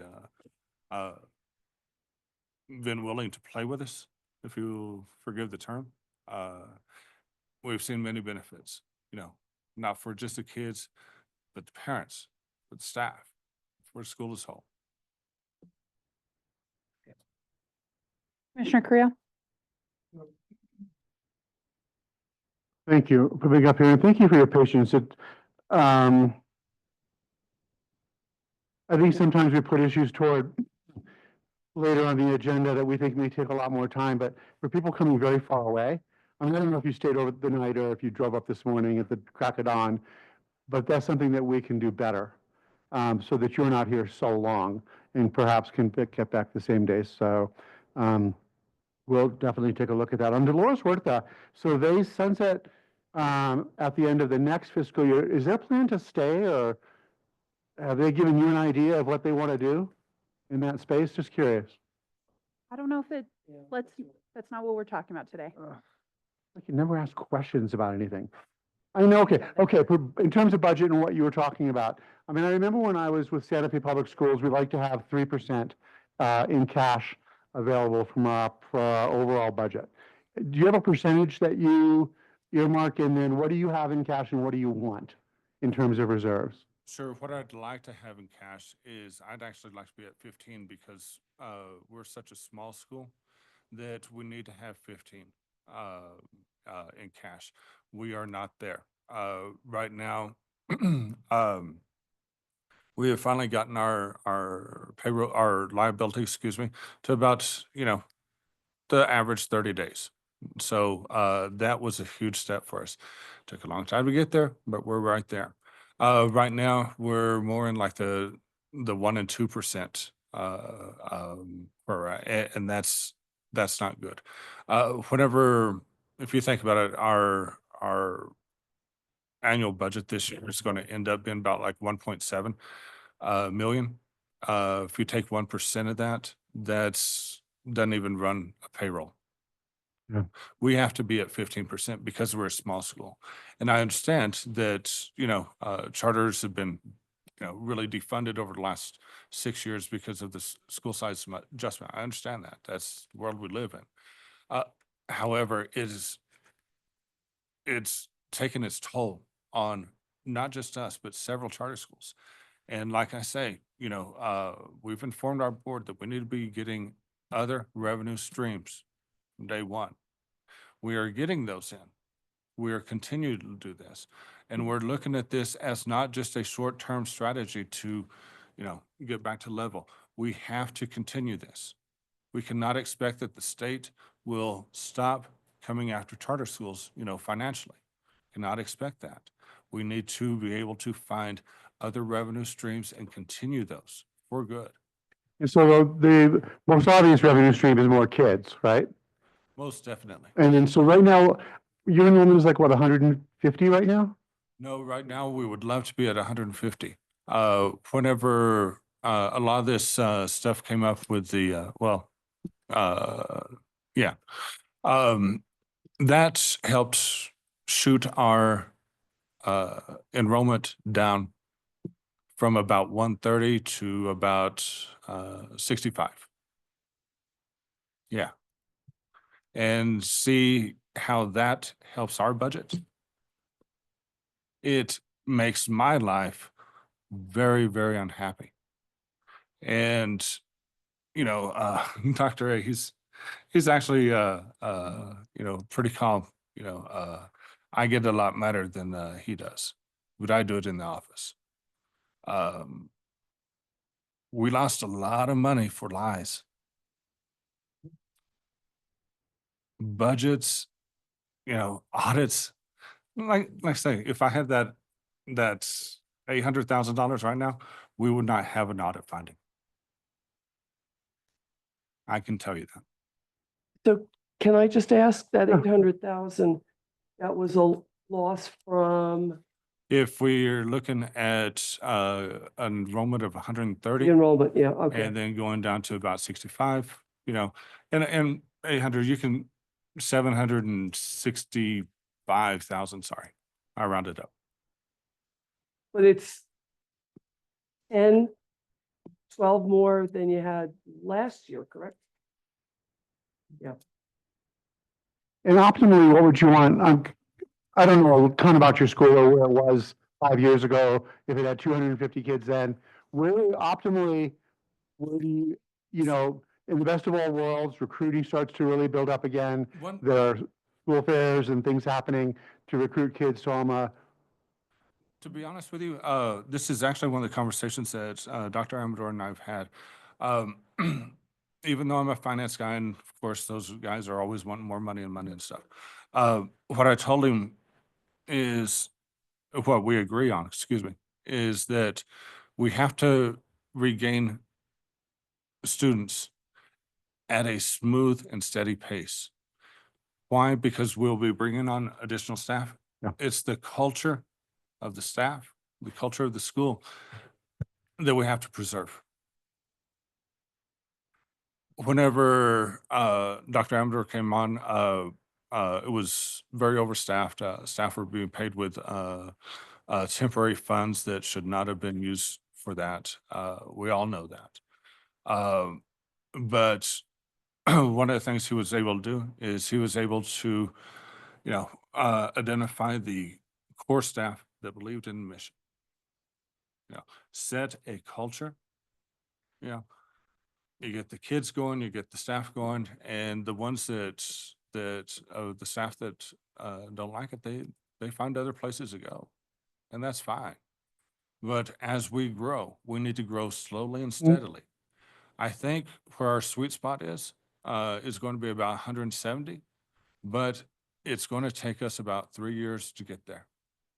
And so what that ends up being is a growth of about 25 a year. okay. And yes, I would love to say, you know, 175 today, you know, that make some of our No, then all of a sudden you don't have, right, you don't have the staff but or you infrastructure. lose the Right. culture, and you cannot sacrifice the environment for, you know, the dollar. You can't. These are kids' lives that we're talking about. We can't do that. Thank you. Welcome. Chair, one of the board members has raised her hand to speak. Okay. Chairman Burt, panelists, commissioners, thank you so much for allowing me to speak. I just want to make it very clear that when we brought in Dr. Amador as our administrator, do I have feedback? We No. can hear. We can hear. When we brought in Dr. Amador as administrator, we all knew as a board, and Dr. Amador knew, that this was going to be a rough journey. And I'm not really sure how else to state that. He has made a point to enforce every policy, follow every statute, whether it be state or federal, because we cross lines, state, federal, and clean up a school that has been run in disaccord for not a year, not 3 years, not 5 years, decades. This has not been an easy journey for him. Chris Masters came in. I'm sorry, I know that Chris is on right now in front of you, the commission. Chris Masters has walked us being the board and administration, through every single little tiny step that has needed to happen to bring this school into compliance. The other thing I want to say is that Dr. Amador has been solid, steady, calm, and kind with all of the students, all of the parents. Rochelle Pugh Swafford is now our president. She has been the same, calm, steady, consistent, and kind as we bring this school into what it was always meant to be. We prepare artists, scholars ready to succeed. And that's all I wanted to say. Thank you so much. I'm the Vice President, Kimberly Skaggs, Kimberly Skaggs, Vice President of the Governing Board. Thank you, Ms. Skaggs. Okay. Commissioner Barrow? Yeah, this is a little bit ancillary, but not as much as what Commissioner Creo does every time. In terms of enrollment and the school's plan now, Dr. Amador or whoever from your team, how is recruitment going so far this year or this upcoming school year? May I respond and I'll let you respond? Absolutely. Actually, sorry, it's not on the agenda. Oh, sorry. There's nothing, we have nothing with enrollment, we have nothing with. I think the way this is a little bit different, Chair, is that we just heard for about 10 minutes the need to grow over time from where they are now to 75 students.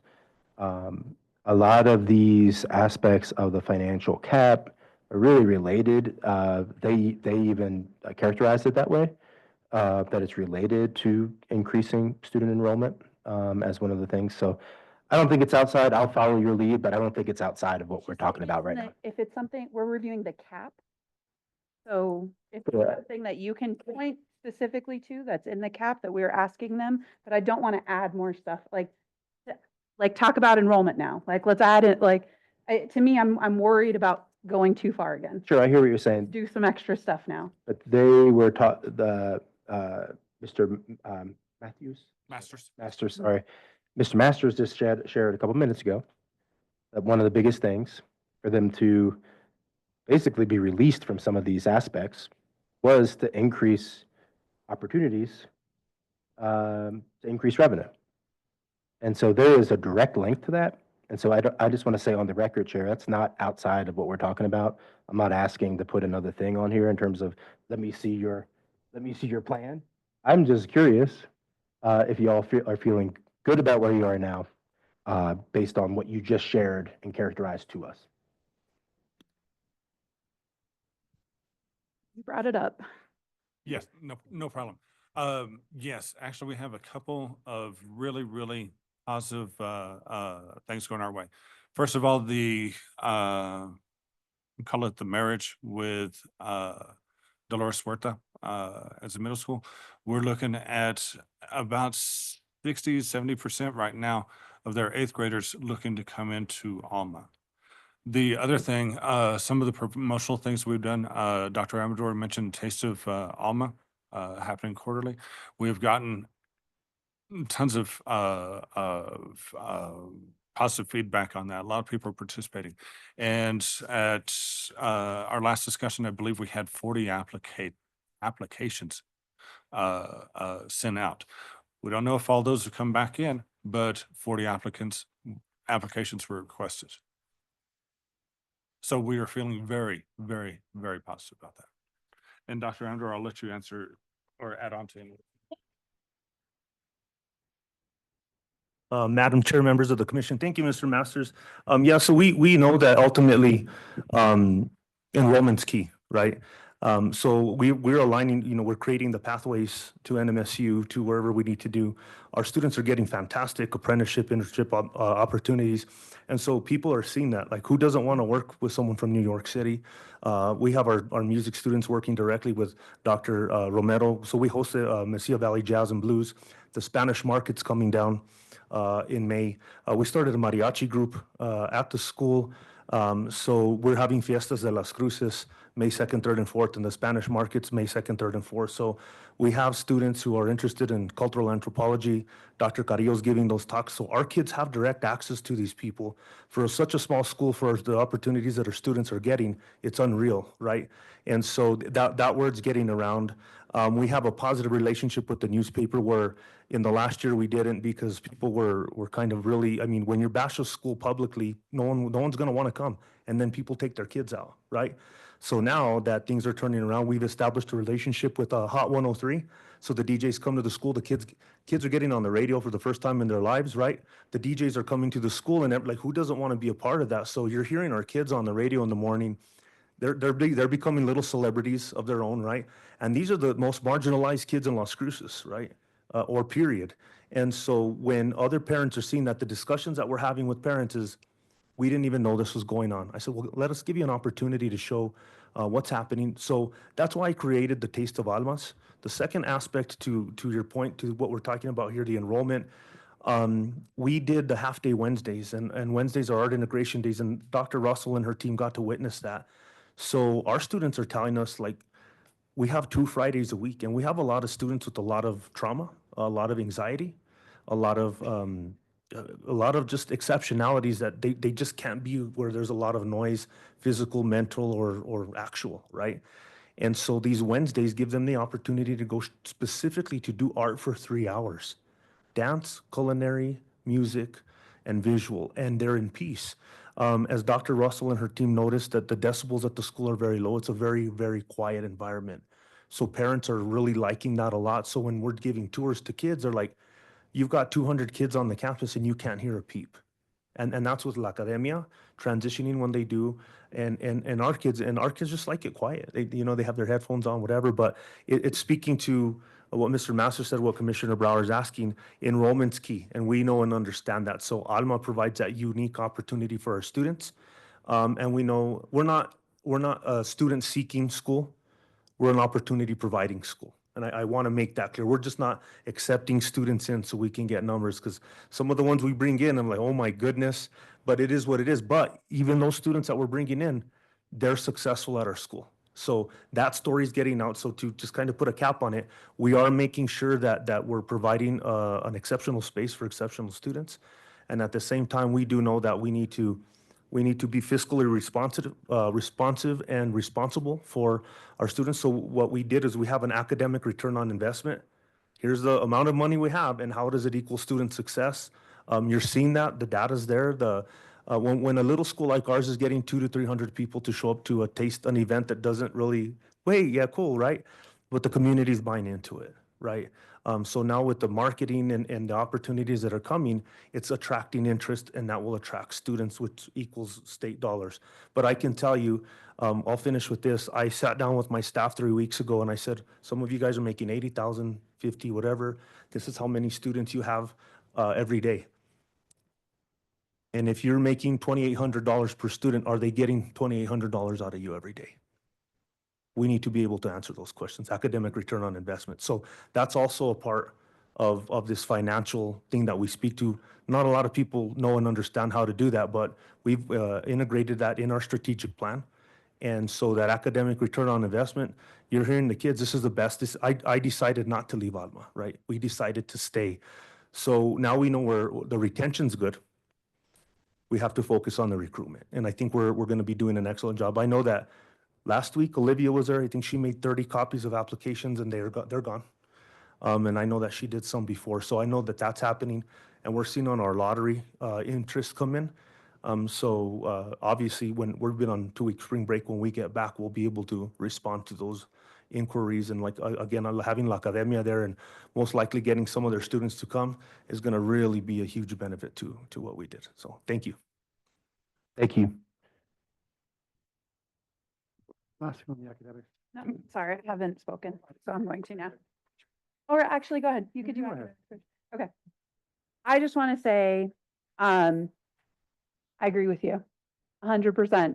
I agree with you and what you've gone through. And I know I've had like conversations with you about the work I saw that was happening and the difficulty that was being experienced, and like crossing my fingers and encouraging you and your board to continue moving. Because I mean, and I've told you that, I've said it publicly before, if it wasn't for this change, I would not be voting to renew this school. That you saved Alma, like for me, like when I voted for Alma to get renewed last time, they were saved by COVID and by the lack of information that we had.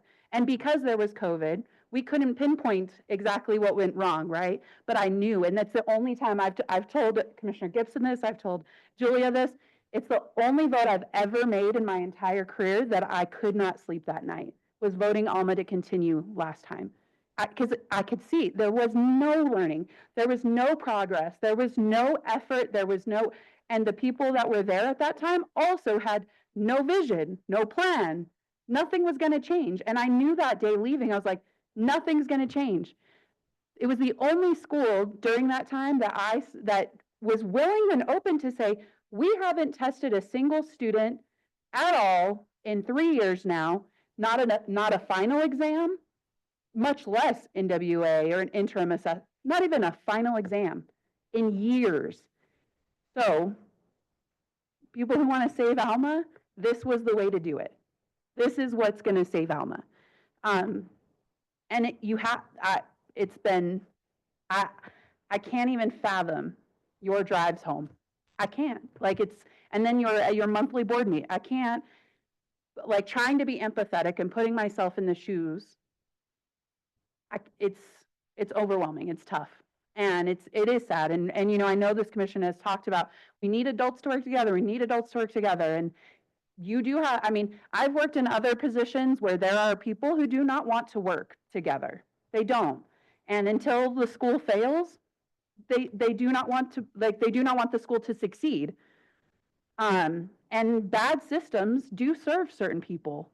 There were people being served by the way Alma was operating. People who did not want to be held accountable for their kids going to school. People who wanted their kids to graduate from high school without learning a single thing. There's people who were being served by a bad system. It wasn't gonna last much longer, because once we actually started getting details, once we start getting information, it's very clear to see that there was nothing going on at Alma.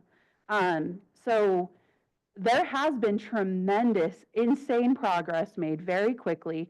Always, I do think it's hard from I'm such a third party on outside looking in, right? And I do think I've talked to you about this too, transformational leaders who come in, and sometimes you have to come in, you're like, we got to make these changes, and now we got to make them quit, because this is crazy. What's happening is we can't just live we got to make these changes.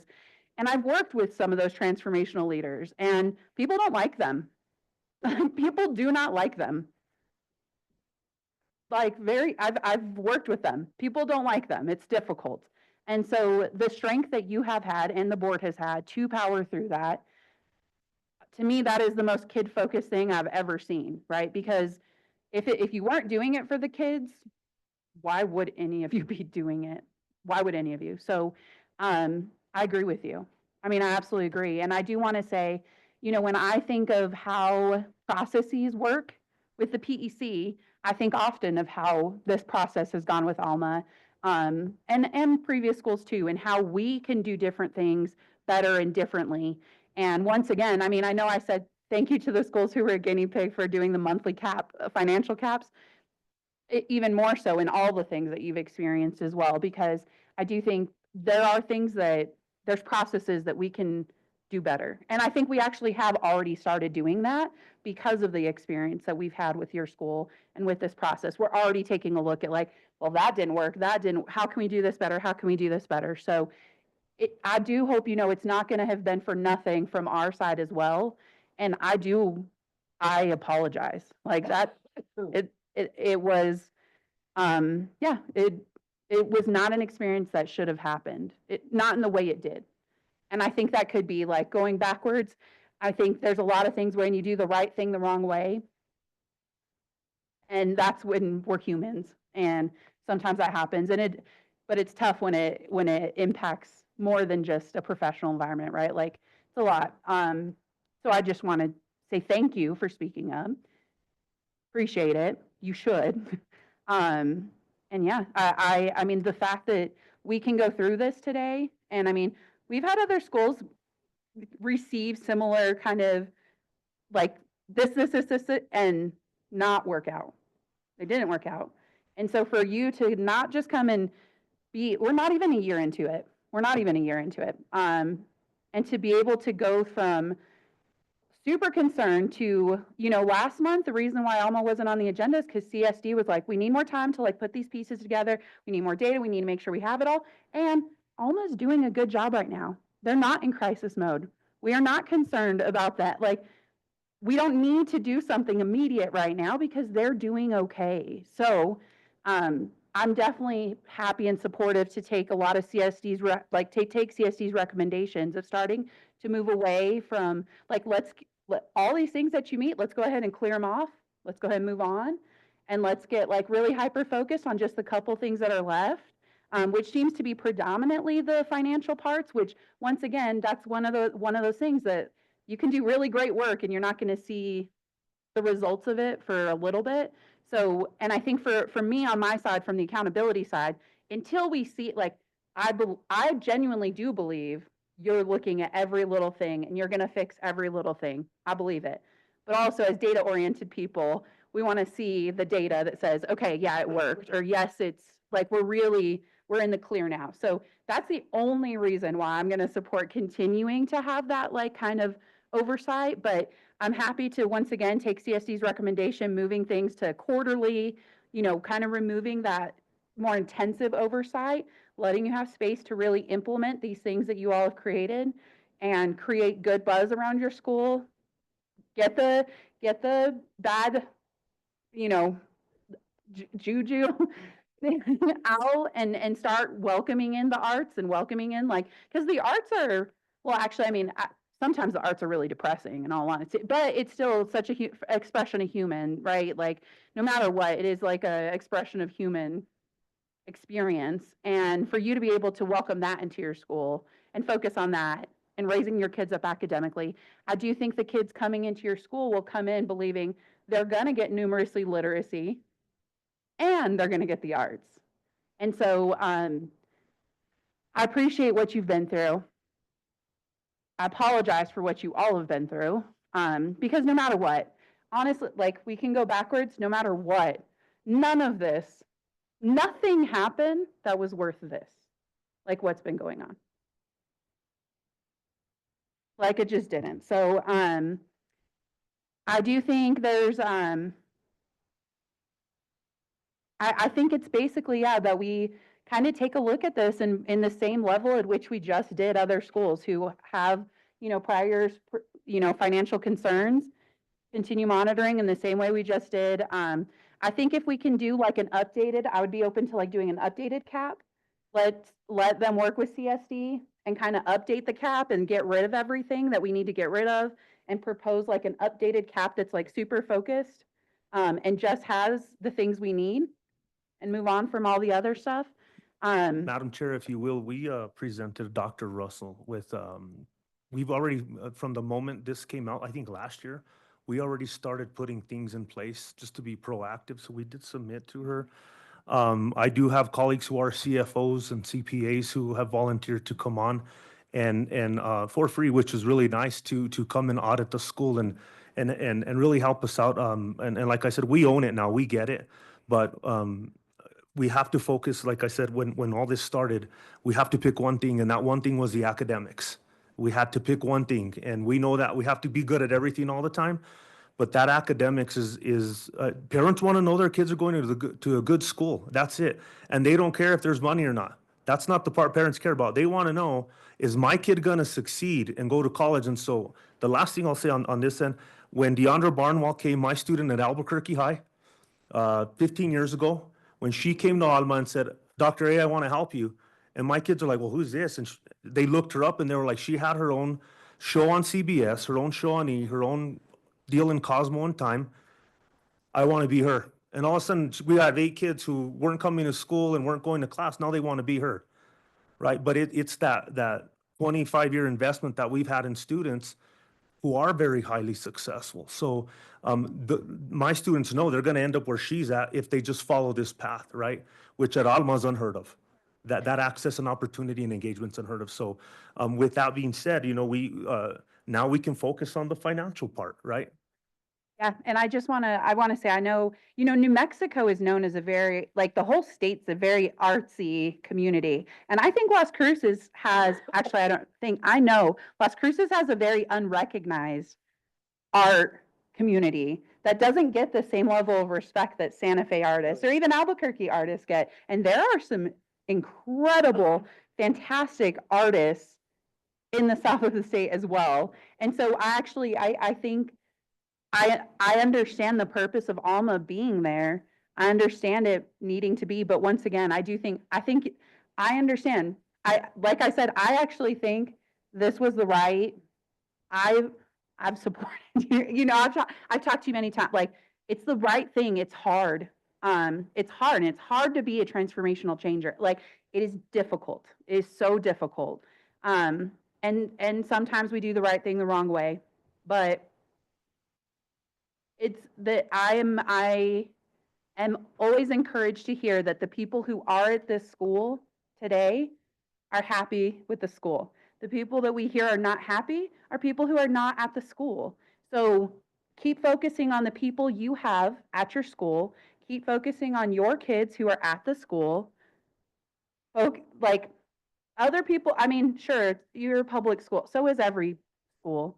People don't, it's inappropriate to treat other humans in that way. So I would just continue, like, please keep powering through. Like, this was a lot to go through. But I'm ready to, let's move on. Yeah. And I think we're at a place where now Alma's like, yeah, we'll do the financials. Let's get you through it. But you're to a place where we can start letting you have that autonomy back that you deserve and need. Commissioner Correa. Yes, to everything you said. On the financial side, keeping things, however you guys decide you want to do it with Dr. Russell and CSD on the financial stuff, I have every confidence in Mr. Masters and you slowly growing your kids. I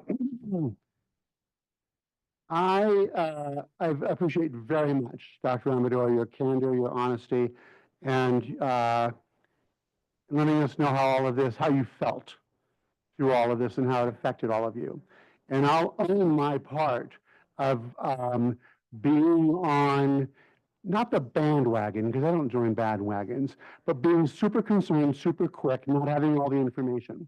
Based on information that I did have, you know, I was gravely concerned about your little school. But then there's no question, and I said this to you when you came in, unfortunately, so many hours ago, the way you all have turned things around, and it's super impressive. And I'm sorry you had to go through hell to get here, but sometimes that's what has to happen. And we, as Chair Bird said, we've had other schools that did all that and they didn't turn the corner. Purgatory, yeah. But anyway, I want to thank you. And I just need to own my part of listening to some of the voices that later we learned is like, these are not people that we should be listening to. Okay, they might be the loudest, they might come every week for 2 years, but these are clearly not the people that we should really be paying attention to. And I really applaud your having others, students especially, let us know, and alumni especially, letting us know their experience and how they feel about you and about the school and about the board. So thank you.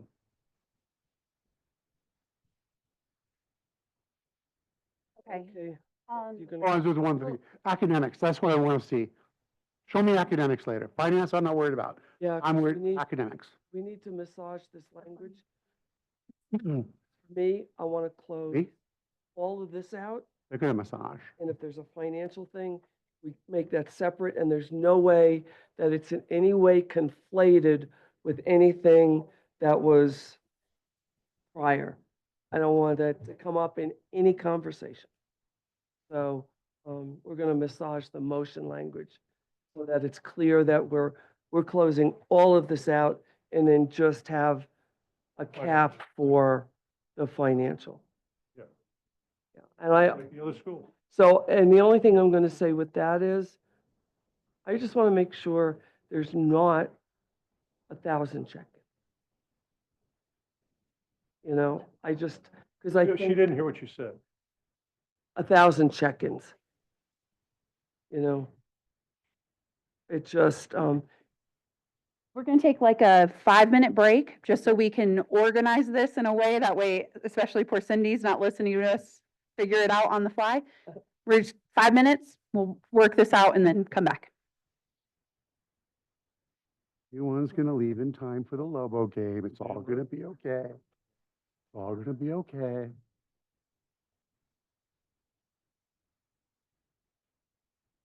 I think they can beat Marquette. I think they can too. I mean, one good thing is Knock wood.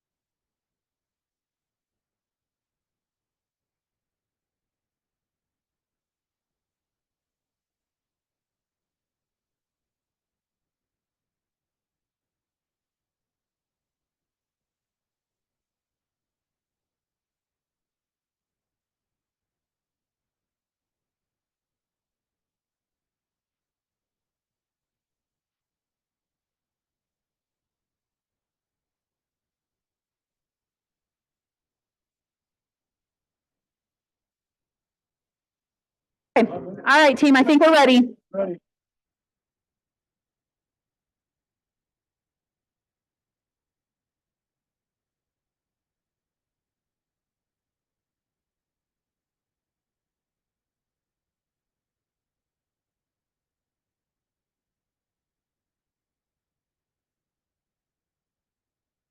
Yeah, we're getting close. We're close. Okay, Commissioner Gibson. Yep. So I move that the PEC find that the corrective action plan for Alma de Arte Charter High School is deemed complete and shall be closed out. The academic and organizational provisions shall continue to be monitored under the condition of renewal, the performance framework, and the CSD annual report. I said, oh, sorry. Okay. I move that the chair issue a notice of concern to Alma de Arte Charter High School regarding the audit findings in the FY 2024 charter school audit. By April 14th, the school should provide an updated corrective action plan to correct the 2 years of audit findings for consideration and approval by the PEC at its April meeting. I second. There's a motion and a second. Any discussion on the motion? All right, seeing none, Secretary Creel, if you could call roll. Commissioner Rubenstein, Yes. Commissioner Beck, Yes. Commissioner Kloster-Silich. Yes. Secretary votes yes. Vice Chair Gibson. Yes. Commissioner Brower. Yes. Chair Burt. Yes. Commissioner Manus. Commissioner Manus? Okay. And that means we're 7-0 unanimous. Can I just say two things before the school leaves? Number one, they're on spring break this week. So I don't know if we've asked other schools to come up during their spring break. But just acknowledging the fact that they are on spring break. But most importantly, I don't know if that many people know, they're sending troops down to our border.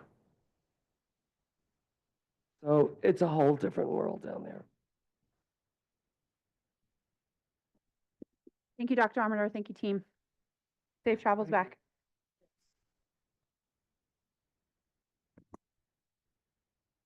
Okay, that brings us to item 15, discussion and possible action to approve contract and associated documents for the 2025-2030 contract term. And we're starting with A, the Albuquerque School of Excellence. Ms. Barnes? Want to walk us through? I don't think we need to go through all of them. Everyone should look. So I think it's maybe that if anyone has questions. Okay, so I'll show you the document that we will be utilizing over the next couple of meetings to get all of these done. It's document 15. The ones that we're approving at the top are 1 through 6. You have an opportunity and have had an opportunity to look at the link. And then we've also identified the mission goal or a key point. The one thing that I would like to point out with the Montessori Academy is that this also included the requested changes that are identified in there. And then below that are the contracts that are pending. However, we are able to look at all NWEA schools next month. So that will be a whole nother group of them because the template is finished. So today we're voting on the top 6, and there needs to be just a vote per school.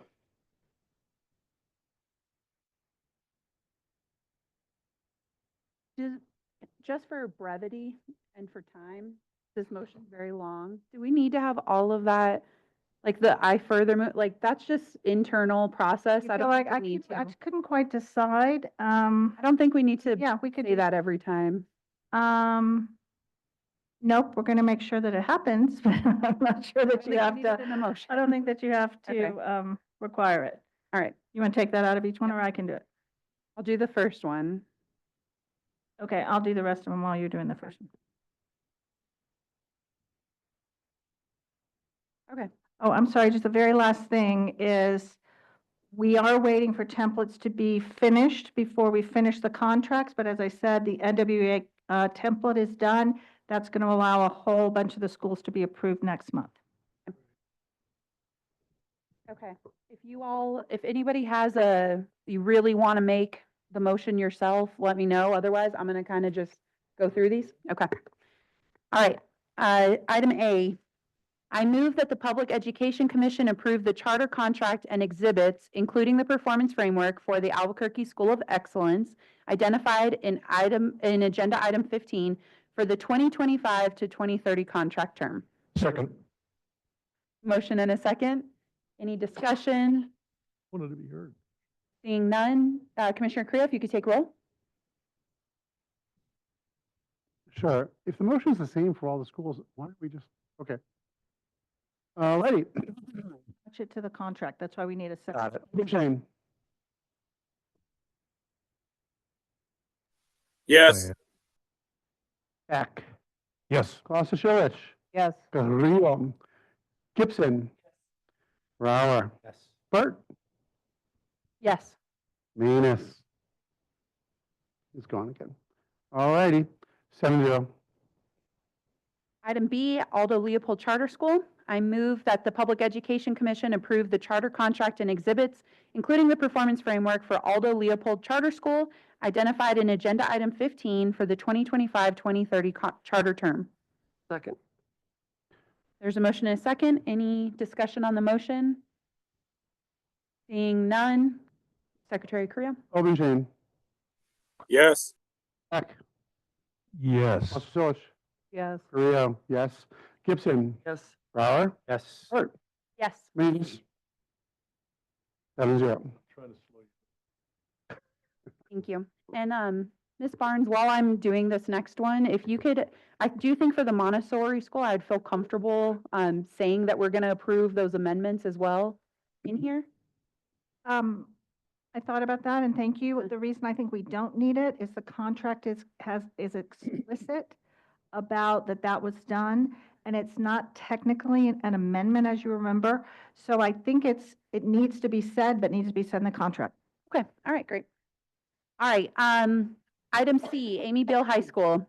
I move that the Public Education Commission approve the charter contract and exhibits, including the performance framework for Amy Beale High School, identified in agenda item 15 for the 2025-2030 charter term. Second. Motion and a second. Discussion. Seeing none. Obenshain. Yes. Beck. Yes. Klasicevich. Carrillo. Yes. Gibson. Yes. Brower. Yes. Burt. Yes. Manus is gone. 7-0. All right. Motion passes. The Montessori Elementary and Middle School, known now as the Montessori Academy. I move that the Public Education Commission approve the charter contract and exhibits, including the performance framework for the Montessori Academy, identified in agenda item 15 for the 2025-2030 charter term. Second. Thank you. There's a motion and a second. Any discussion? Seeing none. Roll. Obenshain. Yes. Beck. Yes. Klasicevich. Yeah. Carrillo. Gibson. Brower. Yes. Burt. Yes. Manus is out. 7-0. Item E, South Valley Preparatory School. I move that the Public Education Commission approve the charter contract and exhibits, including the performance framework for the South Valley Preparatory School, identified in agenda item 15 for the 2025-2030 charter term. Second. Thank you. There's a motion and a second. Any discussion? Seeing none. Obenshain. Yes. Yep. Klasicevich. Yes. Carrillo. Yes. Gibson. Yes. Brower. Yes. Burt. Yes. 7-0. That passes. All right, item F. I move that the Public Education Commission approve the charter contract and exhibits, including the performance framework for Taos Integrated School for the Arts, identified in agenda item 15 for the 2025 to 2030 charter term. Second. Thank you. There's a motion and a second. Discussion. Seeing none. Secretary. Obenshain. Oh, yes. Beck. Yes. Klasicevich. Yes. Carrillo's yes. Gibson. Yes. Brower. Yes. Burt. Yes. Manus is gone. Great. 7-0. 7-0, the motion passes. Thank you. And thank you once again to Vice Chair Gibson, to the contract negotiation team, Julia, Dr. Russell, whole CSD team that helped with all of them. You'll hear it for the next several months every time because that was a lot and impressive, and thank you. Okay, item 16 is a discussion of a personnel form change in the first reading. I'm going to go ahead and pass that off to Ms. Barnes. No problem. Just finishing all of this. We don't have to vote. Okay, so this is from the policy committee. I'm not quite sure the genesis of it. Maybe from one of the. It's from Vice Chair Gibson. Just looking at the personnel change notification, and in particular, whether there was any requirement for their board to have approved the business manager change. And in looking at the requirements, there's not a requirement for the Board of Finance that happen. And then the concern, I think, was, although Vice Chair Gibson can speak for herself, that the board doesn't hire the business manager, that really comes from the head administrator. So maybe we had kind of conflated a couple of issues. It's a very simple change if you choose to do that. Document 16A is the changes, and document 16B is just the backup for looking at the Board of Finance. Thank you, Ms. Barnes. And then Director Chavez, would love to hear your recommendation on this. Yes. Thank you, Chair Gibson. Julia, I agree with all of that. One suggestion that the Charter Schools Division has for this is that right now the form is personnel changes, and we would ask the PEC to consider separating out notification for the different individuals so that they're separate policies, separate forms. That's how Epicenter would manage them best. And it would just be helpful for everybody, I think, to have them separate. Great. So this is the first reading of this. So this will go back to the subcommittee to discuss, especially with, Director Chavez's recommendation. And we can take a look at that and propose some revisions for next month. If there's any other comments from commissioners at this time that you would like to give for the subcommittee to consider, now's a great time to do it. All right, great. All right, and glad you stayed right there because now we're on to item 17, report from Charter School Division and discussion. All right, thank you, Chair Burt. In terms of item A, update on CSD staff positions, I have no updates from last month. We are staying stable and working hard and doing a great job. So many kudos to the team who all contribute to what you all experience at your monthly meetings. If it's okay with you, I'd like to move to item C and then come to B after. Okay. So this is something new, commissioners, that the executive committee on PEC asked that I do, and that is to bring to you any sort of notifications about schools that may have been brought to my attention that there is some concern. It doesn't rise to the level of an action, obviously, because it's part of my report, but this is sort of a heads up. So the schools that you should know about, there's two schools that are on SPED caps, master's program and Montessori Academy. And they're both given specific action steps that they need to take, and they are both on track. In fact, we thought maybe this week that the Montessori Academy would be complete with their cap. I think that next week we'll probably get that notification. They have complied with several of the steps in that cap. The other school that is on a special ed corrective action plan is the master's program. And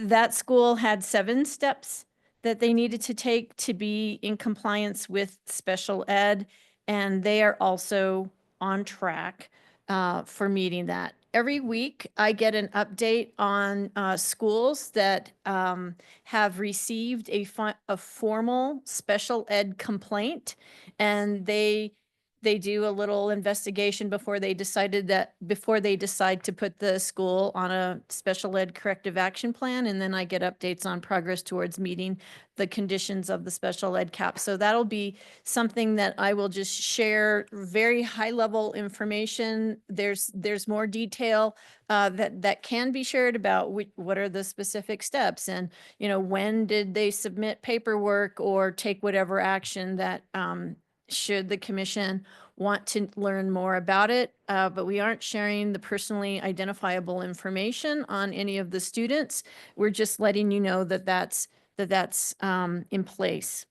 As for Hojo, who is also listed on here, I received a letter from school budget about concerns that after the review of Q1, Hojo's ending cash was negative. It's a little bit of borrowing from the SEG to pay other things and needing to submit requests for reimbursement to not be borrowing from the SEG. I did hear from the school's business manager who wanted to share some context related to that, because Hojo was one of the schools that was recommended to come before you for a financial corrective action plan. I'm sure you'll be able to hear a lot more about that, but just so you know, school budget did raise that concern. And the final school that's on this list here is ACES Technical. And you all should be aware that December 9th, there was a letter from Deputy Secretary Amanda DeBell and Dr. Cage, who oversees the Office of Special Ed, regarding the school's data reporting and validation. Since then, there's been multiple emails that I've received about the school having not validated their 80th day special ed data and not submitting it correctly or on time. So it's not validated. I'm not sure what the next steps are in terms of PED's action, but there continues to be concern around submitting reports, submitting them on time, validating the data, and following through with some of the PED requirements. I did hear from the head administrator of the school when I let him know that he would be on the PEC's agenda. And so I think some PEC members might have seen that correspondence. I think I don't really have much more to say except that there was just a little bit of back and forth exchange. Any questions on that before I move to my favorite topic of all?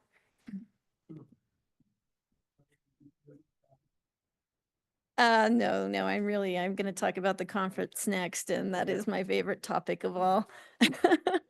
Go for it. Go for it. All right. So it's coming along beautifully. We've got a schedule that we're following. Again, I'll just shout out Bianca, who is the manager of the conference on our team, who just does a tremendous job. She works really closely with Terrence from the SWREC to get things going. So we are refining the details. We're going to have the conference this year at Embassy Suites in Albuquerque, so parking will be ample and easy. Registration for the conference and booking of the hotel accommodations begins March 31st, although the PEC has already been invited to register, and 3 members have registered as of today. Yes. So those 3 PEC members who are registered are Carrillo, shout out to Carrillo, Gibson, who is always on time, and Ingham.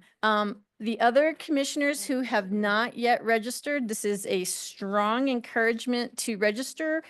Or if you need assistance, let me or Consuelo know. We are happy to help you. We want for you all to get registered before it gets open to everybody else. We want you to get rooms booked. If you're taking a room at the conference this year before that opens, well, that's actually open up already. So, Yeah.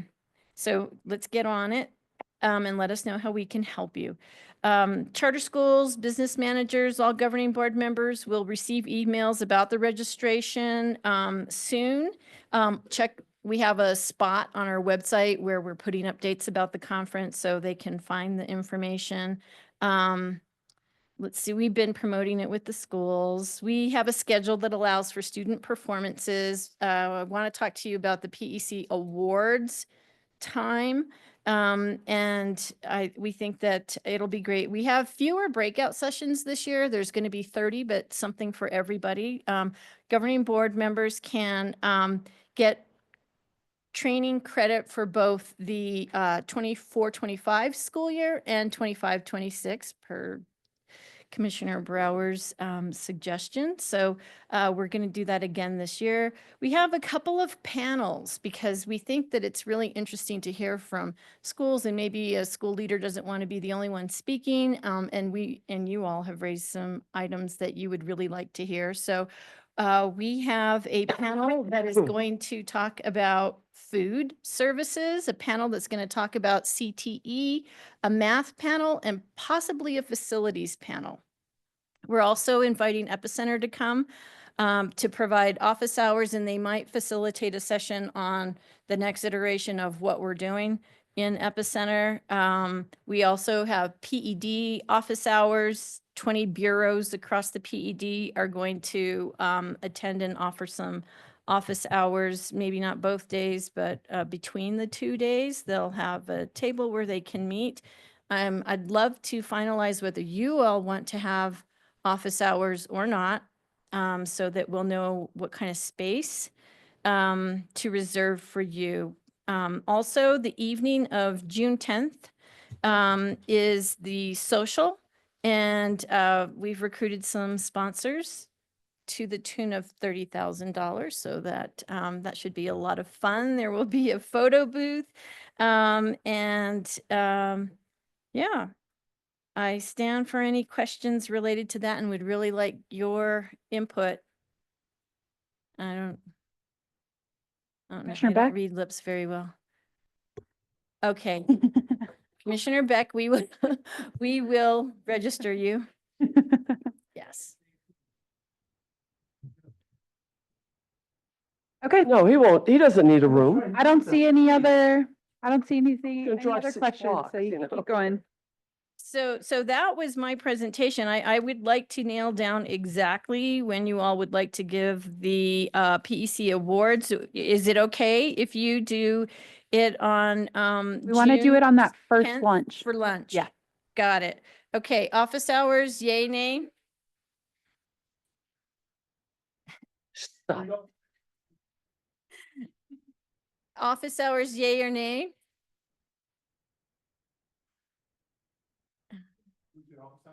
PEC office hours, yay or nay? I think, so for me, I think if we can be somewhere that's very accessible and be there for, not have anything, not have an agenda, but just to be there to answer questions that schools have. If they're, coming for renewal, they might have some questions about that, but that there's just, there's just an ability for schools to, talk Access. to commissioners. Okay, and so do you want to like pick a day and a time, like, because I imagine you might want to go to some of the sessions too, but we can talk, should I talk to the EC about when that is? Commissioner Korea? So I have an idea. And one of the schools can probably make a little booth like Lucy has for psychiatrists, 5 cents. And we can have a little, and one of the schools can like physically make a little booth that says PEC here. And we'll have somebody behind a little booth counter. That still doesn't answer the question of when. When during the conference are, no, but there has to be someone there. Someone has to be there. You'd have We- to man it. We can either, I mean, so we can either do it to where it's like, we do have like a bigger span of hours and then we have signups to where we kind of go in and out, and that way there is always a commissioner there. And that way people, no matter when they need to talk to someone, they can find us. So we could do something like that if you give us like a space, and then we'll organize ourselves to have at least one commissioner there throughout the conference, something like that. Okay. All right. Those were the decisions I needed from you all. I forgot to mention one school issue that was on item C, number 2, and that is Ames. We received notification that Ames is still pending their Safe Schools plan, which was originally due December 2023. They did turn in a Safe Schools plan, but they got feedback, and to my knowledge, that has not yet been finalized. And that's it. Thank you. Thank you, Director They Chavez. are until June 30th. Okay, next item, report from Chair, newer updated PEC or school issues. We actually don't have any that just came directly to me. So that's good. So next is report from PCS&M. And Wayne.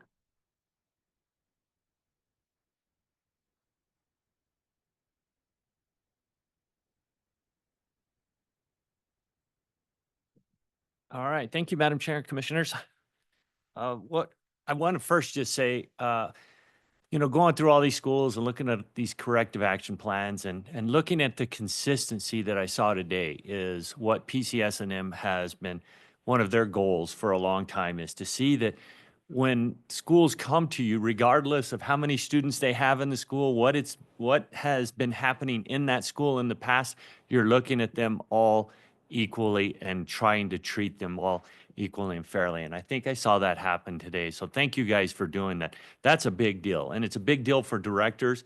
I think what's going to happen, and I hope to see this in the future, that when a school is put on a corrective action plan, that it's not a bad thing, that it's something to make the school a better place for kids to learn. And, we heard that many times today about a safe place to learn. And so I think that's important. One of the things that Matt has been doing, and you probably haven't seen him unless you catch him across the street running around, is doing his legislative stuff right now. And so he sent me an email telling all of us, and maybe you guys got this last night also, but what is being passed at this time, or what is already passed the Senate and the House, and waiting for the governor to sign this. So this year there has been a 7.8% increase in the SEG formula, which is a good thing. It needed some increase. One of the things that was increased the most was English language learners funded and at-risk students. In House Bill 63, there's $300 million increase there. It was really good for charter schools because it now allows charter schools to get their own funding, not use the district's funding, because a lot of charter schools will have 40% at-risk students and the district may only have 10 or 12%. So that's good. But it also works on the other hand. The district may have had a lot of at-risk and the charter school doesn't. So some charter schools are actually going to lose money. And that hold harmless was being proposed, and there was a lot of money that was asked to hold harmless for, and then phase it in. That didn't go over too well. And right now some schools are going to lose some money in the next couple of years. So, and we saw that with small school funding, and I'll continue to talk about that because it's really just there's a lot of inequity there. You heard that today also. I didn't even have to bring it up. You heard it from another business manager that said, once small school funding has hit us, our budget, we just can't hardly make ends meet. And I'm seeing that with a lot of the small schools because now it is completely gone. This is the first year that it's been completely gone. And we're seeing that their budgets, several schools I've talked to are going to have to probably ask for emergency funding, which is something that is not very common that charter schools have had to do in the past, but now they're going to have to ask for emergency funding. So it's something that needs to be looked at, that that charter schools are just not receiving enough funding to. That's a good question. Wayne, I thought I read somewhere where budget said there would be no emergency funding available, that schools couldn't ask for emergency funding. Did No. I not see that? I don't believe so. There was something on the emergency funding, but they Thought were that? they were just going to allow a certain amount of money for emergency funding. Okay. Yeah, it was like they tried to say like the 5% of the, or something. something. It was trying yeah, to limit it, but not It- get rid of it completely. Okay. exactly. Okay. They weren't getting rid of it. They were just trying to limit it because there is a big pot of money out there that and they're just not going to allow them. So anyway, I'll move on. I know we're all ready to for time constraints.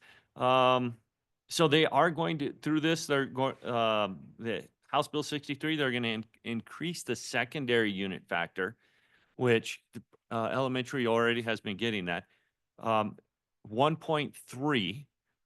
And so that's a $90 million increase. So that's a good thing for 6th through 12th schools that weren't getting this secondary unit factor for their at-risk students. That's very good. Also, teachers are going to get a raise from 55, level 1, 65, level 2, 75 for level 3. There's also going to be a 4% average salary increase. And I'm not sure how schools are going to handle that. They might go 55, 65, 75 and not give the 4% because the teachers already got that raise that would have included that. I don't know. They'll have to figure that out. Yep. So tier levels, I just want to make sure I'm hearing this correctly because it's always challenging for me. 55, 65, 75 will be the new tier levels going in. Yes. And whether they call it cost of living or whatever, 4% across the board for districts. Now, and how the districts use that 4%, they can determine that individually, how they spread it around. Right. I don't know if it's going to be equally spread around. Sometimes it is. Sometimes they say you're going to get 4% and everybody has to get this 4% raise. Or sometimes in the budget it'll say you're going to get 4% and then you get to distribute it the way you want to see it. So like, let's say somebody's only making $15 an hour, they might get an 8% raise. When somebody's making $90,000, they may only get a 2% raise. Well, it's usually secretaries and aides that need the biggest bump. Yeah. But, Yeah. and now, so for charters, they're going to make those decisions individually. Good. Yes. Yeah. Below the line spending, which you may like it or not, but there was $60 million for electric buses and vehicle charging infrastructure to be put in. $50 million for school security, $12 million for statewide student information system. I was talking about that earlier, that's going to be a unified student information system that all schools will utilize. So that should help. And then universal school meals is being funded more because we all know, and we heard that again today too, is when you have these meals and we all want to try to feed the kids, but it's not so easy, especially when you're in a very rural area and trying to get a contractor or you're trying to build a kitchen or something. It's not that simple to feed all the kids, especially on the amount of money the federal government gives you. It's only about half the amount of money that it costs to get a meal to feed kids. So that I'm glad to see that there's a little more money being put that way. Question. Yep. Did there end up being anything on transportation at all? Did NMSBA do anything? They're going to be Tesla buses. Oh, yeah. Okay, but they're, All right, No. but we're also so close to the end. so- I know. Yep. So, This is when I get punchy. I know. We're so close. let me look at my calendar real quick because next month, yes, I'm supposed to be there. PCSNM will be holding a legislative recap at 10 a.m. to 4 p.m. at the CNM Workforce Training Center in Albuquerque. It's a good place to come and learn about all the bills and all the changes that are. It is Tuesday, April 8th in Albuquerque at the CNM Workforce Training Center. Yeah. And then that's the day before the spring budget workshop starts. So if you're in for torture and whatever, you go do that. It is 10 a.m. to 4 p.m. The next day, when spring budget workshop does start, we're also having a facilities day from 8 to 12 at that same location. 10 to 4, yes.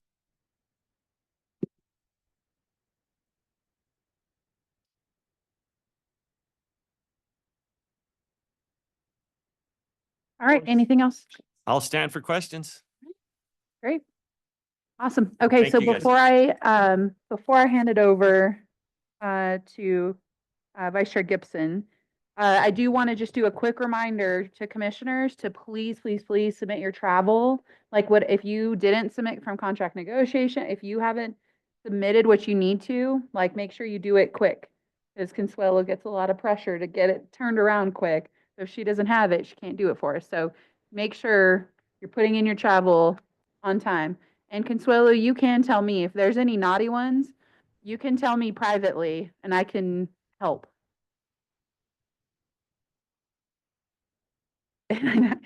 So next, I'm giving the mic over to Commissioner Gibson to do our report on contract negotiations. Okay, thanks. And just thanks once again to everyone that got us. This was the 2 best rounds of contract negotiations that I've been involved in. And a lot of that goes to Bridget getting the schools ready with their mission goals and us being, pretty solid with those. We've had only a handful of schools that we set Zoom meetings for.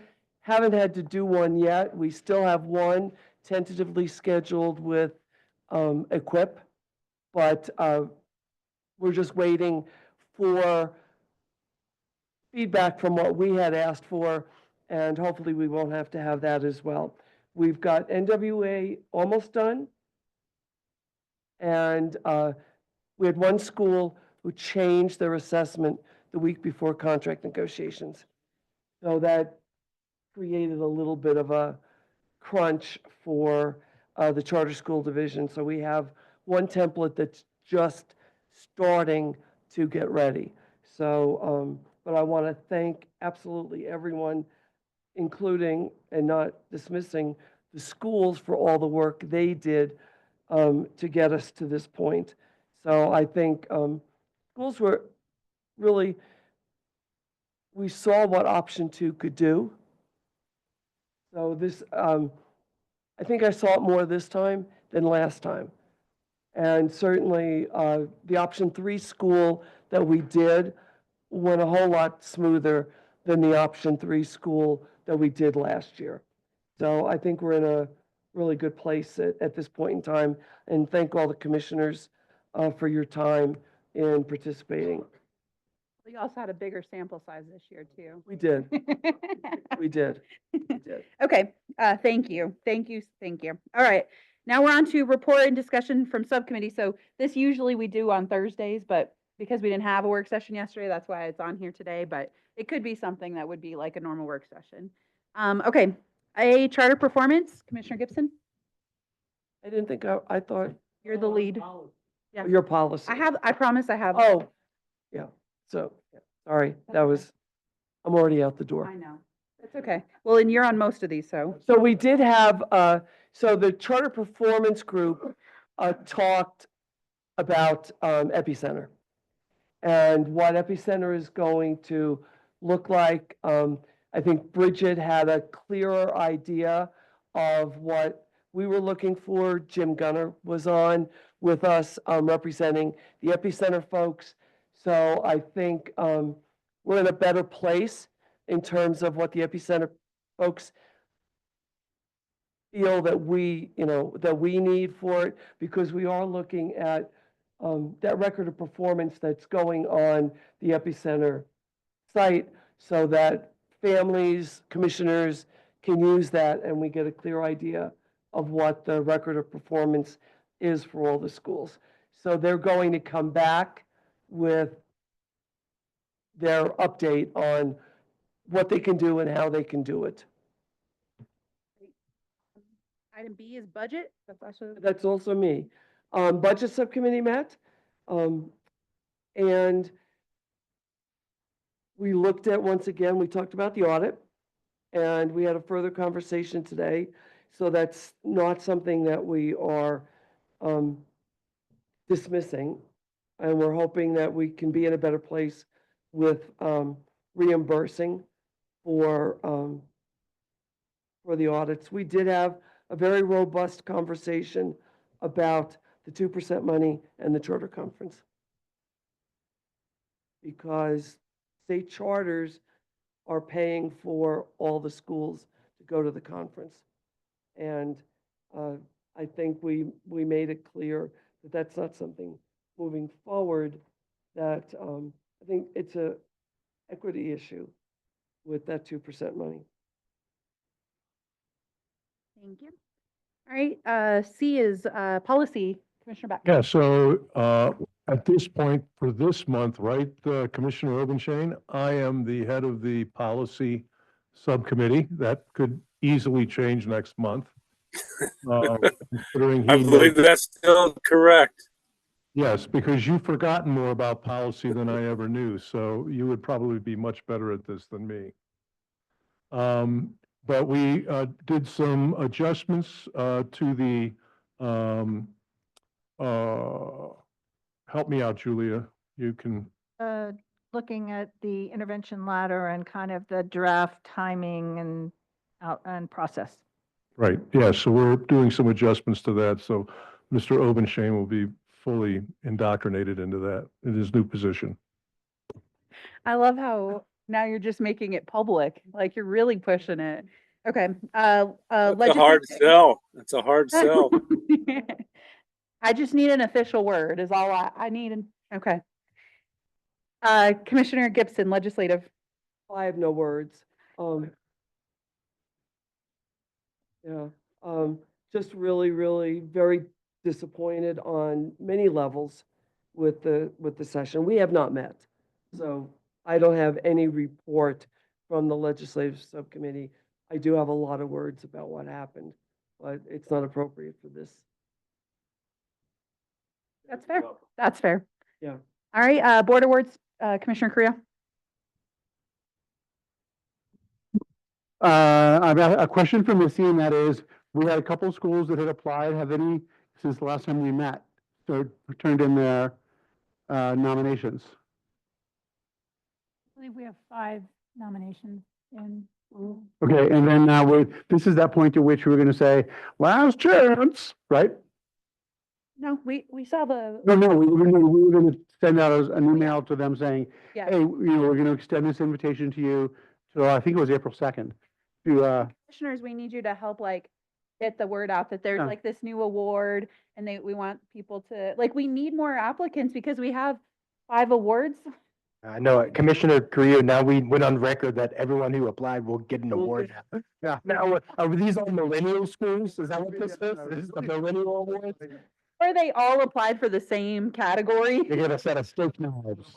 Yeah. Steak knives, right? Contact them and say, So, would you like this award instead? so please help, There you go. please help get the word out. Or we send to our schools, just say, hey. Yeah. So there's that. We were given some, Missy did some research and sent us some samples. We'll talk as a subcommittee as what to do with that to nail it down. So it's easy. I don't like the logo. So can I just ask, I'm sure it lives somewhere, I just haven't looked at it, all of the awards, so that when I send something out, I can say, It's in the link. okay, So you're gonna send a link, if you're emailing it and you should have it in your inboxes, the email that went out. The link has exactly what they need to Okay, submit and all the okay. categories. All right, so that's it for now. All right, and then indicators of success, and that one's me, and we did meet, and we actually developed a plan of, we're gonna start with the end in mind and work backwards. So we did figure out we want to do, basically this first year, we want to be a pilot year for the indicators of success. So in doing that, we want to have it ready to go for governing boards to participate in around August is what we would like to do.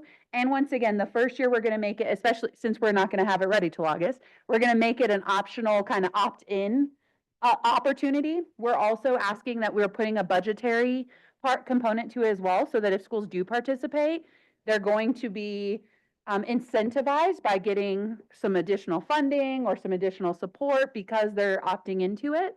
And that'll give us some more time to put it into where it becomes a requirement next fiscal year.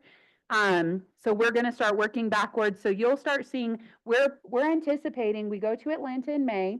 We're anticipating proposing what that looks like to the commission in June at our June meeting. So that's our hope, is that we get you what we're working on, what it looks like. We'll have it planned out. We're going to start doing some outreach to other folks soon in the external community. And that's kind of our plan, is pilot year 1, and then required starting next fiscal year. And so you'll start hearing from us more in June.